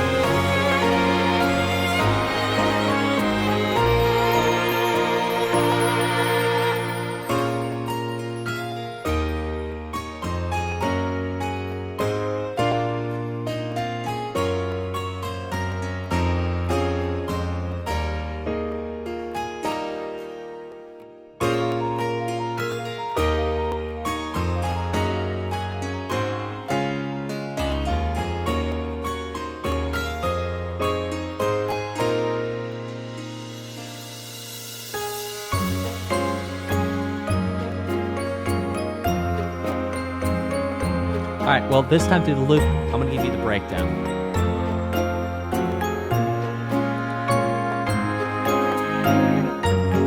Four, three, two, three, 5, 4, 5, 6, 3, 4, 5, 1, 4, 5, 6,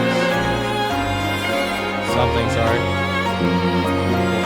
5,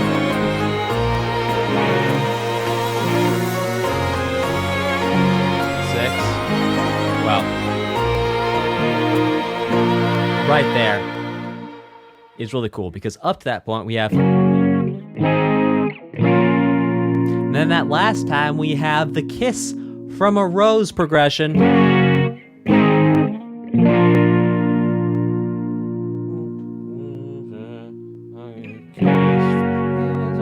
Rose on the grave. The more I get of you, the stranger it feels, yeah. Now that your rose is in bloom, light hits the glen of the something, baby.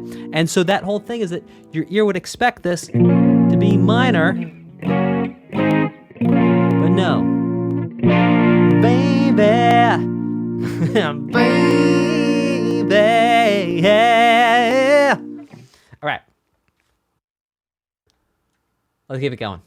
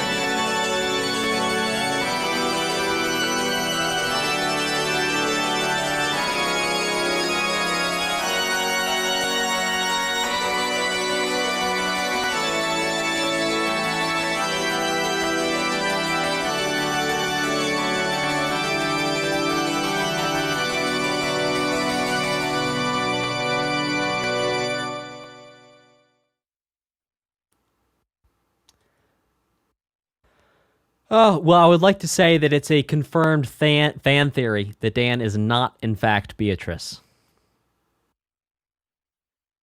What that means, I have no idea. But there you go. Okay, so back to the music.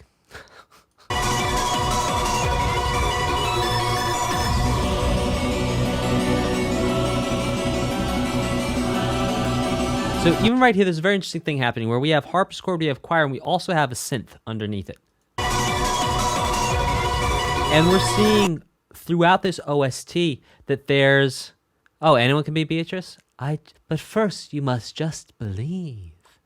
So the whole thing about where I was trying to say before I lost my train of thought, was indeed that there's classical music mixed with modern music, you know, using the synths, using the techno stuff. Techno stuff? Techno stuff. I can't believe I just said techno stuff, but I did. There you go. Classical music mixed with the techno stuff. Open quotes. Classical music mixed with techno stuff. Close quotes. Hyphen. Dan Spencer. Let's check out the next one. This time I will focus on the music and not on making faces. Or will I?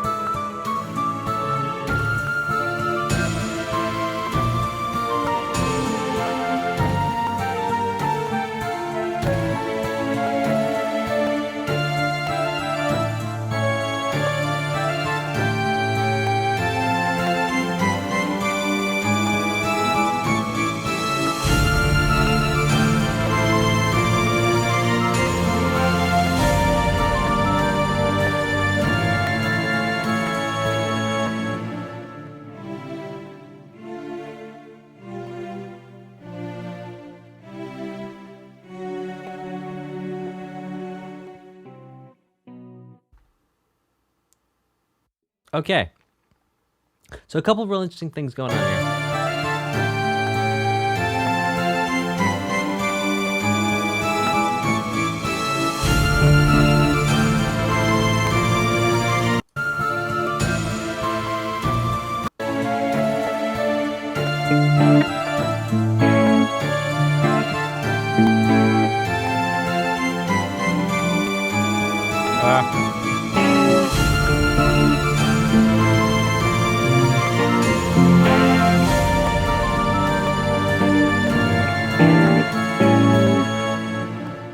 So we're in the key of D minor.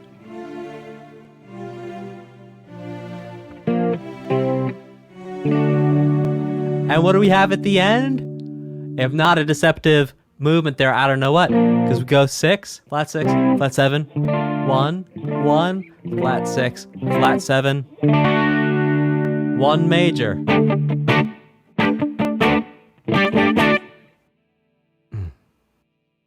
So cool. So to break down...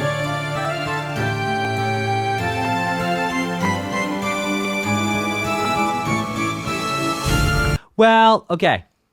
MFM Mega 0X says, Dan, are deceptive movements more common in Umineko than other stuff you've heard?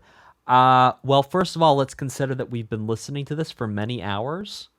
And so by virtue of that fact, there could be an equal number of things where it's going major or minor and changing, where it wouldn't, that didn't, that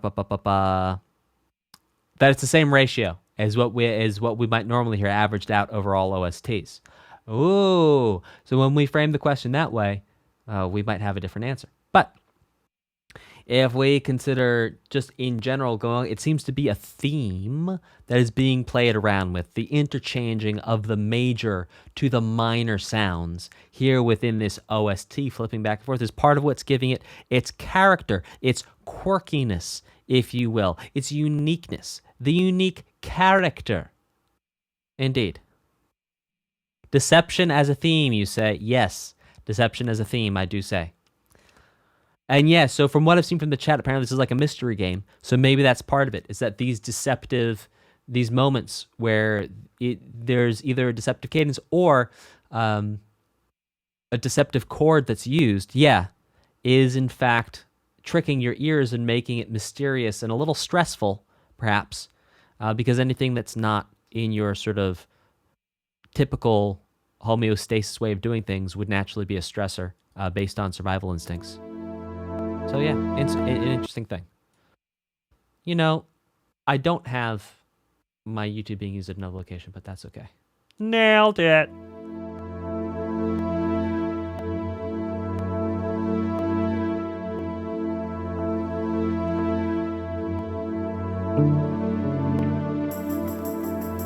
Oh, come on.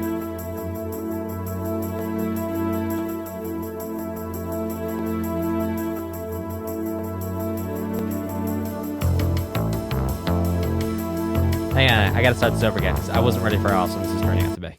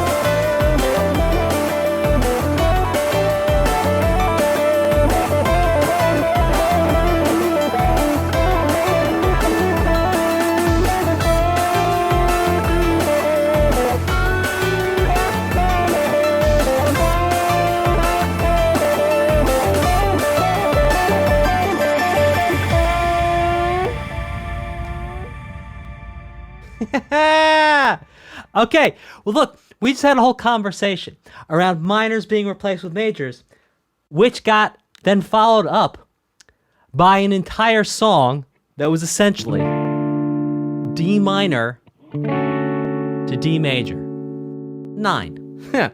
Basically. D minor 9 to D major 7 9. The whole thing. The whole kit and caboodle.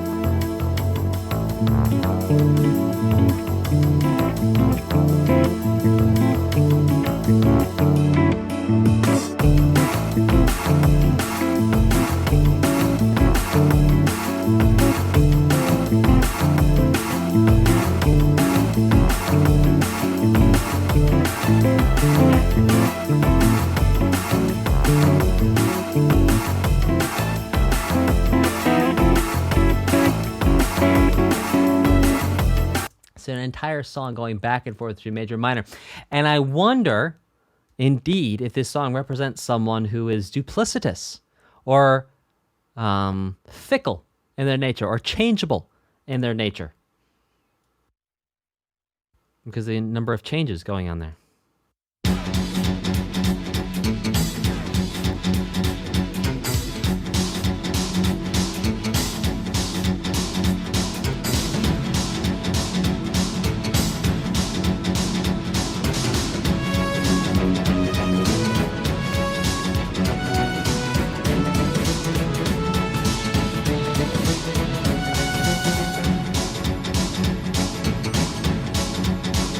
Up.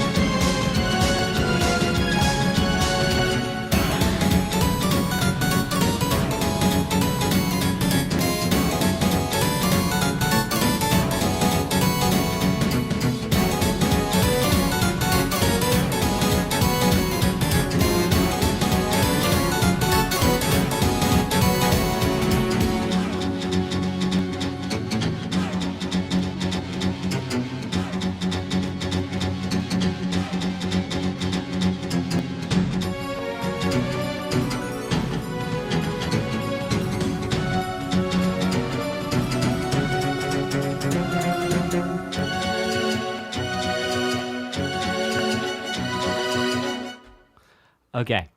Check this out.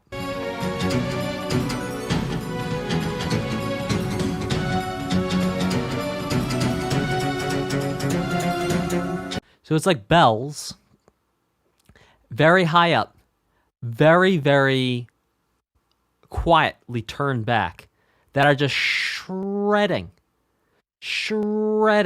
over what's happening. Listen to this.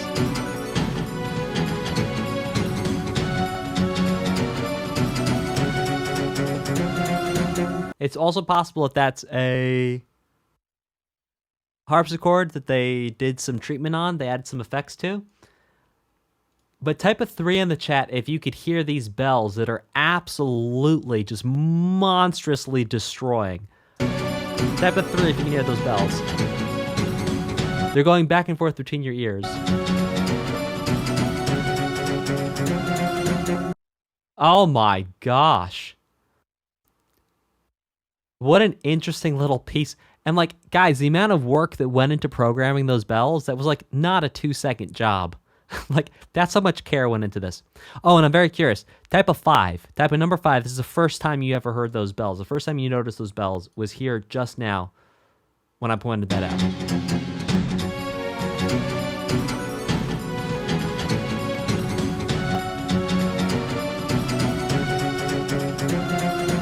Oh. So cool. Now, if you're a lurker, or you're not a lurker, and you did not hear the bells, I also want to hear from you. Type a 1. Type a 1 in the chat if you did not hear the bells. It's like we're listening to Calamity Mod. The bells. Type a 1 in the chat if you could hear the... If you cannot hear the bells. Type a 1 in the chat if you cannot hear the bells. It's like 30 of us here. Whoa, there's way more than 30. Oh, there's a bunch of people here. No? Okay. All right. That's fine. All right. So let's do this. Let's go on to the next one.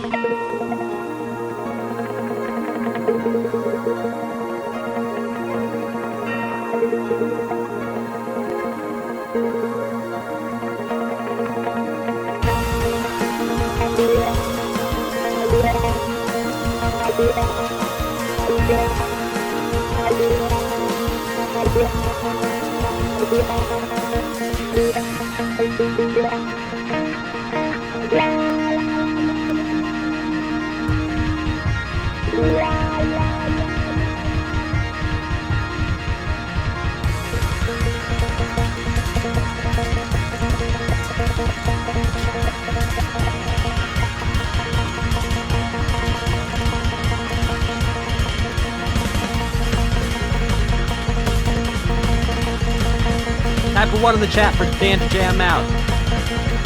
Type a 1 in the chat for Dan to jam out.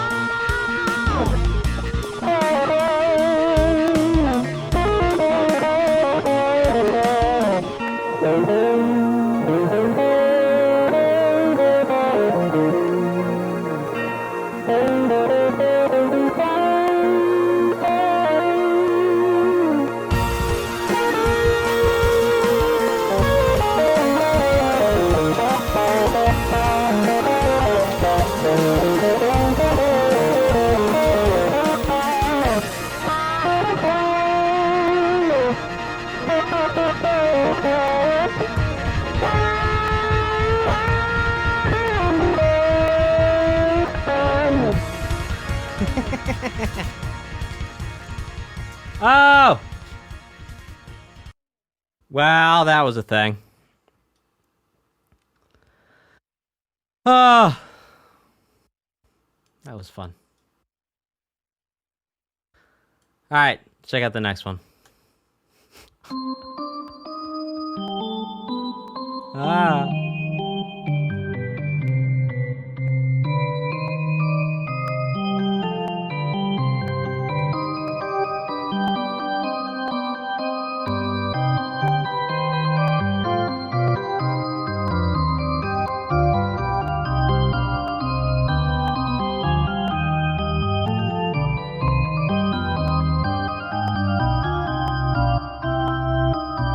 There you go.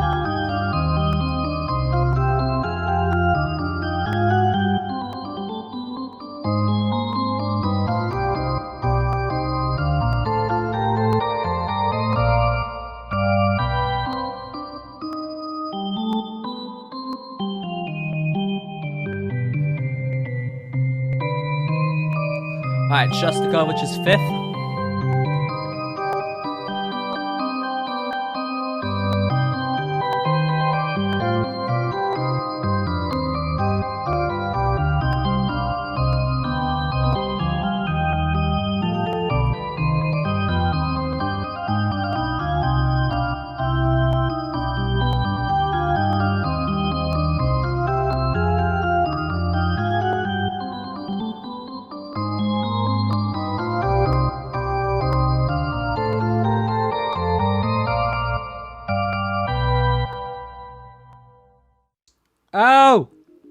And we call that a half cadence.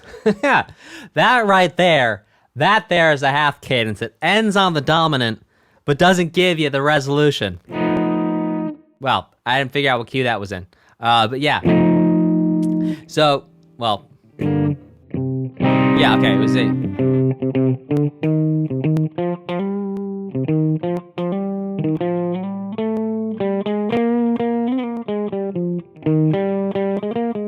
So, when we under the, we don't go back home, so check it out.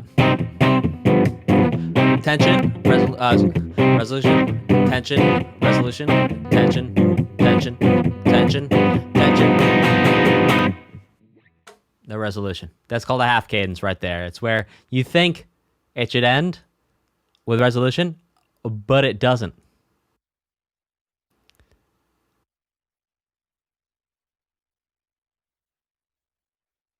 So fugue-like, yeah, fugue-like. Now again, I'm not hyper expert in classical music. I did learn all that stuff, and it's been a long time since I've had to touch it. But yes, yeah, fugue-like, fugue-ish. What makes an actual fugue is the whole thing where you have parts that repeat, and it's a whole thing. But yes, exactly that idea. So guys, we're gonna check out Shostakovich's Fifth real quick to see if like the opening bit of it is going to be the thing.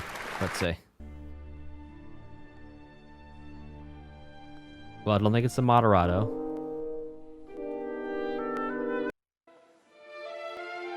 No, okay, let's see if it's the Allegro.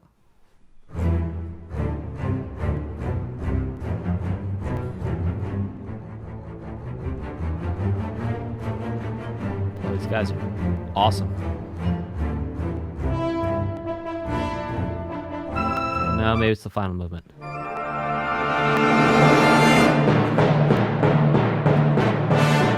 There we go.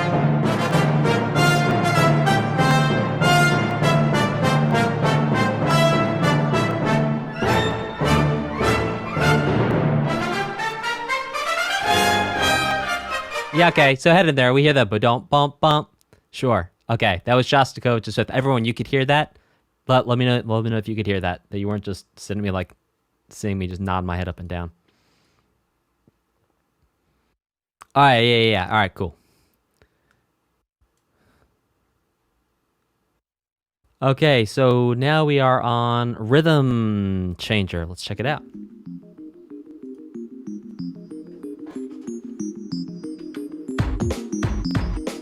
Oh my goodness.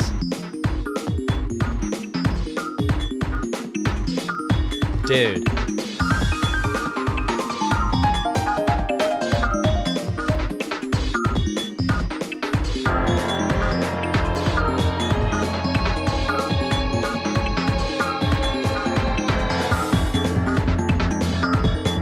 Oh my gosh.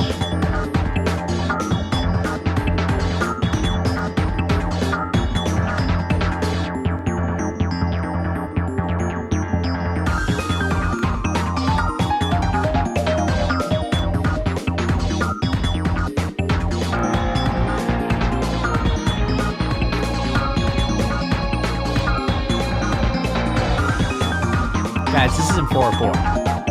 1, 2, 3, 4. 1, 2, 3, 4. 1, 2, 3, 4. 1, 2, 3, 4.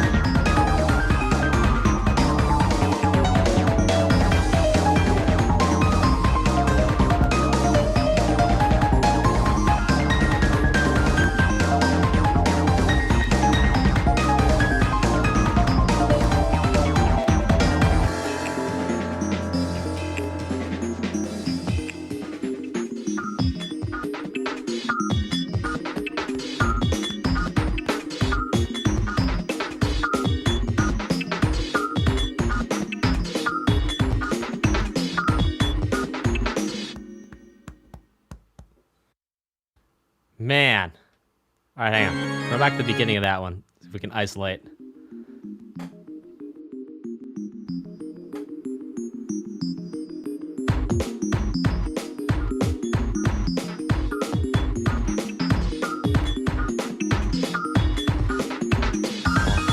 All right, so that drum pattern's 5. It's cycling in 5. I'm not saying it's in 5 form. I'm saying it's a cycle of 5. Also, there's a different cycle of 5 in the instrument. The 1, 2, 3, 4, 5. 1, 2, 3, 4, 5. 1, 2, 3, 4, 5. So this first thing we hear. Oh, sorry, 6. And then drums, so we're hearing 2, 3, 4, 5, 6. 1, 2, 3, 4, 5, 6. 1, 2, 3, 4, 5, 6. And then drums. 2, 3, 4, 5. 1, 2, 3, 4, 5. 1, 2,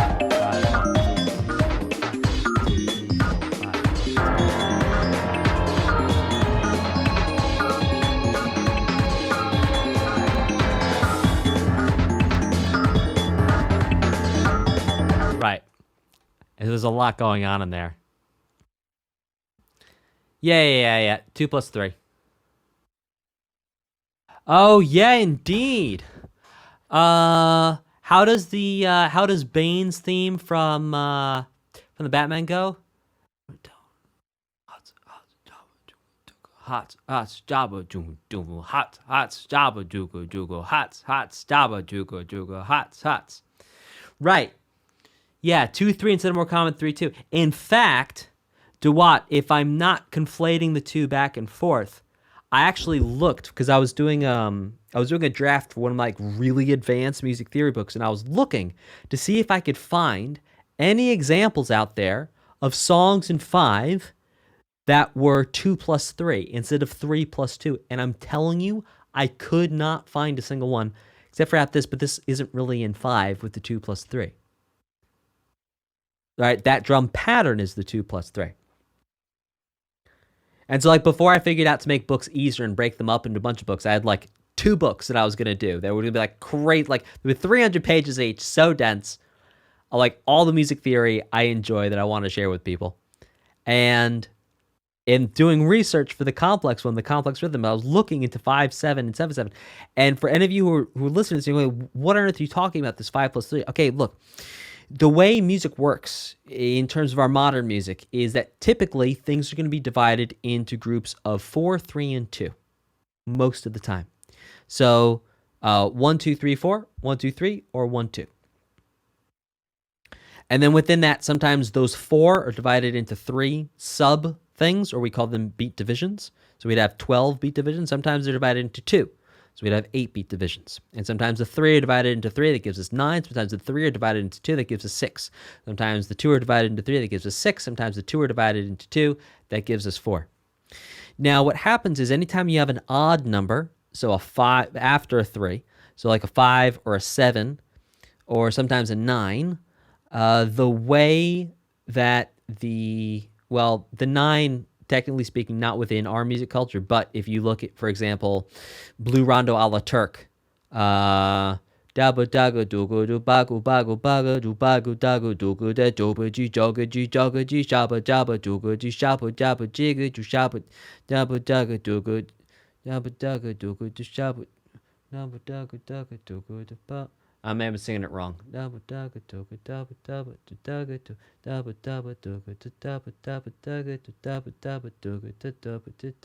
I'm singing it wrong, so I apologize for that. But all right, hang on. Let's actually do this because now we're here with the Twitch. We can do whatever we want, which is nice. Let's actually do this. Let's see, Blue Rondo a la Turk, Dave Brubeck.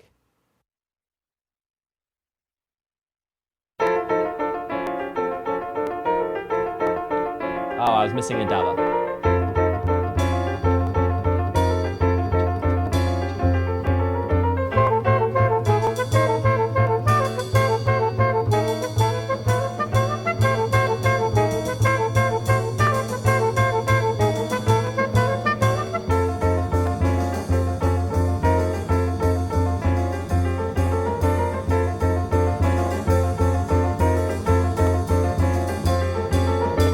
at the end, the yabada yabada yabada, that's putting 3 equal divisions. Now, the other times, it's not 3 equal divisions at all. It's in fact...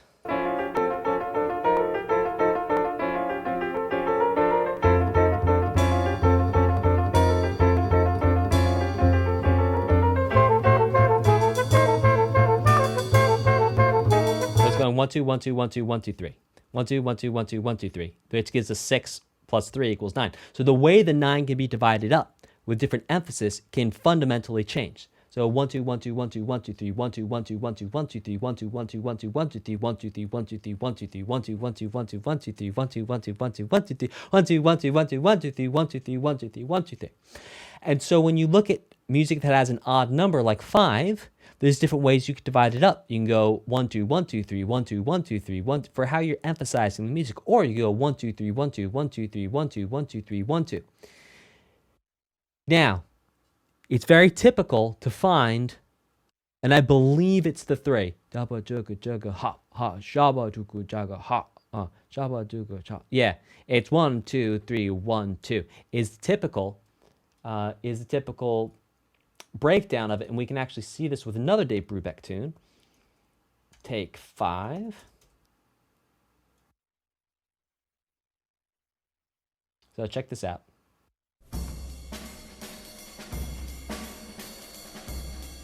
One, two, 1 2 3 1 2 1 2 3 1 2 1 2. You can even hear the way the piano's playing. It's 1 high high low, low high high low high low high high low high. Essentially, is what's happening. Low high low high low high high low high low high high low high. And it says 1 2 3 1 2. So that way of dividing 5 up is typical. To have 1 2 3 1 2. And so what was interesting here was to have it reversed. Instead of 1 2 3 1 2, it's 1 2 1 2 3, which is not the typical way of dividing up 5. How's that for a long-winded explanation? Let's go ahead and check out the next one.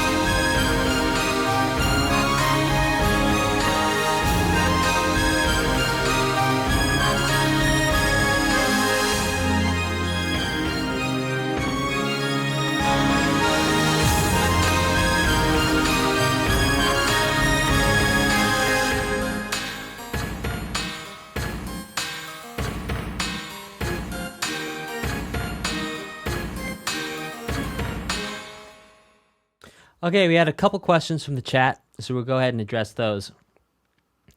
Isaac91, it's not a question, says, well, to be honest, rhythm clapping is always the one I perform worst during my oral test, sadly. A-U-R-A-L, to be clear. Well, Isaac, why do you think that is? What's going on there?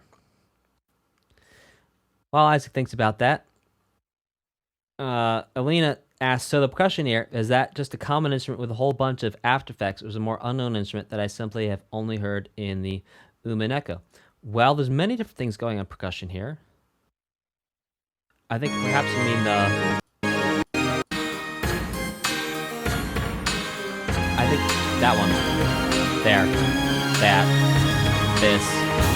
This. Is this the one you mean, Elena? This. This. This. Every time I point down, that sound. Sort of sounds metallic. Yeah. Okay. Well, okay. Let's get clear on your question. Is that a common instrument? Well, common instrument, maybe, yes, no. I think that's a less interesting part of the question. As understanding more about whether you've simply heard it here. Well, you may have only heard it here before. It's not terribly common, but you can hear in a lot of OSTs, now that I'm going to tell you about it, you will hear an anvil like you'd use for, and not saying that's an anvil, but I'm saying you'll hear anvils and things used instead of snare drums on the 2s and 4s. And what you can hear here is something that's clearly metallic.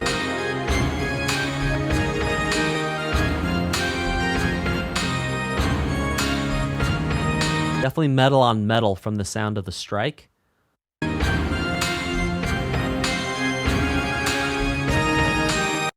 But what it is exactly, I'm not sure. Now, I will tell you that there are a lot of packs, plugins that you can buy for digital audio workstations where it's literally all just metal sounds. And I have a couple of those. It's called like, there's one where it's just machine sounds. You can get sounds just like that, and you put a little reverb on them like there is there, make it sound a little roomy, and all of a sudden you got quite the original sound. So it may not be an instrument, it may be a plugin that's being used, that's a sample of some sound or an actual digitally generated sound that's just made with a synthesizer and is not made with any type of real instrument at all. Is the answer to that question. Thank you for your question.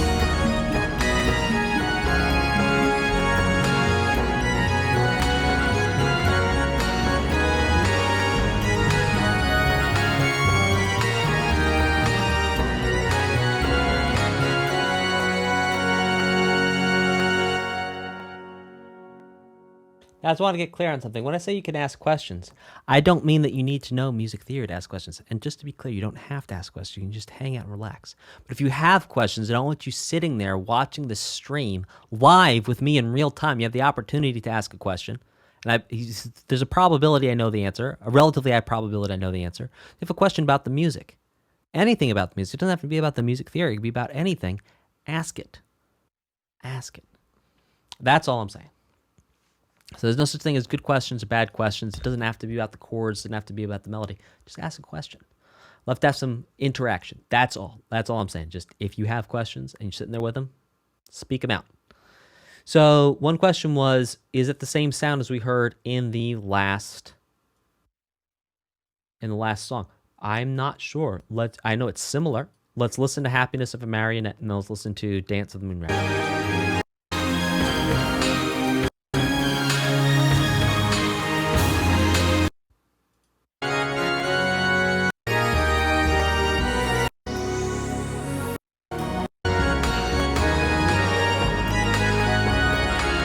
Yeah, sounds pretty similar to me. Maybe mixed a little differently. Yeah, you can hear that in Happiness of the Marionette, there's more high end on it. Like it sounds a little brighter, sounds a little sharper. There's a little less going on, so it's standing out more. So it could actually be the same exact thing. There's just more things around it, which makes it change how it sounds overall.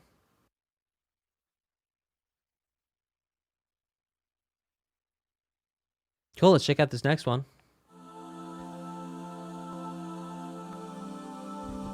Melting away. Tried this Mahonette from the standpoint that I knew how to see the art of the invisible.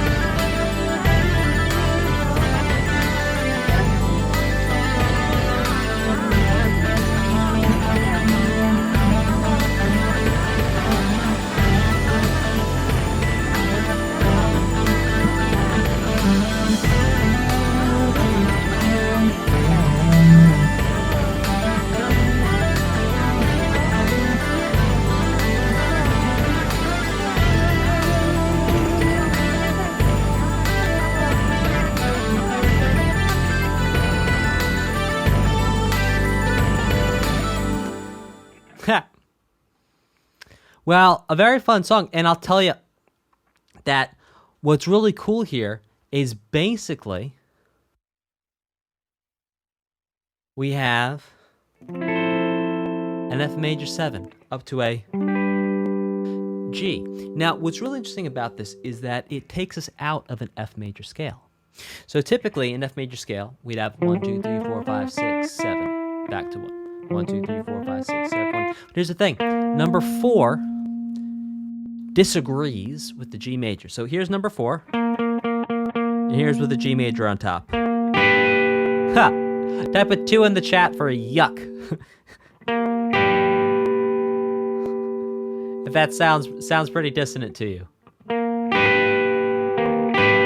All right, now type a 3 in the chat if that sounds really pretty to you. Anyone out there thinks this sounds pretty?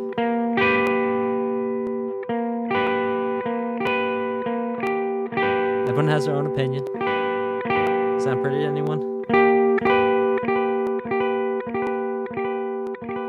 It doesn't seem like many people find this one pretty. And so because that scale degree number 4 disagrees, it has friction with the G, we actually change the note. So instead of going 2, 3, 4, 5, it's 1, 2, 3, 4, 5. We change scale degree 4.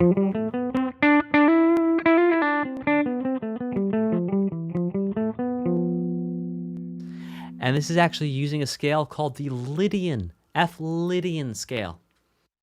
Pretty cool thing. All right, let's keep this thing rocking and a rolling. A rocking and a reeling. Barbara Ann, Barbara Ann.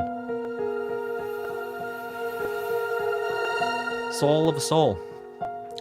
Is that like when your thetans have thetans?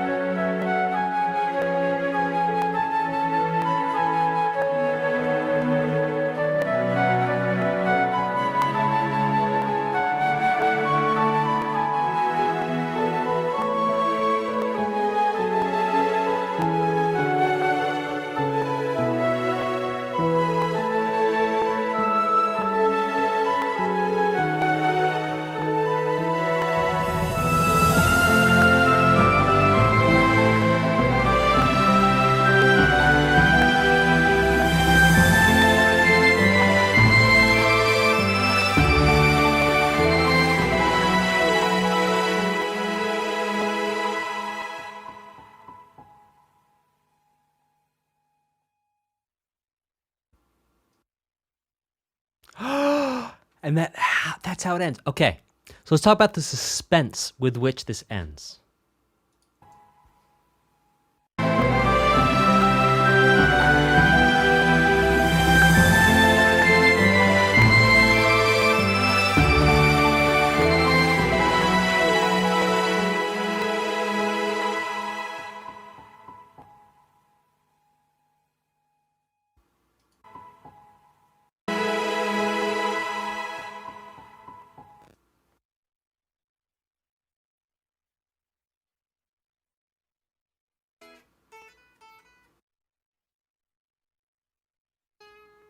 Right. So it ends feeling like it's supposed to go somewhere. So feel this?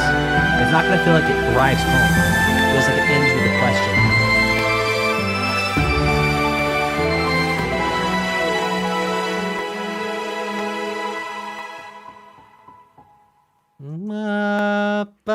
Maybe going to A? Or maybe you feel that it did resolve. I'd love to hear from you in the chat. I'd love to hear from you in the chat. Type a 2 if you think that resolved and came back home. Type a 3 if you think that left an unanswered question. We'll let the last couple seconds play again so you can hear for context.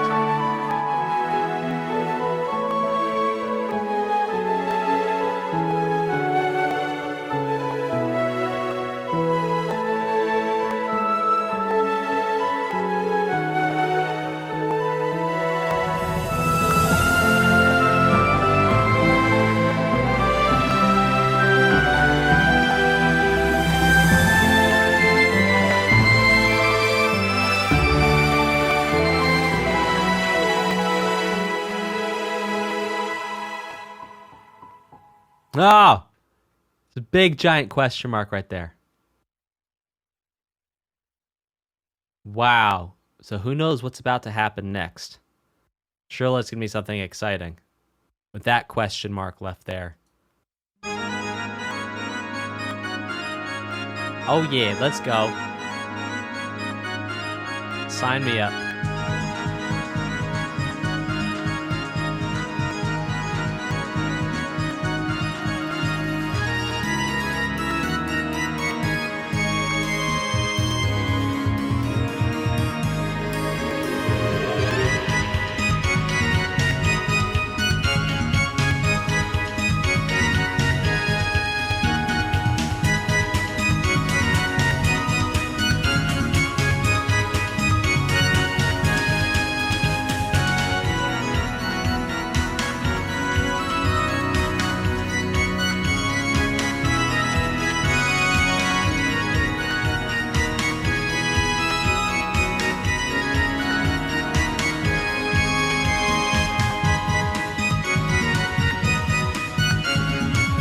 That all on the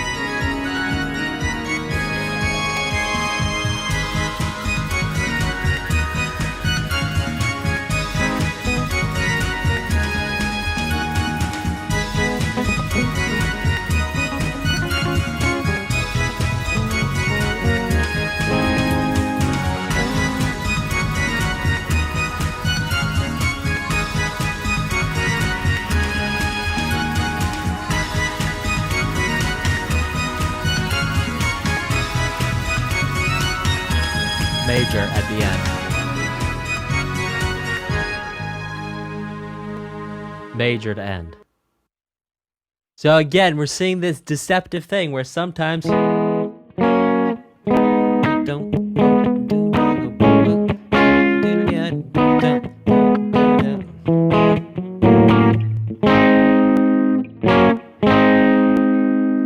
major at the end instead of minor.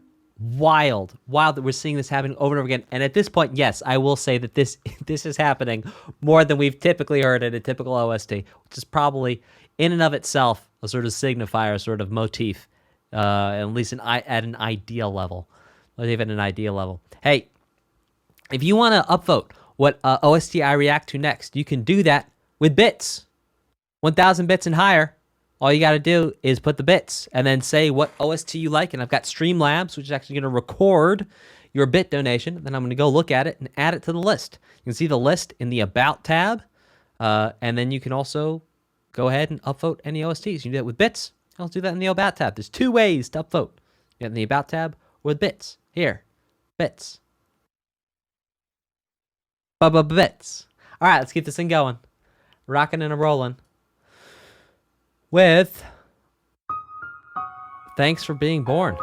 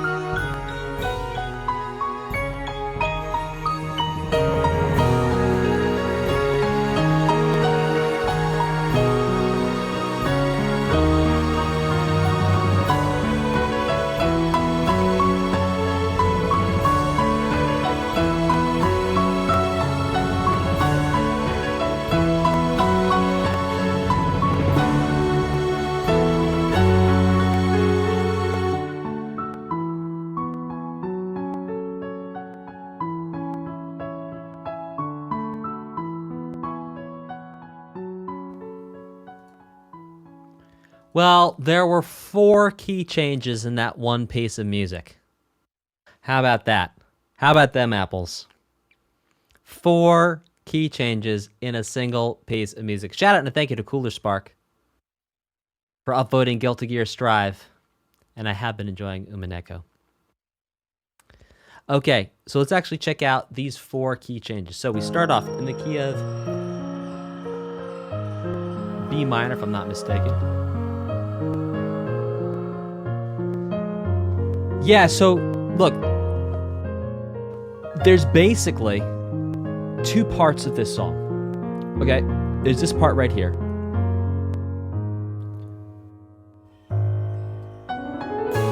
Oh, sorry, that was the first modulation. Third receptive major.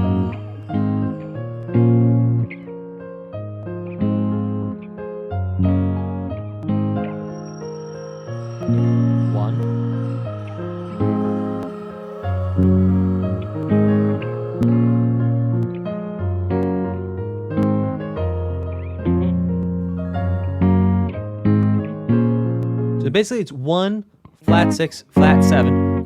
There was 1 time we came back to 1. It was major. we did hit a 3 up to 4, which we've actually seen a lot throughout this OST, that the 1 flat 6 flat 7 has been augmented by, well, what is essentially 5, we could think about it. I was thinking, anyway, doesn't matter. So we have 1 flat 7 flat 6, also 5, so like 5 flat 6 7 1. And then what happens is we keep the same idea about the chord progression now. We've modulated up a whole step. This time the chord progression gets simplified. It's basically just doing flat 6, flat 7, 1. We're up a whole step. We're now in, well, considering we were just in, oh no, excuse me, we're up a minor third. I apologize.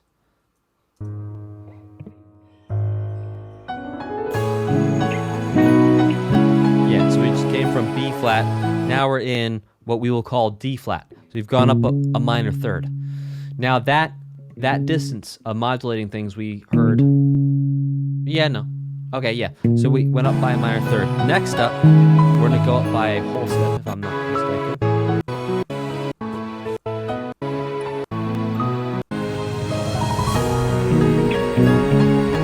Yeah, up by a whole step. Now we're in E flat minor.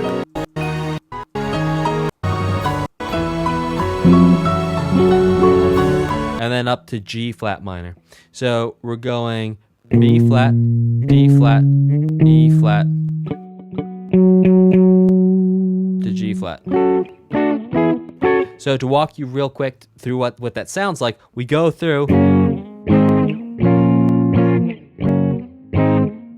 change,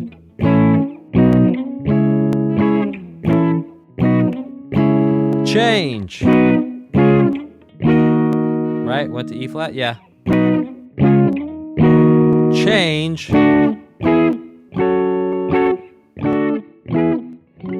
Wild stuff. Very cool. 4 different keys in a single piece. It's a lot of fun. This one is called Wings.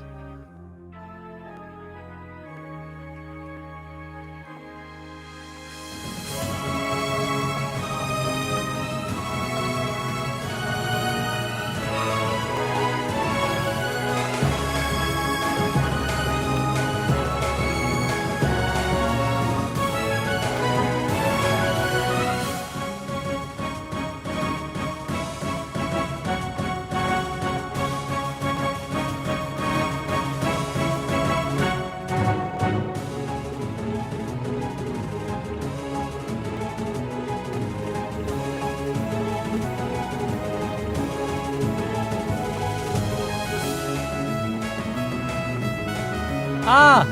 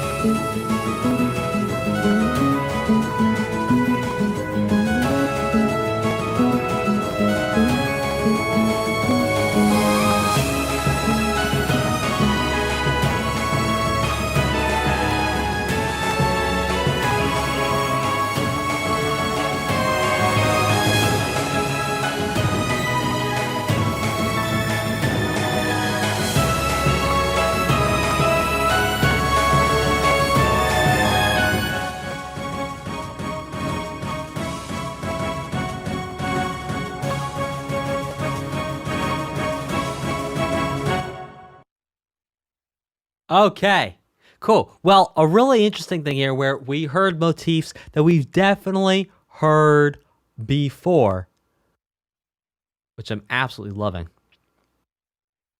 But I'll tell you, some really cool things we had here was the...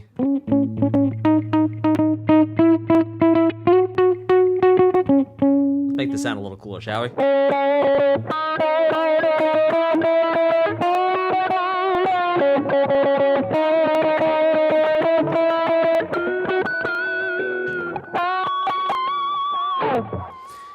Which is really cool. A really cool little motif there. On top of having the melody, then...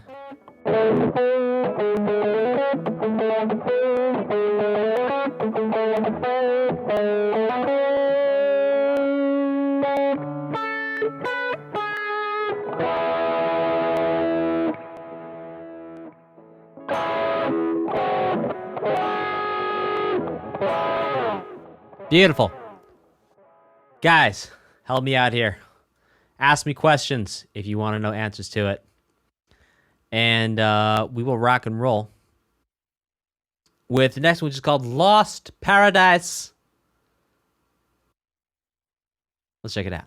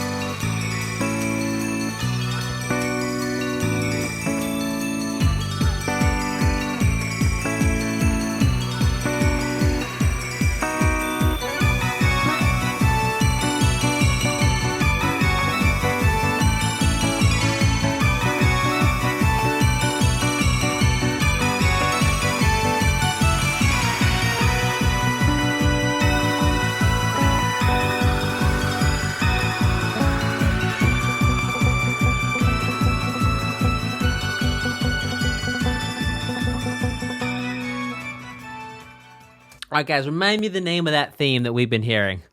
Da da. Was that the main theme we heard? Remind me the name of that one. Okay, so meanwhile, hope, theme of hope. Thank you. Okay. So here we can hear a whole bunch of things going on that, well, we've heard throughout this entire OST, with a couple exceptions. We hear a nice, as if we're hanging out in the minor, but it turns out we kind of go to the major in the end, which is pretty interesting. We go to relative major. Now, so we have 1, flat 7, flat 6, flat 7. Now, it does actually, my brain's starting to go. I've been streaming for a minute, so I'm actually going to go here with this. 1, 4,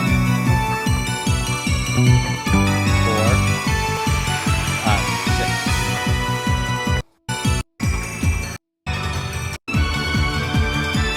There we go.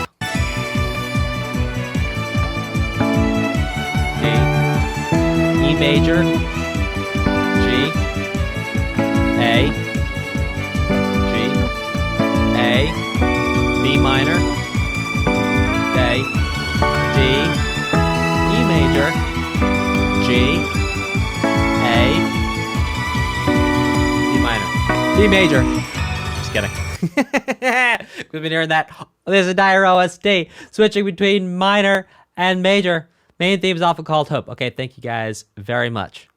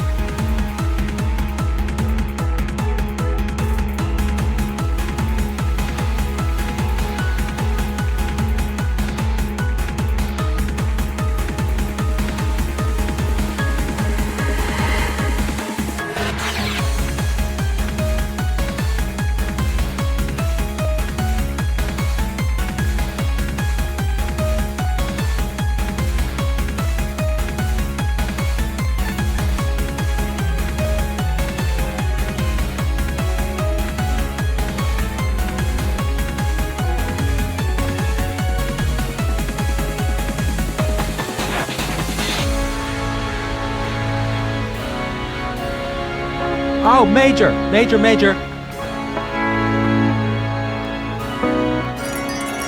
Major, again.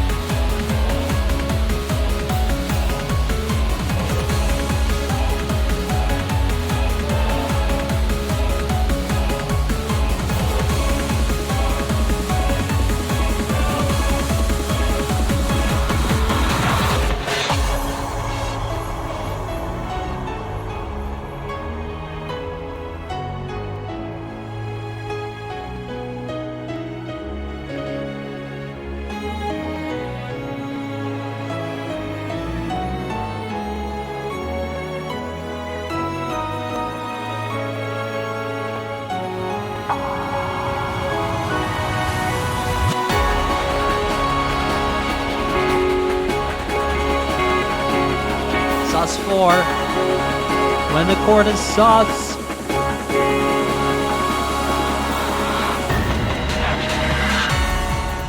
Actually, I have sus 2 and sus 4 in there.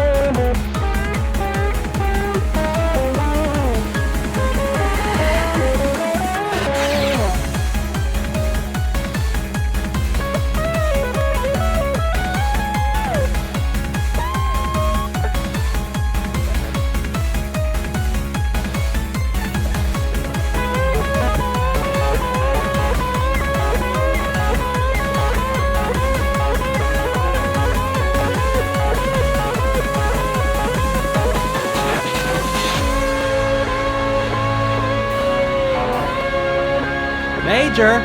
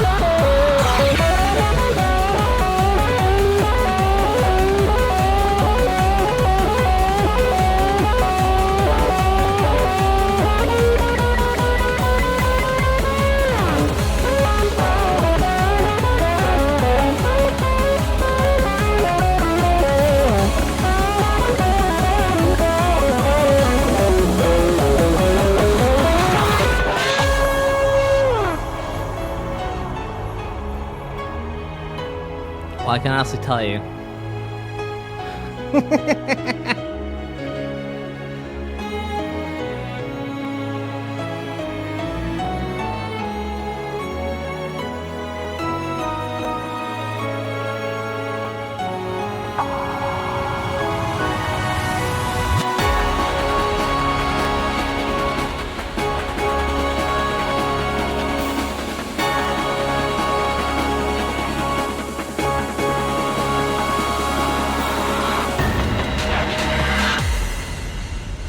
Okay, so we had an interesting question in the chat, which I would very much love to break down. And to do so, we're going to use some learning tools. Let's go learning tools. Okay. Let's check and see if my learning tools are all working, and I think they is. Yeah, let's get a good color here. Great. All right. Now let's see if we can hook this up without anything bad happening. Give me 1 second. Do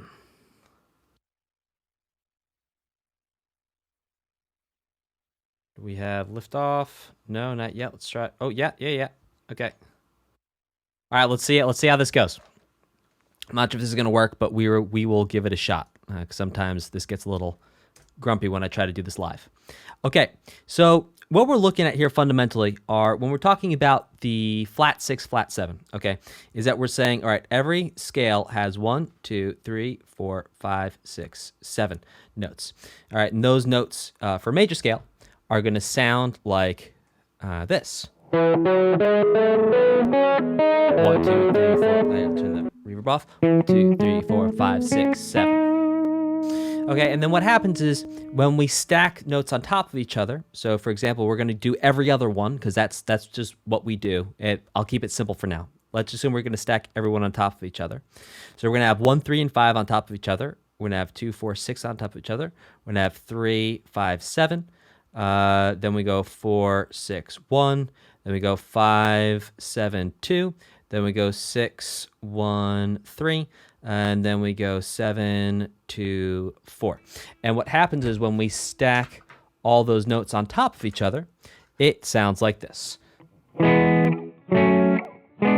Sorry. 1, 2, 3, 4, 5, 6, 7, and then back to 1. And what we do is to make sure that we're talking about chords, we actually put Roman numerals to these. So we say, okay, the first one is going to be Roman numeral 1. The second one is going to be Roman numeral 2. Now we are changing cases to show where the chord is major and where the chord is minor. So when it's uppercase, the chord's going to be major. When it's lowercase, the chord's going to be minor. So we have 1 is major, 2 is minor, 3 is minor, 4 is major, 5 is major, 6 is minor, and then 7 is a quality called diminished. So we put a little, like a little degree sign next to it. Now, here's the thing, and here's where things get interesting, okay, is when we think about the relative minor, all that means is that instead of starting here, we're going to start here.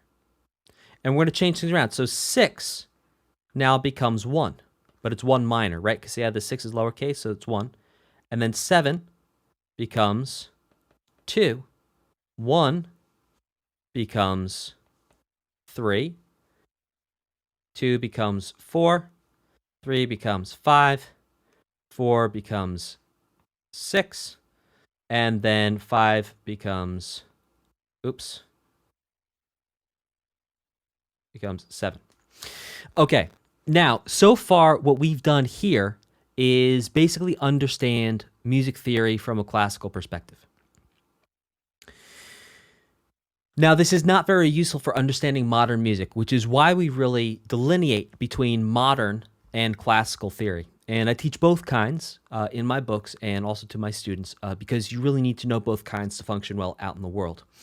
So this next system, we could call this the Berklee system because Berklee College of Music basically created this system and pioneered its usage. And so what we're going to do is we're also going to think about one more piece here, is that just like we had 1, 2, 3, 4, 5, 6, 7 here relating to these Roman numerals, here we're going to have 1, 2, flat 3, 4, 5, flat 6, flat 7. And that's because when compared to the notes of the first scale, so the first scale we had 1, 2, 3, 4, 5, 6, 7. I'll play that again without talking. What we're going to do is we're going to take 3, we're going to move it down by 1/2 step. So instead of 1, 2, 3, it's 1, 2, 3. And then we're going to do the same thing with 6 and 7. Here's 6, here's 7. So what changes the sound of the scale, what changes it from major to minor is the fact that we're changing scale degrees 3, 6, and 7. We're bringing them down 1/2 step. Versus...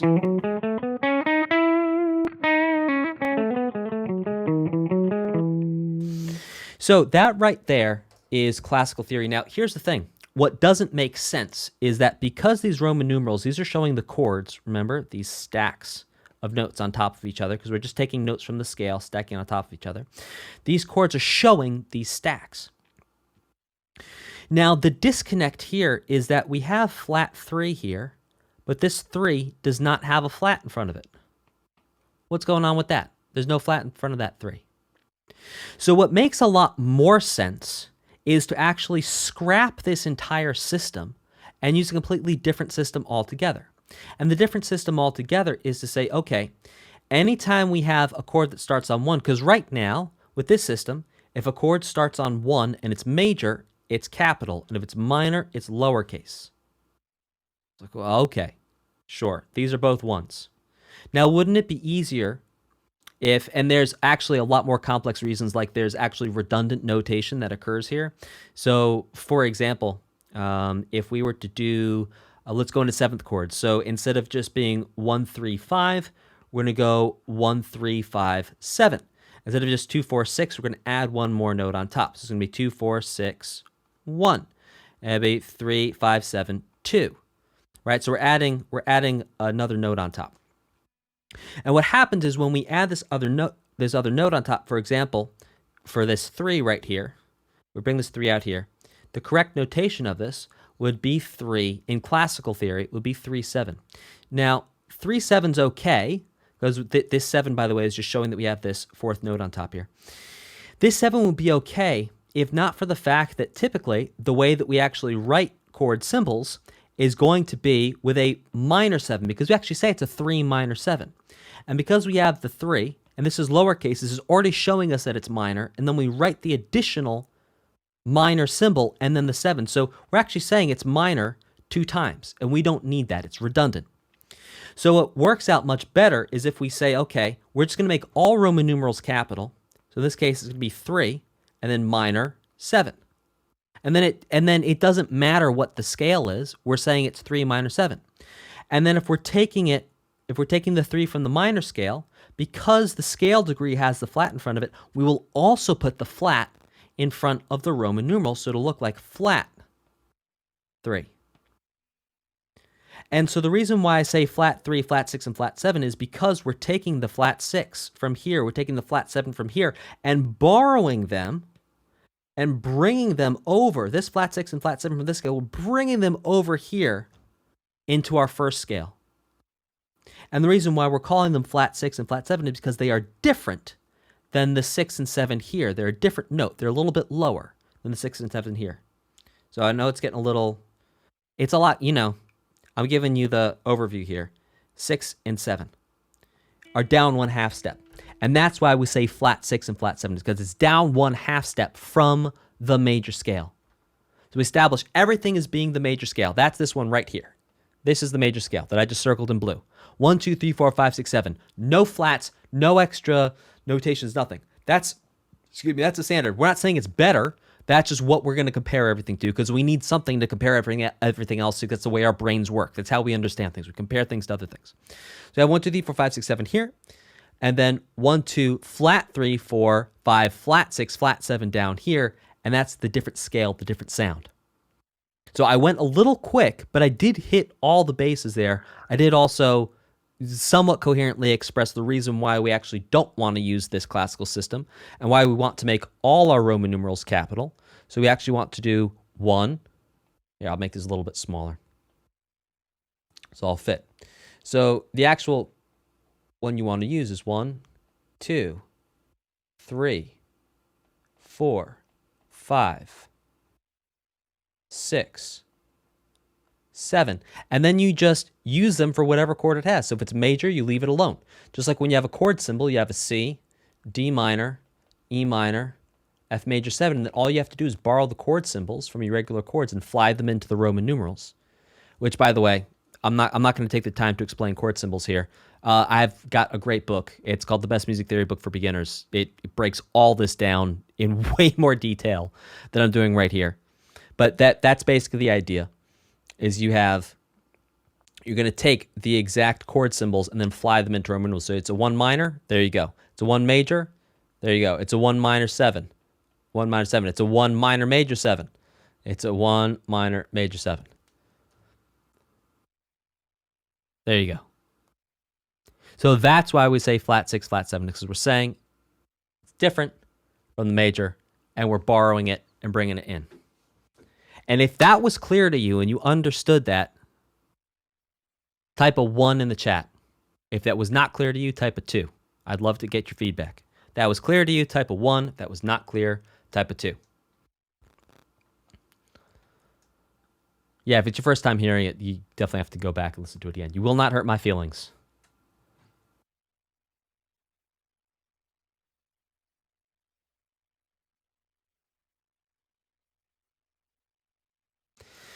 So we decided to reinterpret major C as minor A only, and then interpret A minor notes in terms of, and no, so we're borrowing from the parallel. Excuse me, I'm sorry if that was not clear. We're borrowing from the parallel major and minor. So we have C major.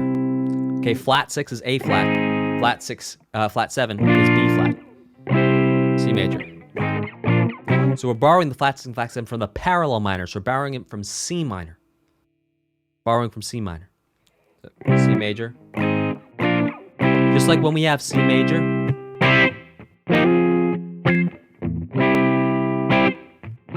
Right here, the F minor, we're borrowing that from the parallel minor.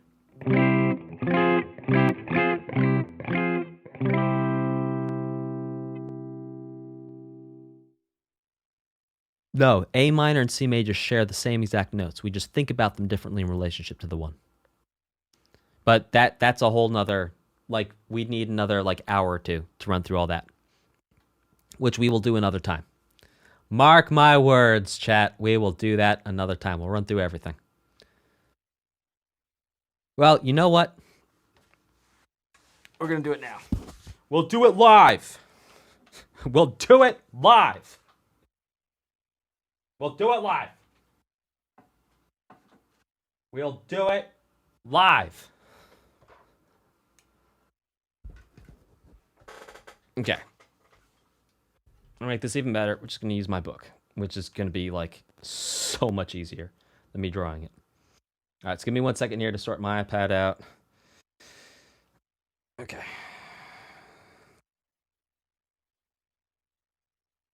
It's book 3. Let's see, book 1.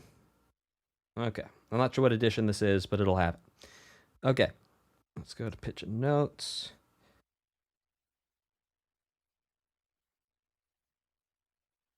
Okay. So look, basically, we have these things called whole and half steps. All right? So, a whole step, well, let's take a step back. We have 7 basic notes in music. This is called the basic musical alphabet. All right? A, B, C, D, E, F, G. All right? We go round and round and round in circles. So A, B, C, D, F, G, A, B, C, D, F, G, A, B, C, D, F, G. And then we go backwards. We can go A, G, F, E, D, C, B, A, G, D, F, E, C, B, A. We can go backwards. Okay? So those are 7 fundamental letters. Now, here's the thing. We can actually add in a bunch more, so we actually get more notes. So these are called enharmonics. So for example, you'll see between A and B, there's A sharp or B flat. Between B and C, there's nothing. Between C and D, there's C sharp or D flat. Between D and E, there's D sharp or E flat. Between E and F, there's nothing. Between F and G, there's F sharp or G flat. Between G and A, there's G sharp or A flat. So we have these extra notes. And G sharp and A flat, they sound exactly the same. Here's G sharp, here's A flat. They sound exactly the same. There's no change between them. Sorry, is my pitch wheel off here?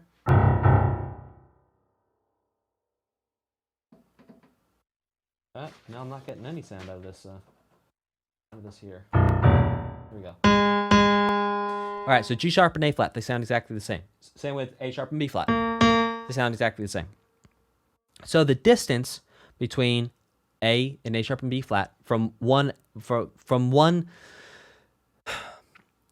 place to the next on the circle, that's called a half step. So from A to A sharp or B flat, that's a half step.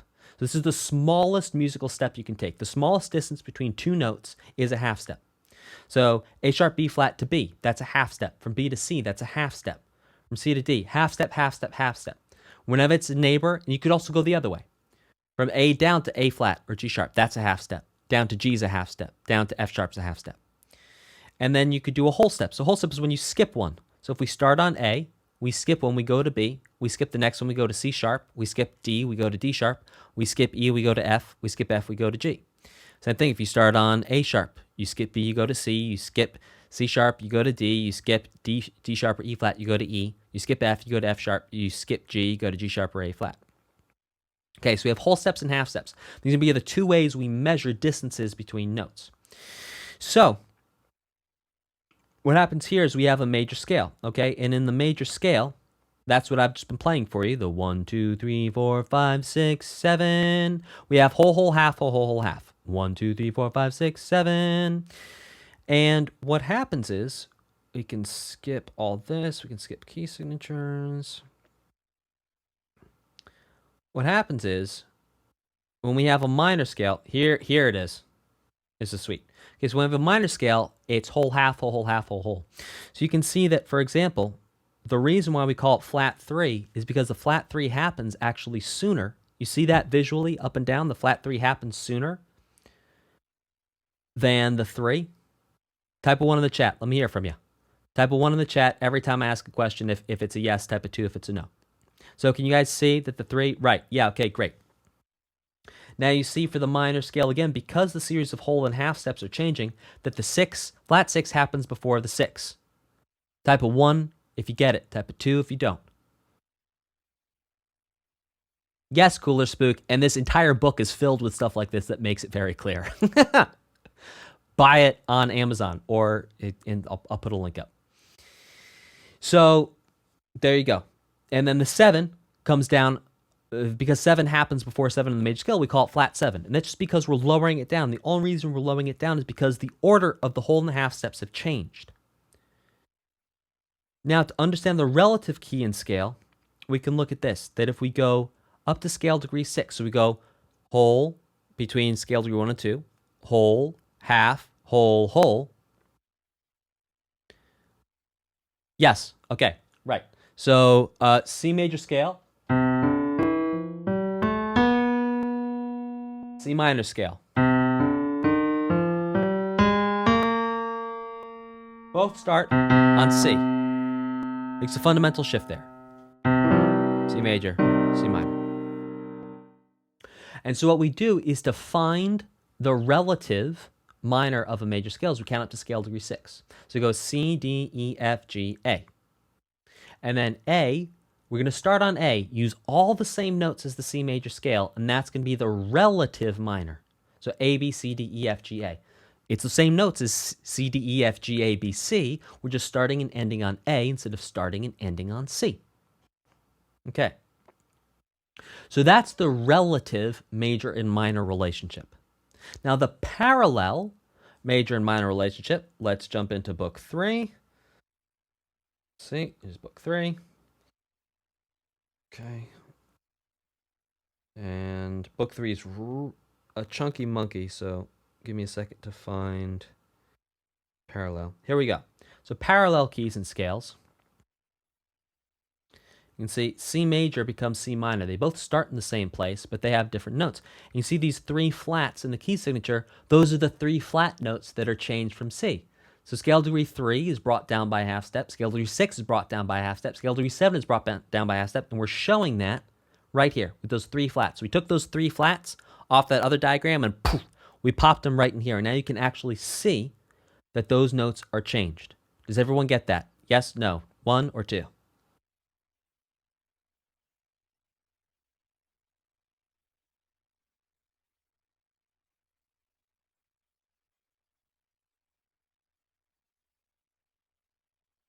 Okay, so that's the difference between a parallel major and minor and a relative major and minor. Relative means it's all the same notes, we're just starting on a different note.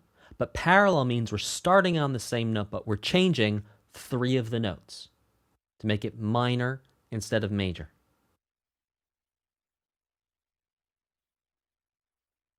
Follow-up questions?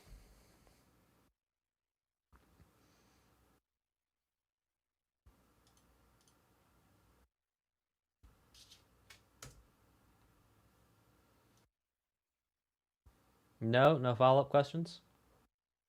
Okay.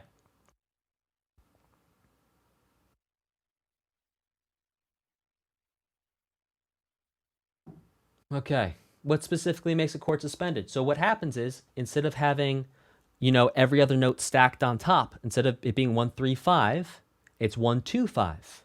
So instead of being 1, skip 2, play 3, skip 4, skip 5, remember we stacked those numbers on top of each other, 1, 3, 5. Instead of that, we're going to do 1, 2, 5, or 1, 4, 5. And we're taking the third out. Because we're taking the third out, we're suspending the third up or the third down.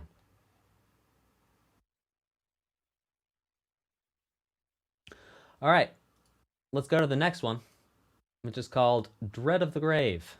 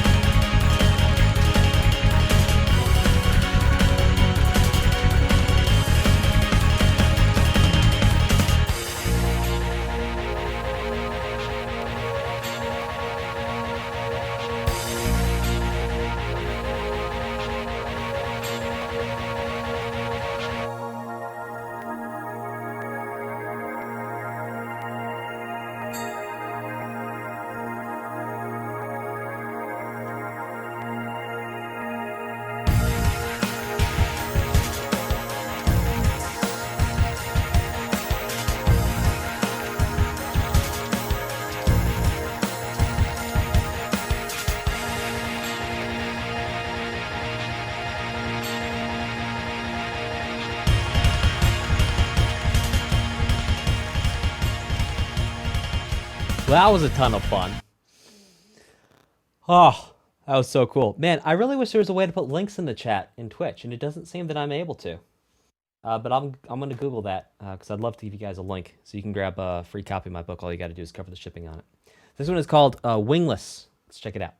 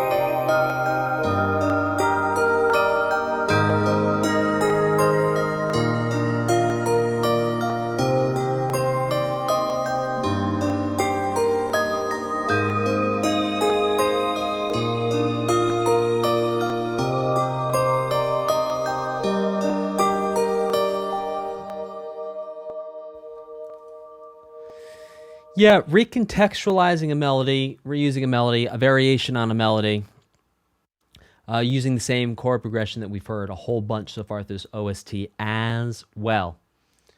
Hey guys, we have one more song we're going to check out for today. This is called Active Pain Full Version. Let's check it out.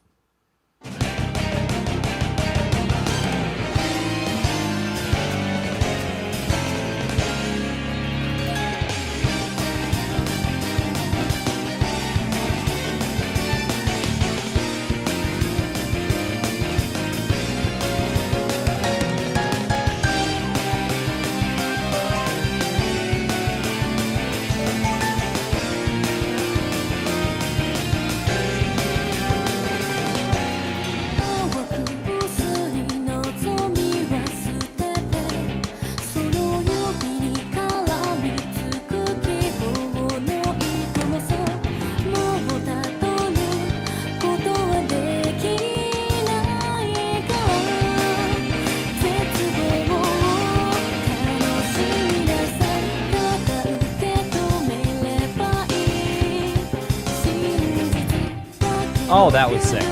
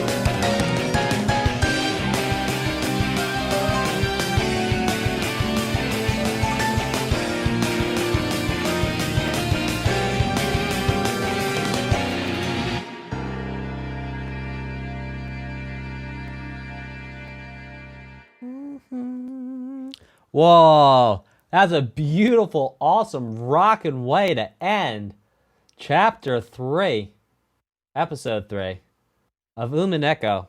That was awesome, awesome, awesome. Incredible vocal performance, great writing, incredible production, just tight, tight, tight, the whole thing. That was phenomenal, fantastic, fabulous. Felicitations? I don't know. Anyway, that was amazing. So what we're going to do now is we're going to read any messages from the donations that happened today. If you would like to donate for what OST I'm going to react to next, like if you want to decide what OST we all do together next, you can actually upvote by donation on the About page here, or if you're watching the VOD on YouTube, you can do that by super thanks or super chat. Yeah, super chat. Or super thanks. Or if you're watching right now with me here on Twitch, you do it with bits. Bits. Yeah. Or in the About page, there's a upvote button that'll take you to a Streamlabs thing. Okay. What we're going to do right now is we're going to read those. I mean, we used to call it reading super chats. Now we're just going to call it reading donations. And let's put on some music while we do that.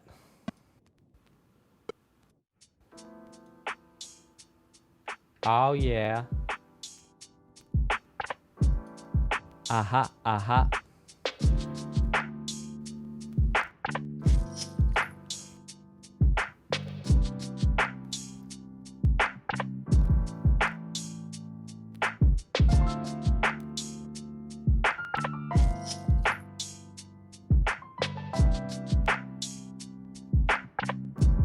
Oh, my Zaki fan? Yeah. Heck yes.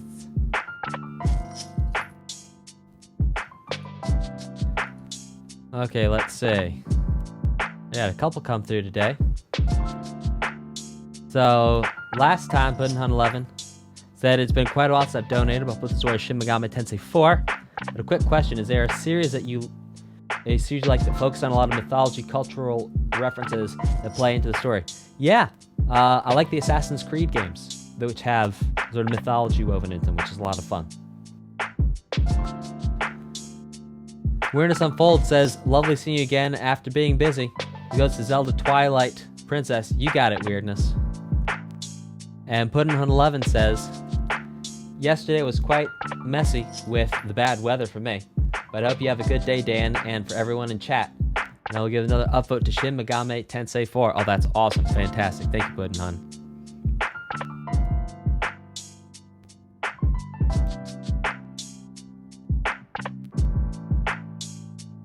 And let's see, over in the bits, the cheers. Cheers today. We have Cooler Spook.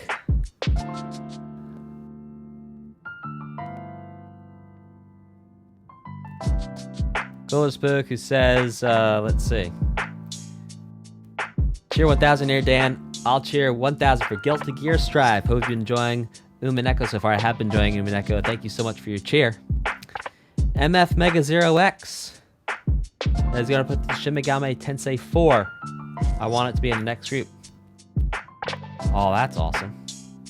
I'll look forward to that, and I think we have one more cheer that just came through. Let's see. We did indeed.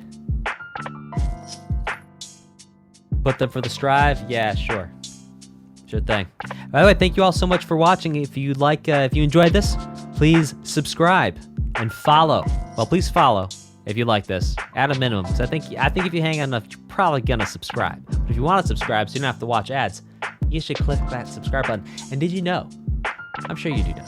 But just in case you don't know, I'll just let you know that if you're an Amazon subscriber, like you have Amazon Prime, you get a free subscription here on Twitch if you're an Amazon person. So I would greatly appreciate it if you would support this channel and give that free subscription to me, because it doesn't cost you anything. And it gives me, I think, $2.50. Which would be pretty cool. All right, y'all. Thank you all so very much. Hope you have a fantastic, phenomenals rest of your day. I'll leave this up for one more second in case anyone wants to start a hype train. No hype trains. All right, y'all. Take care. I will see you the next time. In the words of the poet, and girl, you know that ain't no lie. Bye, bye, bye. Bye, bye.